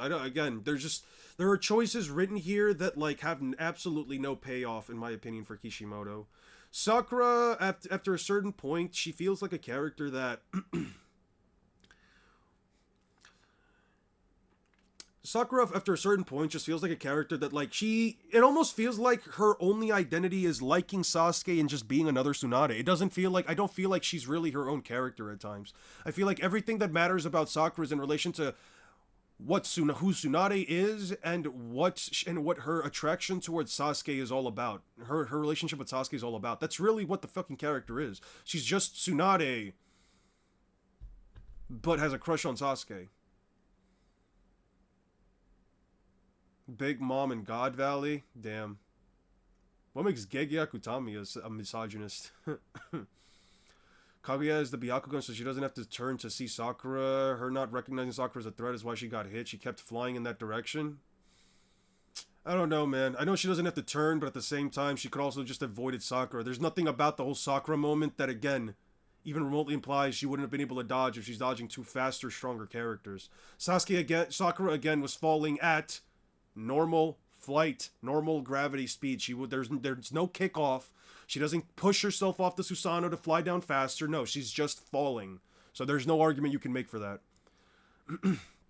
Doesn't know how to write women in arts. I disagree with that because he can write Tsunade very well.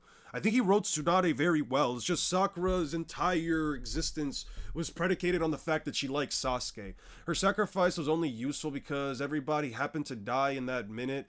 It was also all over one conversation where she had a completely rational thought. Yeah, that's true. Saying Hinata is worse than Sakura is a hot take. Yeah, I don't think Hinata's a worse character than Sakura, but at the same time, if your metric by which you have to compare Sakura to is Hinata, I think you're making a big mistake, because Hinata's not that great of a character either. Like, Hinata is not that interesting or cool of a character. She's just timid, shy girl that decided to tell Naruto how she fucking felt. The only thing I can give Hinata props for is jumping in to fight Pain when nobody else had the opportunity to do it. Or nobody else wanted to smoke, and even then,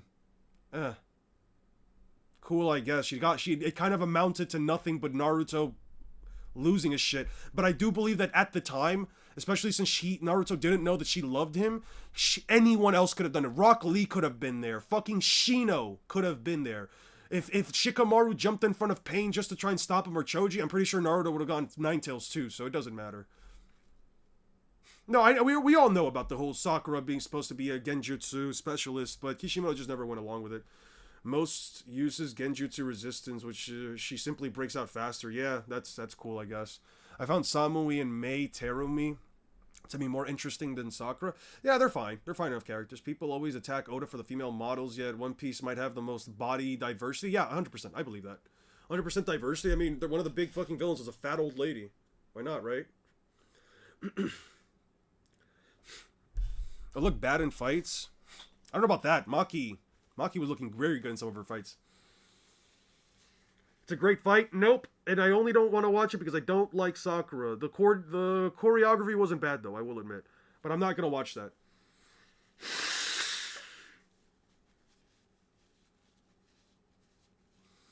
I think Conan's pretty well written, too. I think Conan's pretty okay character. She says she loves Naruto, and also Conan's ending is very underrated. Yeah, it's pretty okay. But have you seen the comments from Kubo about the JJK women? No, I have not. Can you please provide them for me? Kishimoto's best written female is the old puppet lady in Shippuden. She was also a very well written character. Are both amazing characters? We can agree to disagree on that, because there's no way I will ever be convinced that Sakura is an amazing character, let alone a good character. Here's the thing, and I'm gonna just go by this metric real quick, but there is no reason why a character is memed on for over 20 years. Sakura sucks, trash, Sakura sucks, meme. There's no reason why I should see memes of a character be consistently trash. Mind you, most of these are kind of different.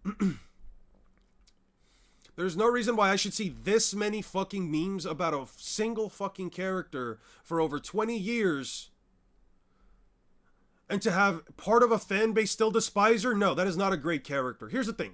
You can call a character great. There's probably a bunch of different ways that you can consider a character being great, or a character having some kind of a positive outlook on just on an entire fucking series, right?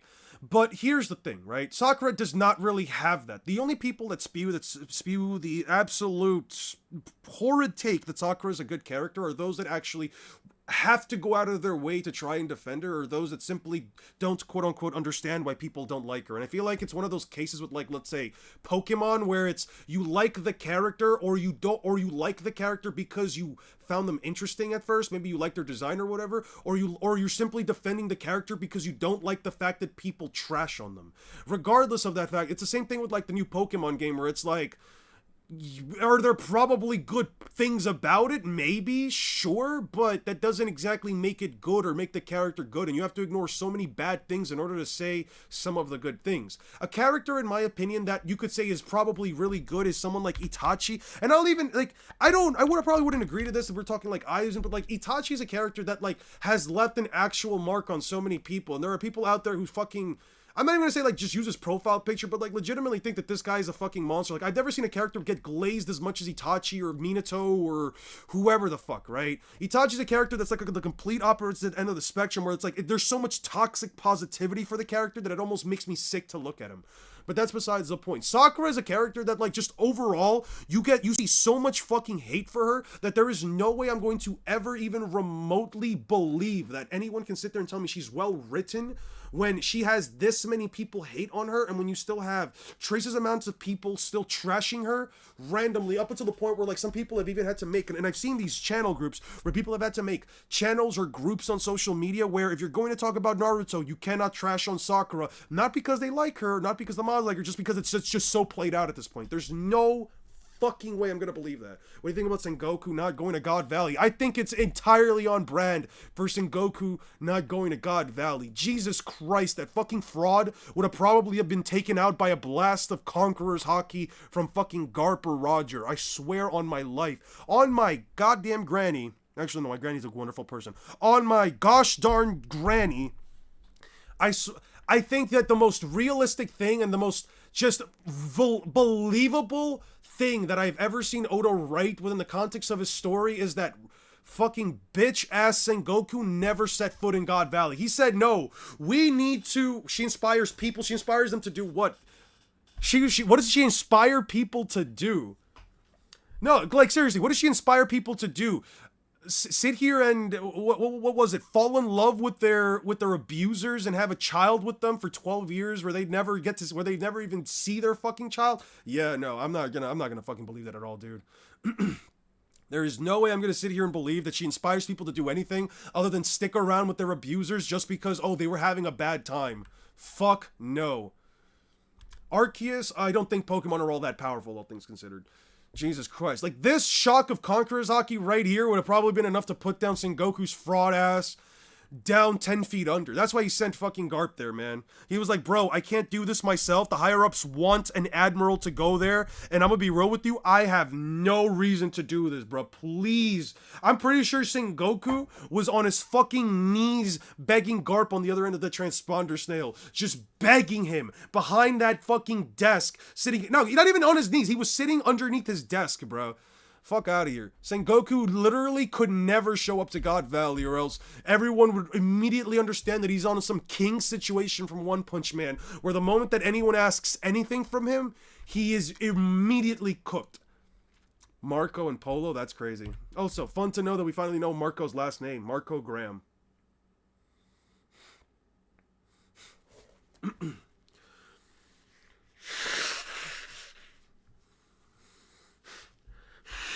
Sengoku versus Kuma. I promise you, Kuma, with just his brand new Devil Fruit, with solo Sengoku, bro. Arceus solos is fact. It's really not. Arceus has like no feats. Arceus has, objectively speaking, no feats. Who's the most impressive Buddha? Sengoku Hashirama? Listen, I would actually put money that someone like Garp would instantly one-shot Hashirama if he lands a full-powered Galaxy Impact to the face.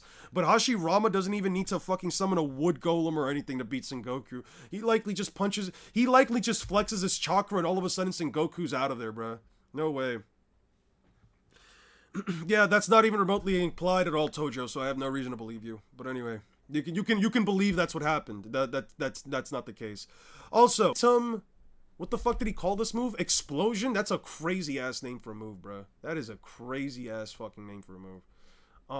We're gonna do double page manga plus because I do need, yeah, I have to constantly swap out between. Now we get to see the full screen. Yo, this is crazy. Oh, this is peak. This is fucking peak, man. Garp out here actually using Garp here actually using a Gatling style of punch attack. He's definitely Goofy's grandfather, bro. Honestly, a tough name. Infinitum Explosion. God of Fire Ace. Nice. Devil Fruit Kuma versus Sengoku. Honestly, it could go either way in my opinion. Nah, man, nah. Kuma with his biology, if he just decides to actually put any of that fucking Buccaneer blood to use, he is absolutely curb stomping that fucker. Who would protect the Marines is not implied. It's told to you. When does it say that? Where is that said? Let's go back like what, 7 chapters?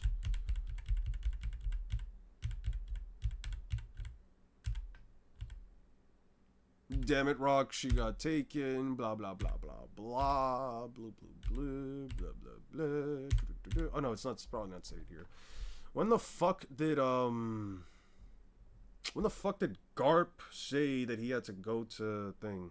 It's still in, like, Egghead, right?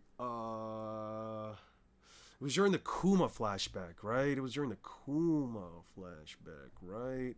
And the Kuma flashback is between 95 to 10 this, so what, like 100? It's far like 100. No, it's not. It's actually way farther back. What's wrong with me? No, we have to go like way farther back. It's actually at the start of the time skip. What the fuck am I saying? Okay, 94 maybe? Yeah, 95. Kuma.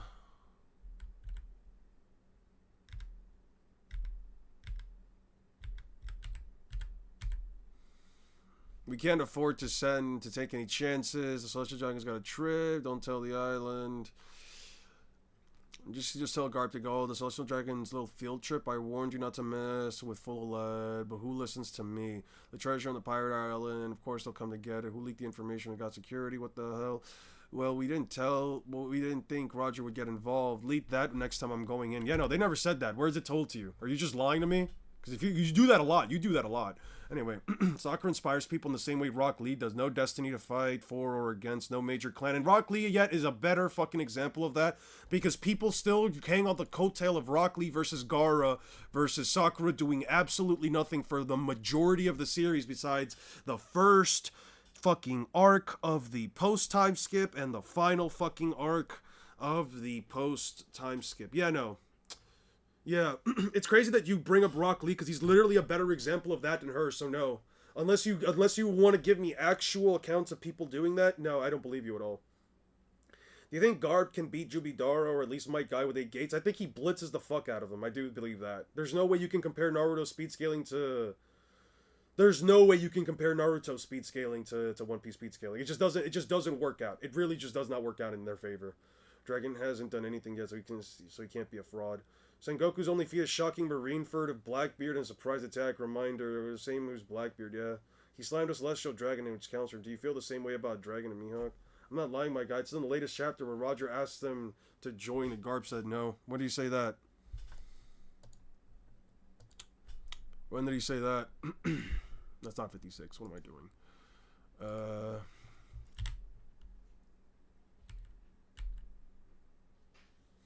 The sky split, blah, blah, blah. Vice Admiral Garp, resilient. You've got every living resident and sailor on board. What's happening? Roger Rayleigh come off the croak. So Roger rocks. I came here interested in both of you, but my plan was to steal Shaki and take the treasure and out of here. Instead, we'll team up for a minute. I have a number of issues with this, but I can't afford it to let him run free. Hey, Rocks, that's a look you've got. The curse. Is there any way to break it? Just wake up. Faster, Roger. Blah, blah, blah. Gloriosa. I don't care about these guys because I have nothing to do with him. He knocks them away. Where do they go? Dragon, Newgate, calm down. What are you people doing right now against them? Isn't it going to be put here? It better not. Rayleigh Gaban, the island will never have existed. Understood. The God Valley incident, S level, top secret classification, the records of the clandestine operations and special hazards pay for people 6.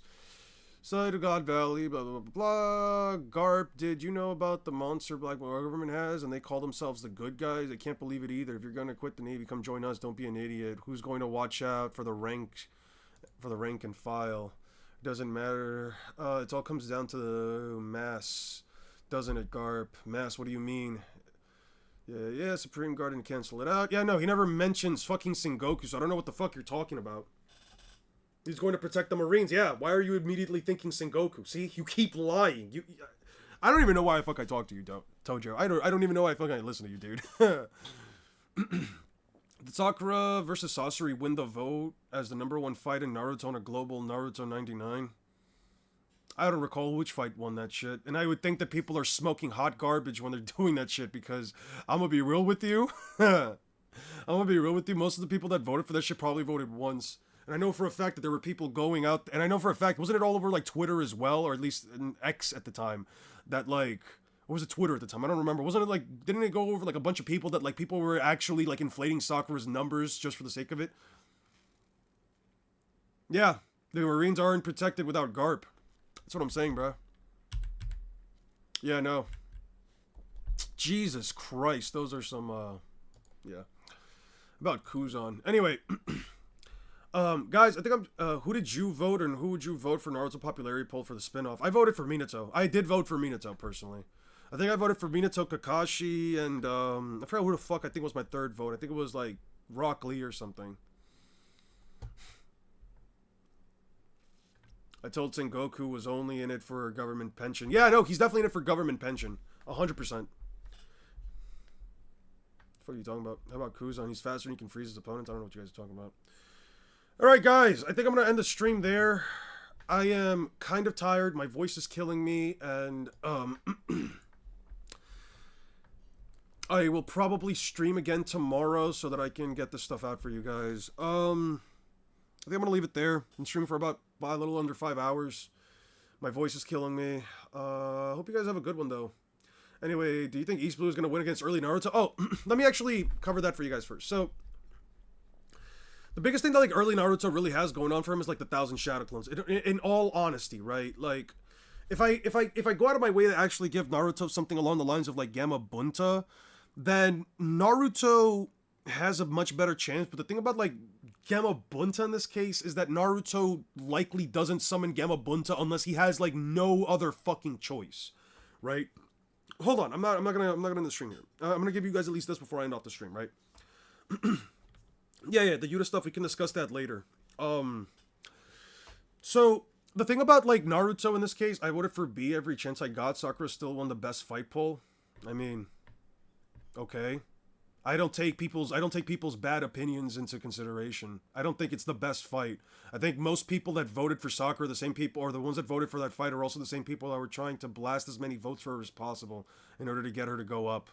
There's also the fact that Japan really loves the bitch. I don't get why, and the Japanese are enigmas to me because of that, but I refuse to agree with that being the best fight. I think there are way better fights, all things considered, and I think, like, between, like, Rock Lee versus Gaara, Naruto versus Sasuke, Naruto versus Sasuke Part 1, and End of Series, there's fucking Kakashi versus Obito, like, there's no way that's the best fight, from any standpoint, including choreography, bruh. Anyway, I don't think that Gamma Bunta is necessarily a factor within the context of this fight, only because Naruto never summons him unless you just, like, Naruto, like, Luffy is for some reason pushing Naruto to such an extent that it's so weird, man. Like, Naruto only ever pulls out Gamma Bunta when, like, people that he wants to protect are in danger, and he only ever summons Gamma Bunta, like, once, and he only summons Gamma Kichi once in the case of, like, oh, we have to, like, cover this massive amount of ground, or we have to fight these giant beings. I know some people would be upset with me saying that, like, Gamma Bunta doesn't pull up, but, like, what would really... Gamma Bunta might fight for Naruto depending on what it is, but yeah, like, in this case, it's like... he only genuinely fights... Could you genuinely do a Garp versus the Slave Children from God Valley? Man, you ask for a lot of fuck shit. I'm not gonna lie, Aster. You ask for a lot of fuck shit. There's also the case of, like, the only reason why Gamma Bunta wanted to fight for Naruto in the first place was because, like, Gamma Kichi was already with him, and he basically said, like, oh, this guy was bullying me, and Gamma Bunta didn't want to fight him at the start anyway. Do you think League of Legends champions could beat Illidan or Lich, King of Warcraft, in a fight? I have no idea, dude. I do not know enough about League of Legends or World of Warcraft. I would assume maybe if they're good at video games, I'm pretty sure they could pick up on it fast, grind up a character, maybe do it. Oh, Sengoku versus the Slave Children. I think he would get absolutely battlefield removed by Kuma. Luffy would destroy Gamma Bunta like he did with Momo in the park. Let me see something. How big is Mumu? How big is Mumu? Mumu? Mumu. One Piece.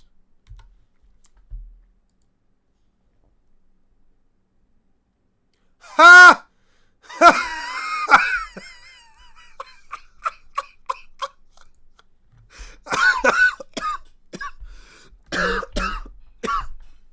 Jesus Christ! Wait a second. No fucking way.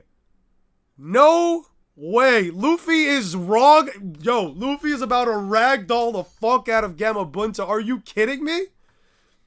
Are you kidding me?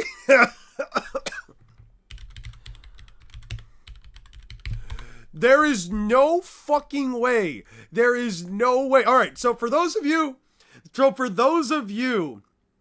that believe that Gamabunta would actually, for those of you that don't understand why I'm laughing so much, so Gamabunta is canonically 17 meters tall. That is the canon height that he has. Luffy, if in case you didn't remember, picked up Mumu back in early One Piece. He picked up Mumu and sent him flying. And I don't just mean like sent him flying. I mean he picked him up by his horns, slammed his feet into the ground, and then flung him so fucking far. These motherfuckers didn't know what the fuck they were doing. Let me see something. When the fuck does Luffy fight, what's his face? Alright, let's see something. Yeah, no, Luffy is curb stomping that fucking cow. Like, I was here at least, like, thinking about, like, giving Mumu something, right? Like, I was thinking about giving, like, Naruto, like, oh, well, you know, like, Gamabunta might actually, like, make things go in his side of the arsenal or whatever, but just started right now when I'm going on break. Nice. Yeah, this is what Luffy did to fucking Mumu. This is what Luffy did to fucking Mumu. Yeah, no, he's grabbing Gamabunta and tossing him through the fucking sky. Still has scaling. Gamabunta still has his scaling. Size isn't the deciding factor. It is when you have Luffy who can lift him up and send him flying. That is a deciding factor, actually. When he can lift up something that's almost twice as big. Correction, over 2 times larger and send him flying. Yeah, no, I think that's a pretty good deciding factor here. And that's just lifting strength as a whole, my friend. Yeah, no, Gamabunta's getting fucking curb stomped here. Anyway, so I did watch the video, man. I already watched the video, Jeff. I already watched the Seraphic stuff on the Gin argument. Has a weight. Gamabunta a weight? I don't think he does. I don't think it's ever stated.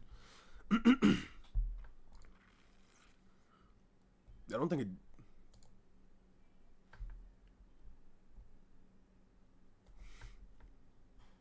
He's estimated to be around the size and consistent. Has been depicted as the weight as an estimation. I don't give a fuck about that.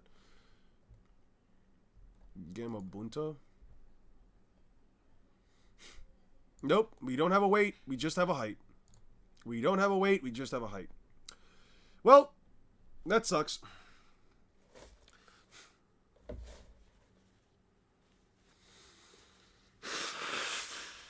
Because the difference is the pacifists are constantly blasting beams of light.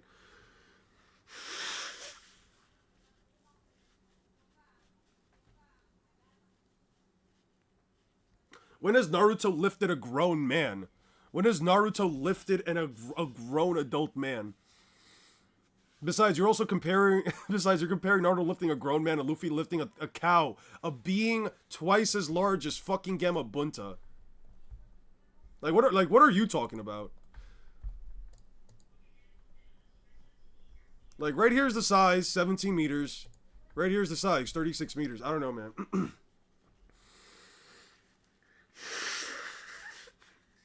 Yeah, that was... Okay. Yeah, anyway.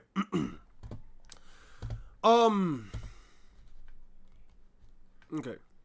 So, the thing about, like, early part 1 Naruto is that, like, it's kind of weird, because... Okay, so... Naruto has his shadow clones, but again, they only come out... Like, a lot of Naruto's toolkit is actually really dependent on his mental state and how, like, serious he's going to be taking on something. You can't reduce a battle argument to height, weight, because none of the opponents is giant and the other character is beating a bigger one. Well, I'm not. I'm going to go into the rest of it, but the fact that Luffy can literally not slingshot, but literally spin around and toss a being twice as big as Gamabunta, I would say that it goes a pretty long way for how powerful, you know, Luffy is, all things considered, since Naruto can't do the former and doesn't really even scale to Gamabunta himself. You know what I mean? So far, do you think Ulquiorra can defeat Madara before he absorbs the Ten Tails? Oh, Ulquiorra can definitely defeat Madara. If you go, especially with like the light speed scale, you can definitely argue Ulquiorra beats Madara. Madara doesn't have anything in his arsenal that's as strong as, like, you know, those big ass fucking explosions. One Piece first got the craziest strength feats compared to the rest of the big... What are you talking about? Lifting going to save Luffy from a giant water bullets. What's gonna make Naruto summon Gamabunta in the first place? Like, here's the thing that that you guys still don't seem to understand. Why would Naruto summon Gamabunta in a 1v1 where he's not fighting a giant being and his friends' lives aren't in danger? What are the odds of Naruto summoning Gamabunta? Because I can promise you right now, he summoned 2 giant toads within the context of 2 of his fights. And in both of those cases, one was against an army of 10 tails, and the other one was a case of him fighting a giant-tailed beast. So again, even with Gamabunta in his back pocket, I don't think Naruto ever summons him. And if he does, Luffy grabs Gamabunta and sends him flying across the battlefield, and then he just continues to beat on Naruto. That's also under the assumption that Naruto lasts long enough to not only get his ass beat by Luffy, but then somehow survive the curb stomp and then have Luffy do that. Like, I don't know what you want me to tell you. It's not just a matter of like size or whatever. It's the fact that Luffy is a fucking monstrous powerhouse that can fight multiple people at the same time. Because not only could he just grab Gamabunta, like, let me put it like this. Best case scenario, Naruto makes 1,000 shadow clones, and also, on top of that, summons Gamabunta. Mind you, he has to use Nine Tails chakra for some of that shit, and then literally grabs fucking Gamabunta and spins them around Naruto's clones, popping all of them. I don't even know if Naruto doesn't just get taken down. I don't even know how many ads does this stream have, bro. My bad. I put like I put an average amount, so sorry about that. Even with Pain, he summoned them to counter Pain's giant summons. Yeah, Naruto doesn't just summon Gamabunta just for the sake of like, oh, there's a tough opponent, let me just summon Gamabunta to fight for me. Also, Luffy was able to lift Gamabunta. Not only would he need the force to lift and throw his weight, he also needs the force to be stronger than Gamabunta, otherwise Gamabunta would stay on ground. Correct. And here is a being twice as big as Gamabunta in a verse where the physical scaling is consistently greater than Naruto's. And yeah, I don't know, man. Maybe I'm the one bugging here, but I don't know. When you compare things like Mumu being a giant sea beast, Mumu being twice as big as Gamabunta, Mumu also coming from a verse where the physical strength feats are way greater than anything in Naruto. I don't know, man. Maybe that is just me. I would be kind of disingenuous for me to assume that Mumu isn't a bigger problem, at least physically, than Gamabunta. Now, yes, Gamabunta has the giant water bullet jutsu, but again, you'd have to essentially say you'd essentially have to argue based on the preconceived notion that Naruto summons thousands of clones at will without any issue. Naruto summons Gamabunta, gets Gamabunta to fight Luffy for him. All the meanwhile, Luffy just sits there and just lets it all happen. Doesn't really need Gamabunta, but Gamabunta downplay to believe that the only factor is his size. Well, it matters because he can just send Gamabunta fly. What part of sending Gamabunta flying do you not understand? What part of... I don't even care about this Luffy versus Naruto matchup anymore, so I'm not going to argue whether or not we're willing to summon Gamabunta. This is Gamabunta versus Luffy now. Yeah, pretty much. But here's the thing. Even if I were to give you that, like, Gamabunta does beat Luffy because of giant water bullets, which I don't think is necessarily disingenuous. I think it's a fine thing in and of itself. Like, those giant masses of water could be enough to, like, at least weaken Luffy consistently. The issue is, like, what does Naruto really have in his arsenal that puts down Luffy? Because if we're talking, like, him buffing up his Nine Tails chakra, let me remind you all that whenever Naruto gets buffed by Nine Tails chakra consistently, whenever Naruto gets buffed by Nine Tails chakra, it's usually just to his raw strength, right? Now, might I remind you, whenever Naruto fights using Nine Tails chakra, what does he specifically use, right? He uses punches and kicks. When he got buffed up by the Nine Tails chakra, he punched the shit out of Haku. He punches the shit out of Haku, right? Yes, punches him and sends him flying through that. When Naruto gets the Nine Tails chakra buff again, let's see, no, get this bitch out of my screen. Let's go back like, what, 4 chapters, a couple of chapters. When Naruto gets eaten by the snakes or whatever, yeah, he punches one. By the way, kudos to me for doing this, which is rain down bullets from the air. Yeah, you're assuming that Gamabunta sees Luffy, says, okay, I'll fight this guy for you, then jumps up into the air and fires down bullets. Again, you're thinking about this like, oh, Gamabunta doesn't just sit there for a second, and Luffy says, grab, throw. Jesus, stream is still on. GG, mate. I'm gonna start from Ulquiorra versus Scary Guy, work my way down to Luffy versus Naruto. That's chakra, right? So you can't simply assume the cow is stronger because it's bigger and belongs to the verse and allegedly a bigger average physical powers. I can agree to it because what strength feat does Gamabunta have that would make me believe that he would be physically stronger than the giant cow? Because again, the giant cow has being bigger, which means more mass, which means more strength, and it comes from a verse with bigger than average physical prowess, right? What does Gamabunta have? What strength feat does it have that would make me believe that it could overpower Luffy where the giant cow wouldn't? That's the thing, right? He doesn't have a feat like that. Gamabunta legitimately does not have a feat like that. Because like saying Gamabunta can enhance himself with chakra, okay. Has there ever been a feat where Gamabunta enhances himself to the point he's just lifting up bigger things? He couldn't even move another 16-meter tall creature. Am I gonna assume that Shukaku's now all of a sudden bigger or like heavier than Mumu? I don't know, man. I don't have a fucking weight calc for Shukaku. The giant cow is weaker than a fishman too. Yeah. In the next 3 chapters, East Blue Luffy fights on equal terms with a whale over 300 meters tall. Luffy destroys Naruto and Gamabunta simultaneously. Yeah. What's stopping Luffy? Let me show you something. What's stopping Luffy? Like, this is just a giant cow, right? How about, let's go up to, what, chapter 102? What's stopping, like, Luffy fights this thing. This thing is bigger than Gamabunta, and Luffy not only fights it, but he hurts it as well. Let me go straight forward, like, 4 more chapters real quick.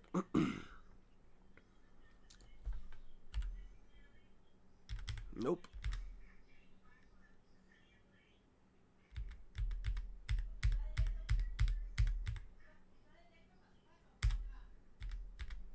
Yeah.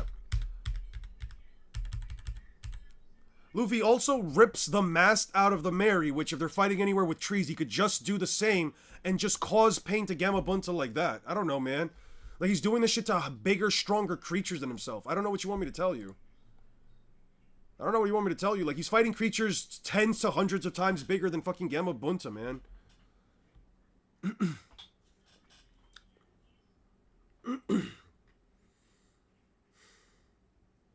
Laboon is probably bigger than the Ten Tails, if I'm being honest with you. Does the cow even have? Well, it can survive being underwater tens of thousands of meters underwater, and it can also pull a giant ship like it's nothing. I don't know, man. What feats does Gamabunta have? What do you want me to tell you? I mean, if Luffy threw Gamabunta up, that would still put him in the air and rain down bullets. You think Gamabunta's gonna recoil? You think Gamabunta's gonna stop himself from the recoil? Wait, time out. You think Gamabunta's gonna stop himself from the recoil when Pain did this to him? Like, come on now. Like, actually, come on now, man. What is it, like 430? 430 is like, yeah. What's his face? Sage Mode Naruto. Yeah.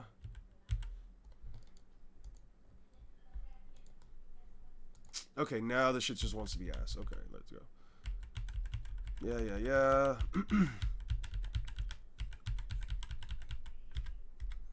Yeah, he's gonna survive the recoil, but getting sent flying like this is gonna... It didn't stop him from, like... sorry. He can get sent flying with this much recoil, and he doesn't react to it at all. So Luffy's shooting him, throwing him up into the air. Oh, he's just gonna be able to throw stiff back? I don't believe that, man.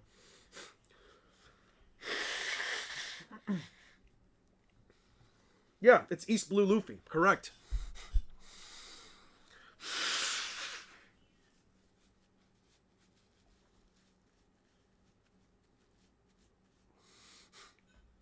Also, back to the thing I was saying before, like, the other part is that, like, even if Naruto gets a boost from his Nine Tails chakra, he mostly goes for hand-to-hand combat with it, so... I mean, him getting a buff from the Nine Tails, regardless of how big you think the buff is, which should be anywhere less than a 10 times amp, it doesn't punch, it's not enough to hurt Luffy. Luffy is immune to physical blows as far as non-sharp or piercing attacks, and Naruto never puts those nails to good use. So, part 1 Naruto versus Luffy, it's like, how fast do you think Naruto is? Well, by the time of By the time of the tuning exams, we're talking about a supersonic speed. We're talking about like a supersonic speed, which is anywhere above like Mach 1.1 to like Mach 2 and onward. Speed scaling for Naruto and all of his friends. Even if I were to say Naruto's 10 times faster than the speed of sound, that would technically make him somewhat slower than Luffy, who can punch through an explosion 5 times before the explosion even dissipates. I don't know what to tell you. Naruto, mind you, Naruto also doesn't have a feat in his arsenal that puts him in like the small town levels of range, considering that, well, he doesn't really have anything like that. Shinra Tensei beating his ass is not an anti-feat. The shit consistently knocked Sage Naruto. Yeah, but it's the same thing as sending him through the air. I don't know. When Naruto even compete in speed, he doesn't. Naruto doesn't have the best, at least quantifiable speed feats during part 1. I know that people are going to try to bring up the Haku stuff, but as I will remind you, Haku doesn't inherently ever attack Naruto while moving between the mirrors. He only attacks Naruto while moving out to the mirrors. I'm not saying Sage Naruto is losing to East Blue Luffy, by the way. I'm not arguing that. Pain is stronger than Luffy. Also, a throw is different than being sent flying by a strike. Throws hurt less. It's landing. Okay, but you still have to argue that Gamma Bunta is going to not be surprised that a kid is not only lifting him up, but sending him flying. And then, while also hurtling around in the air, you have to somehow prove that Gamma Bunta is going to mold his chakra, clap his hands together, and then start shooting, and then accurately shoot a water bullet jutsu. That's the thing. You are assuming that Gamma Bunta can stop himself, not midair, but stop himself from recoiling through the air or being sent flying and readjust himself to blast the fucking water bullet. Like, again, you're making the assumption, like, that is such a crazy assumption to make with nothing to go off of. When has Gamma Bunta ever been sent flying and also shoots back water bullets? Adult Naruto is so strong his own daughter punched him in the balls. Both him and Kurama felt that. Make it make sense. That was technically in the gut, but either way. A Naruto guy, no matter what, he's not giving you a dub. I know, I was following the comment to my Shinra Sensei. Ah, got you. Still waiting on the Gamma Bunta feat above small town level. I don't think he is getting thrown, to be honest. What makes you think he wouldn't get thrown, though? What makes you think that? Because there's nothing to make me believe that he wouldn't. It's not like Gamma Bunta's too fast to get grabbed. And it's not like Gamma Bunta wouldn't be surprised, like, what the hell is this kid trying to do? Oh, wait, what the fuck? He's pulling me in? Oh, wait, I'm being flung around? And without being able, and especially if, like, Luffy grabs, like his forward arms are around his neck, I don't think the Gamma Bunta is going to be able to, like, mold chakra while he's being flung around and then just automatically be sent flying. Like, I have to see a feat that would, if anything, make me believe that he could stop that. But anyway... the Haku stuff doesn't really matter because, again, he never attacks Naruto between the mirrors, and the one time that he does, he completely blitzes Naruto's perception. Naruto still grabs him. Pain is post-time skip. You're also comparing Pain versus Luffy when Luffy versus Gamma. And we're not even talking about Luffy versus Gamma because, again, this is all off of the assumption that Gamma Bunta even A, listens to Naruto, or B, Naruto in character summons Gamma Bunta. I think the biggest issue here is that Naruto can only consistently summon a few clones at a time, and he has to be in a very specific... We've seen Toads do hand signs midair, but not being thrown, one smart. Forget about the air stuff. While being flung through the air through pure physical force.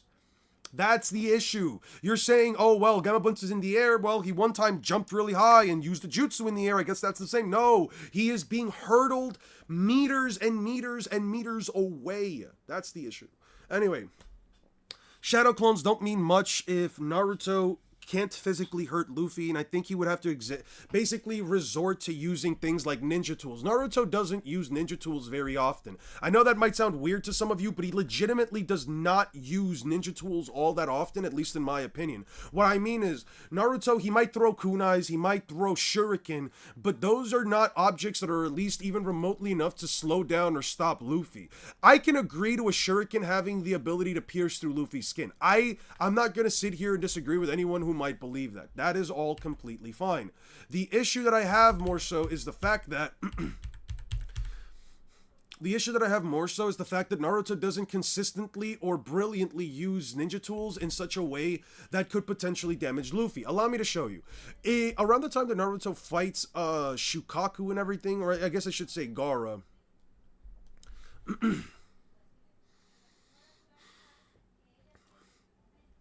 1 second. Damn, I'm out of water. I'm gonna need to get some more. I need to get one of those like big jugs, like those big like gallon jugs that say that say like you're almost there, you have it, keep going, stuff like that. Because I've heard that you can actually lose.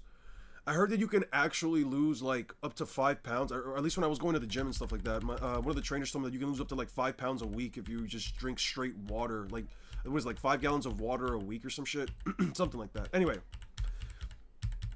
Naruto does use his ninja tools, but he doesn't. Yes, Shuriken. I would at least argue that like a Shuriken can pierce through Luffy's skin. I'm not gonna sit here and tell you that like Luffy's too tough to have Shuriken pierce through them. But the reason why I'm bringing this up is because Luffy is consistently stabbed, shot, and blasted by these kinds of weapons.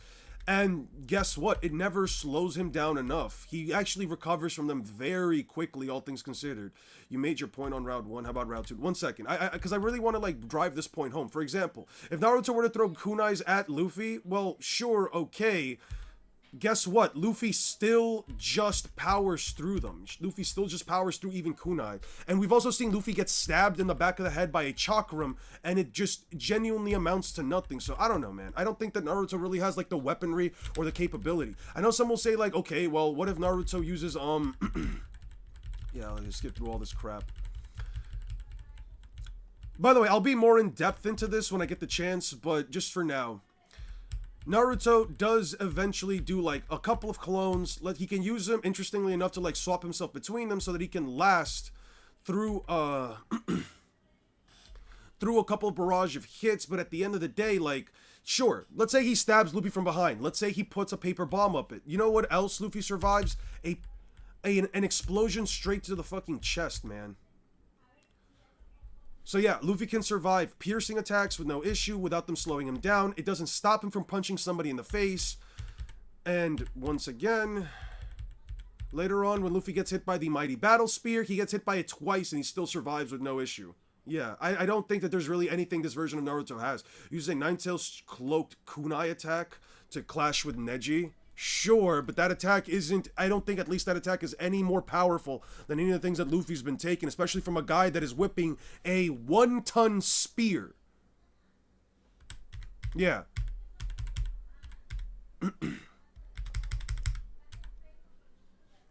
That mighty power spear is more powerful the more he puts weight into it.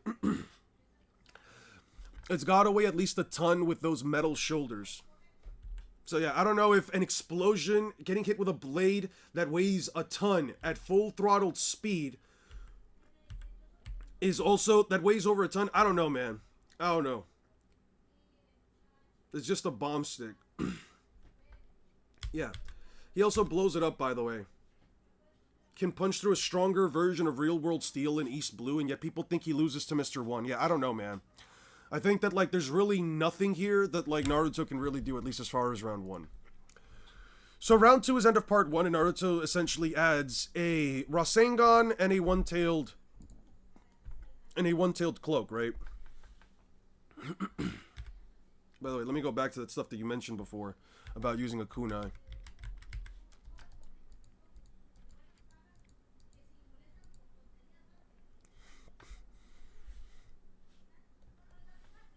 Let's see. Naruto throws kunai. They can't go through. Throws.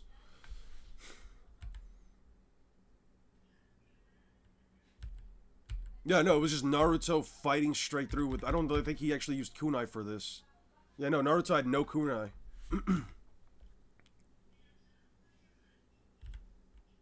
There's no kunai in his hands. There's no kunai in his hands. Yeah, Luffy's just too tough. I don't think that Naruto can really has that many options to like take down Luffy. It's incredible how much stronger Luffy is than pre-time skip Zoro. Yeah. So, moving on to round 2. It's just not close here. Look, listen. End of pre-time skip Luffy is moving at like FTL to at least relativistic to FTL speeds in his base form. He is dodging beams of light. All this without taking into account that Luffy destroys a superhuman 10 times stronger than a human, who in turn is a superhuman within his race, Arlong, yeah.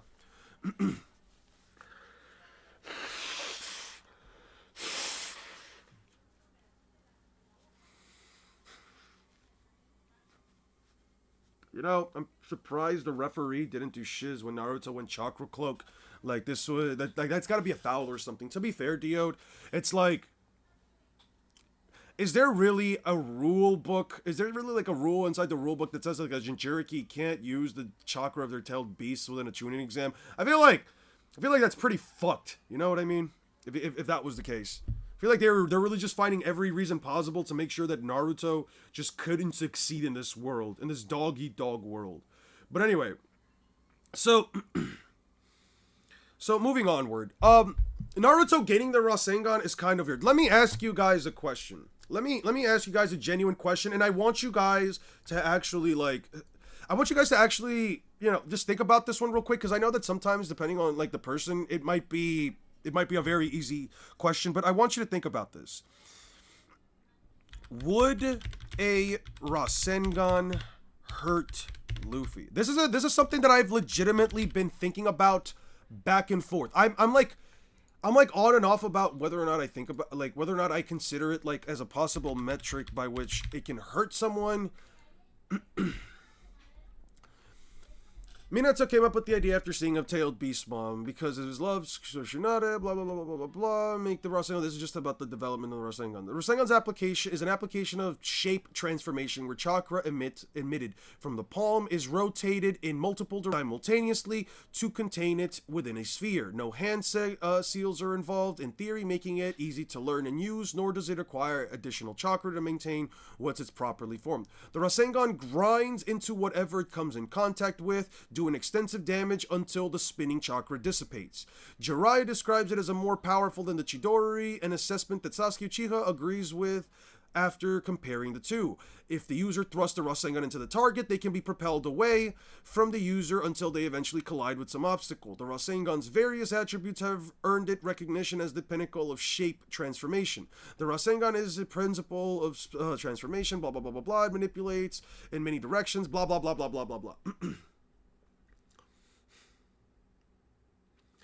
I'm asking for the regular Rasengan. I'm not asking for a Rasen Shuriken. I'm talking about a regular Rasengan.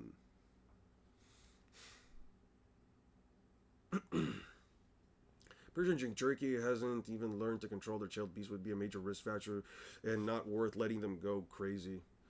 Yeah, but then we kind of removed the idea of like Luffy, not Luffy, Naruto and Gaara like fighting in the Chunin exam, since they would be fighting with a weapon that just nobody else would actively have. Is an energy attack, even if it's one that isn't thrown, I don't think it qualifies as a bullet attack, even though it is a projectile. The reason why I ask this is because it uses torque and rotation to essentially thrust the target away, right? Like it grinds away at the target. But let me also show you one of Luffy's attacks that also does this. I'll go here.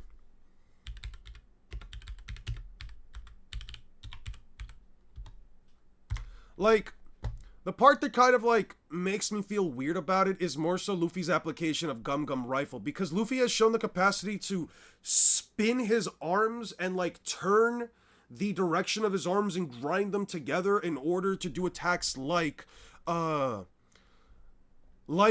Gum Rifle, where he's essentially doing the same thing of, yeah, he rotates his arm and twists it around to stretch it to hit his opponents with a close range attack that also massively increases the velocity of his punch. What I'm saying, I'm not saying that like a Gum Gum Rifle is the same thing as a Rasengan, but if Luffy's body can easily withstand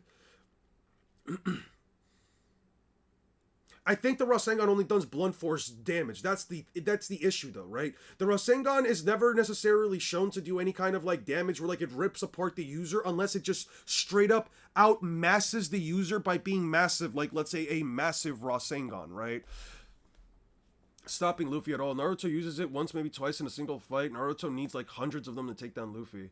Only if you believe it works like Lucci's Rokugan. But yeah, but the thing about the Rokugan is that it also blasts through your internal body. It goes straight through the body, thus bypassing your average durability. So when he hit Luffy with it, it wasn't just that it was bypassing like or like hitting Luffy like really hard with like a stream of energy or a stream of like force. It was legitimately like hitting Luffy's lungs and his it was hitting Luffy's lungs and heart in addition to it, right?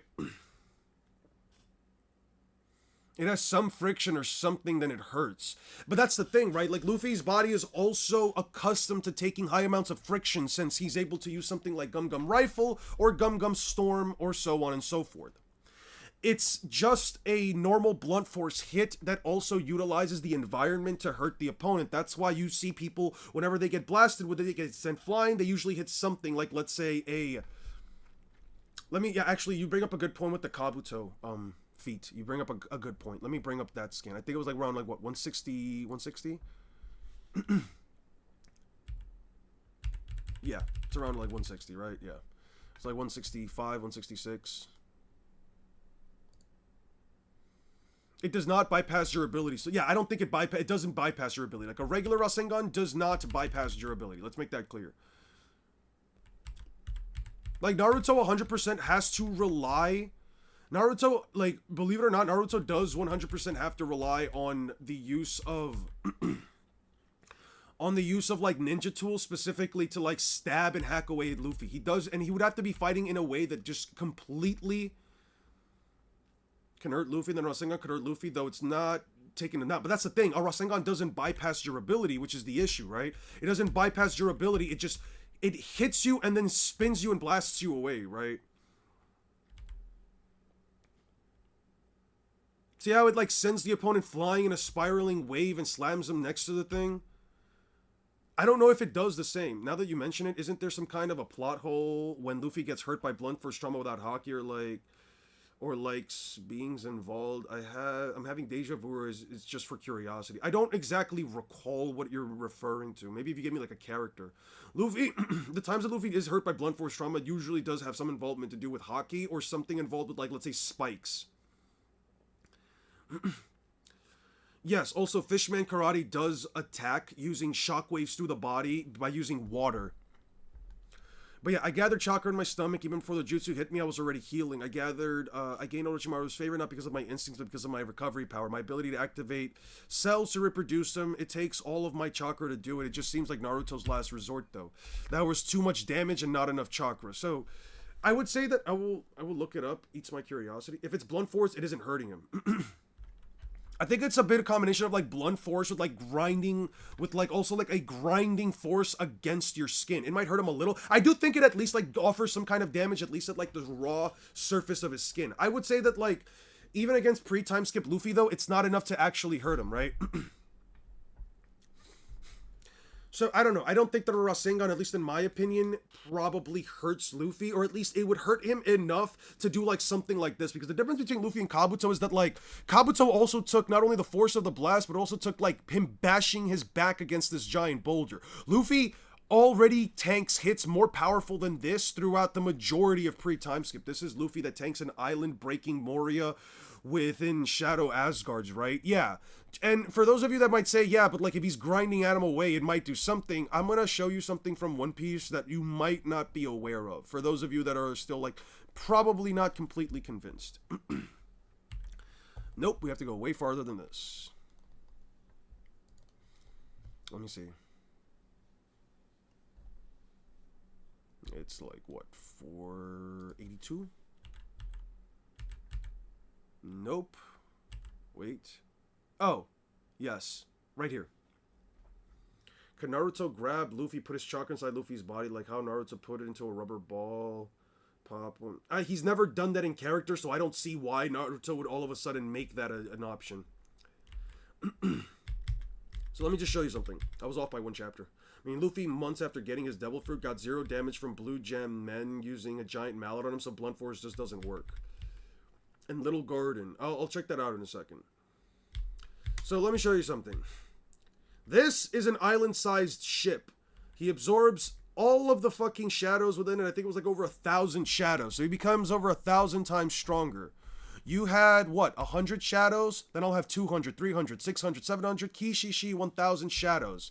Moria made himself all-powerful. Then he grabs Luffy, puts him inside of a box.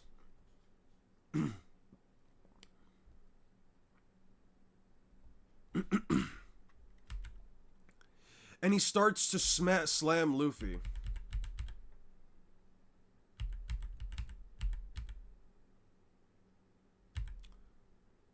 He breakbats, he covers Luffy in this little box.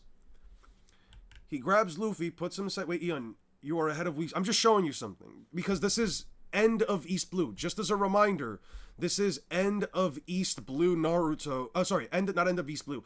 End of Part 1 Luffy versus end of Part 1 Naruto.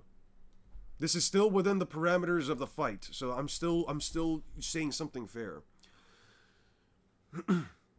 Moria catches Luffy and then starts to stomp him out completely. It doesn't hurt him at all.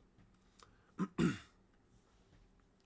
should make it so Naruto loses, he moves up to the next version while Luffy doesn't. I could do that. I could possibly do that. So I was right, of course. This would be enough because most of the time Kabuto fucked here is blunt force. The bleeding doesn't seem important enough to argue otherwise.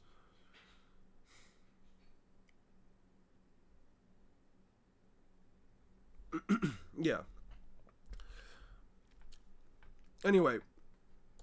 The reason why people say he's country level is because he beat someone who can essentially cause a country level attack. I'm not exactly sure if I agree with it entirely, but hey, Jet Shell essentially put down Mori after one attack and then the thing took him down. Anyway, so that's basically like Luffy versus... Now, the thing about Naruto with like One-Tailed Cloak is that like you can say Naruto's powers increased like tenfold because of the One-Tailed Cloak due to the Curse Mark version 2 for Sasuke. The thing is that, like, I have no way of actually telling you. I have absolutely no way of actually telling you whether or not Sasuke...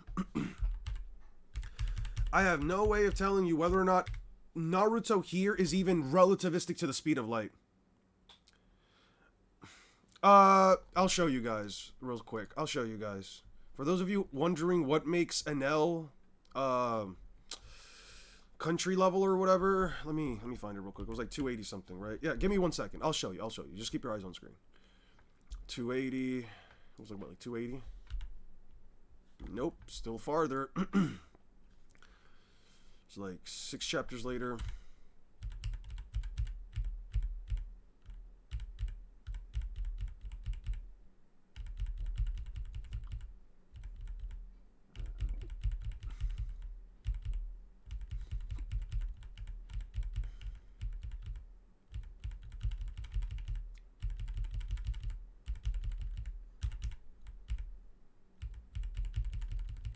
Jesus Christ, come on.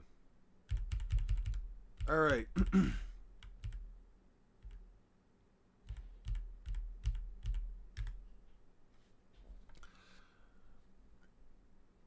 It's right there over Angel Island. The thunderclouds form. Kingdom Come. He wipes out the entirety with Kingdom Come.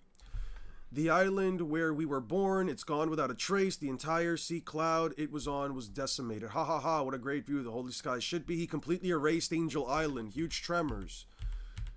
And then let's go on to the next page, the next chapter. This last one was way bigger than this one. This country is doomed. There's no escaping this time.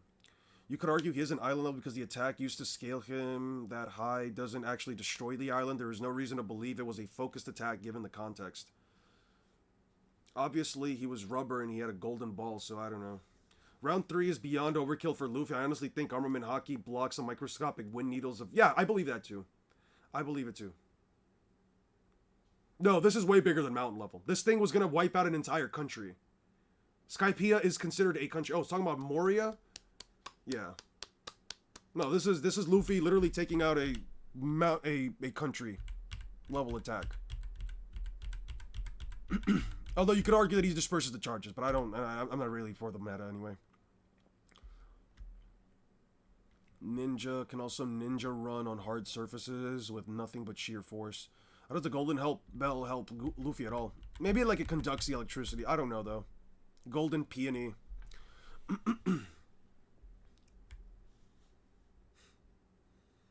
Yep. No, you're right about that. It doesn't mean he can negate the outright blast of the attack. Okay. Round 3 is post Rasen Shuriken training, and I gave him post Rasen Shuriken training because I needed to give Naruto something. Let me make something clear. Naruto does not get much stronger than like this version of himself. Naruto does not get that much stronger than this version of himself. You could probably argue that like this version of Naruto is stronger. That's bigger than Madara's meteor. Is it bigger than Gremmy's meteor? I don't know. Gremmy's meteor looked very small. It looks very small. Like compared to where Kenpachi Zaraki looks, Gremmy's meteor, because Kenpachi Zaraki's not that tall of a man. He's like what, 6'5"? Yeah, he's not. I don't believe that Gremmy's meteor is all that big. The thing about this form is that, like, okay, you could say it's a 10 times Zamp, but at that point, you have to argue that, like, Naruto's relativistic to, like, the speed of light. Gear 2 Luffy honestly blitzes Naruto. Base Luffy honestly blitzes, end of part 1 Naruto relatively easily. It's just not even remotely up to debate. I don't think he needs to use second gear in order to fucking beat Naruto at this point. I'm gonna be completely honest with you guys. So, and cut an island with the help of Zoro and Sanji from that movie, by the way, before any gears, yeah. I'll probably just... Well, I haven't watched Bleach. I did see a clip of that meteor. It is too little. Yeah, the Bleach meteor feat is not that big, by the way. It really just does not look that big. Even if you say the Golden Belt disperses some of the electricity, Luffy's still tanking all of the heat generated from the lightning ball. Round 3 is kind of weird because it's like, just what does Naruto do, man? Like, what the fuck does Naruto do? This actually might have to be a case where, like, I have to consistently give Naruto more versions of himself just to fight Luffy, and I don't think I really need to pump up Luffy that far past even, like, post-time skip for him to, like, do stuff. Naruto only ever really starts to have a chance against Luffy if, like, he reaches KCM or KCM2, and that's if you just genuinely do not believe that Luffy even remotely moves faster than the speed of light, even in base form and post-time skip. And that is a very disingenuous take, in my opinion, but you'd have to just believe it at that point, right? One feat that many people don't notice is when Dory buries Luffy and Little Garden under the skull of a giant sea beast that is longer than the island and is practically half the size of the island itself. He may need second gear depending on where you scale him in the final clash between Naruto and Sasuke. No, the final clash between Naruto and Sasuke is completely irrelevant. The final fight between Naruto and Sasuke in part 1 is completely irrelevant. It doesn't matter where you scale Naruto in terms of attack potency. He never lands a hit on Luffy. He never lands a hit on Luffy. Luffy is fast. Luffy can dodge beams of light in his base form. Naruto is still in like a hypersonic tier of speed, and with a 10 times amp, he's still within like a hypersonic range of speed. He does not get that much faster. He really, like, it's just too massive of a difference. I could show you feat after feat after feat after feat, and Naruto is just not keeping up. As a matter of fact, even if I gave you like Naruto post Rasen Shuriken training versus Gear 2, Gear 3 pre-time skip Luffy, he doesn't do any better. Maybe you could argue that Rasen Shuriken is a massive problem, but Luffy dodges him every single time. Write some music and you're still on. Yeah, but I'm not for much longer. My voice is like actually killing me now. I think I might just end it off there. The Serite likely isn't that big, probably bigger than a normal large city, but it's not a big of something like Tokyo. It has to be big enough to withstand all of the fucking human beings on the goddamn planet, and I know that there's like supposed to be another Soul Society, but I'm kind of over that at this point. The Soul Society is really not that big, and it's supposed to, especially, it's kind of weird because it's like, what the fuck happens with all of the souls in all of humanity's history? Like, what happens with them, right? Because I'm supposed to just randomly believe that, like, just every single soul since the moment people started dying is you're supposed to automatically just exist within the context of the tiny ass Soul Society. I don't know, man. This is why I say you should make Naruto lose as he moves up to the next version. I probably should. You're right, Six. I'll probably just do that. It also means I have to scale less of Luffy, so I'll probably just leave it there. That the entire Souls of Earth go to the Serite. Oh, then where the fuck do they go? Where the fuck do they go then? Because it's kind of weird. And let's just say I have my doubts about Luffy's lightspeed feats before Pacifista. Well, okay, there's a bunch of different things that you can talk about. Actually, you know what? I'll just bring up my own video since I know you have like your things about it. I'll just bring up my video, right? Because I already talked about like the One Piece lightspeed meta at like different points in time. What is this? Interesting concept. I don't agree, but you brought up some interesting points. This isn't specifically a Bleach problem, it's a shonen manga problem in general. That's fine. You can disagree. I appreciate that. That doesn't need to be a narrative reason for a move to exist or have some emotional weight behind said move. The narrative should have come from the character not using the move, but I wouldn't even call it a problem, honestly. Yeah, that's fair. That's completely fair. What's your last comment, Red Op? Let me see. Yeah, Luffy can now use Gear 4 in base, so Gear 4 base with ACOC. Yeah, it is also WinCon. Wait a minute. I'm looking at some estimates on Google saying the Serite is around hundreds of kilometers in diameter. Well, where the fuck did they get those numbers from? Because I don't I have not read anything that even remotely implies that.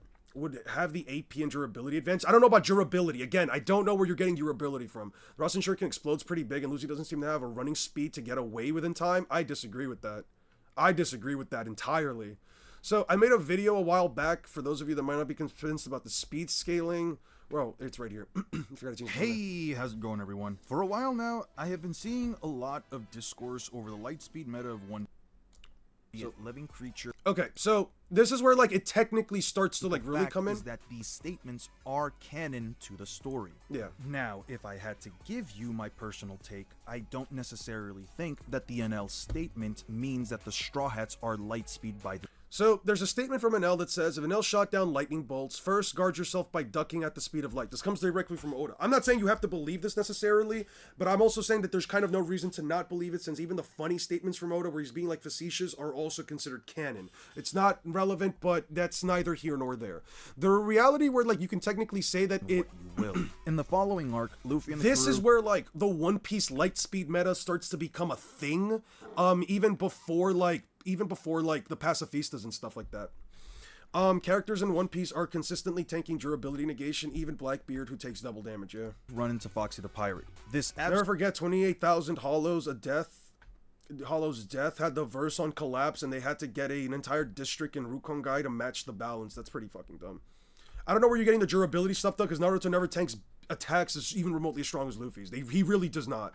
They're also sure. Okay. Absolute freak ate the slow fruit. Now, just to read off what this says right here, whatever this light strikes, whether it's a living creature, liquid, or gas, will maintain all of its other properties but lose velocity. This is light. This is stated multiple times to be light. Which allows his body to produce slowpoke photons, which... Yeah, you really don't have any reason to disregard the Skypiea statement, but it's living creature, liquid, it's again one of those gas. things where like if The you just don't, it just doesn't make sense to you, then sure, it's fine. Luffy can punch fast, but his running speed lags behind by a massive degree. What makes you say that? What makes you say that? Because, again, dodged a beam of literal light. The Rasen Shuriken is not that fast. But I didn't remember the quote. My concerns were about feet consistency. Well, okay, I'll give you feet consistency. So here's the feet consistency. Foxy has a beam that shoots, that again, he calls it light. Can shoot is constantly referenced as light. I don't know how much more clear cut. Yeah, these are three separate statements. Light shot from his hands. Everything the light strikes. Whatever this light strikes. These are consistent statements, and Luffy dodges them consistently. You see how he reflects it off of a mirror. You see how he reflects it off of multiple mirrors. Luffy is dodging all of them, though granted, it's at high diff. Mind you, this is before second gear. They're also called photons. This is consistent up until... This is consistent all throughout all of these feats right here, and even Luffy dodging someone like Rob Lucci, who should be faster than the beams of light, that he was shot because, again, Foxy is shooting light. Foxy is shooting light. He calls it light multiple times. Not just him, but other characters. He calls them photons. The only reason why people have an issue with the consistency of those feats is because they're called slowpoke photons. But at that point, it's not up to me to prove that the slowpoke photons are as fast as a beam of light. It's up to you to prove that a slowpoke photon is slower than a beam of light than regular photon, which is wide. It might be wide as it wants. Still faster than the speed of light. Apparently, there's a statement somewhere where Yoruichi says it would take days to walk from one point of the Serite to another point. I mean, sure. I guess. That's fair. Okay. Rob Lucci and Bluno on multiple occasions. Yeah, but a Rasen Shuriken also isn't that big, that wide of a blast. I could argue that a fucking pacifista beam also has a wide blast. When they first met. Not only did he get blitzed, but he couldn't even hurt them. Form of a shockwave at the speed of light. Not only does he state that he can repel the air at the speed of light, but he also fires a barrage of this attack at Zoro, and Zoro dodges it. He can also be used to This shield is a attacks. light speed feat. There is no other way of looking at it. It is a barrage of light speed attacks, and Zoro evades every single one of them while closing the distance between Kuma and himself. Yep. But if for some reason you are still not convinced, Kuma charges up a beam of light and fires it at Zoro. Notice how Zoro is still on his knees. Notice how Zoro... Wait. Oh, that sucks. I think I lost the point.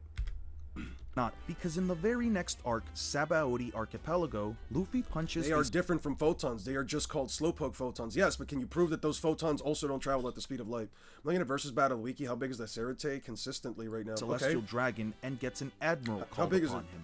The Marines unveiled their newest cyborg weapons, the Pacifista, which are clones of Bartholomew Kuma. Vegapunk, the smartest man in the verse, was capable of reproducing Kizaru's Yep. ability to create. Where does he say it? That's right. Tell me, do you like electromagnetic energy? When they see humans shoot laser beams, those pirates will go mute with shock. Yeah, they never expected like somebody to be able to build this up. How would you people have an argument due to Slowpoke? Slowpoke is light speed. Beams of according light. to Versus There is an Battle Wiki. entire Type panel shit. that clarifies Type that shit. by beam, they meant a ray of light. For those of you that may not know, Kizaru is one of the Marine Admirals and a man who ate the light fruit. There is a massive misconception about Kizaru, which I will talk about later in the debunk section. There are plenty of feats to talk about in this part alone, including Luffy dodging one of the Pacifista beams in base, and Yep. alongside Zoro and Sanji, the monster trio evade multiple beams of light fired in their direction on their way to tag the Pacifista. The anime adaptation makes Yep, he dodges an explosion midair. He dodges an explosion midair while he's also tied up in Punk Hazard. Yeah, there's no way Naruto ever like does anything. In terms of like the speed difference, it'll always just be a massive speed difference.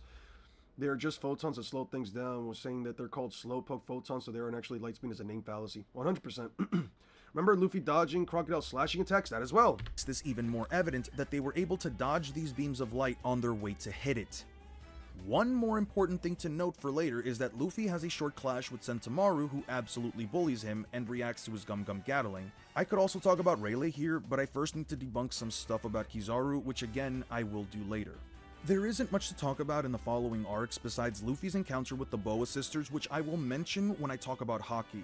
During the Paramount War, there are quite a number of light speed to FTL feats, including Anyway, Marco the Phoenix jumping in front of Whitebeard as a barrage of light beams from Kizaru were already fired, followed by him tagging Kizaru. Speaking of Kizaru, he shoots a beam of light at Luffy, and Ivankov blows Luffy away with a death wink in order to avoid it. Eva dodges a barrage of beams from Kuma. Luffy alongside Eva dodge a Pacifista beam that was already fired. Eva moves their face so fast that they make a ton of after images and proceeds to blast. He was the origin of the explosion and he dodged it pinpoint. He sat and watched it happen. Oh yeah, that's also true. They listed it at 1,400 kilometers and 1,500 kilometers diameter size with the sources they have listed from. They have district on the districted and versus weekly. Okay, it's pretty big then.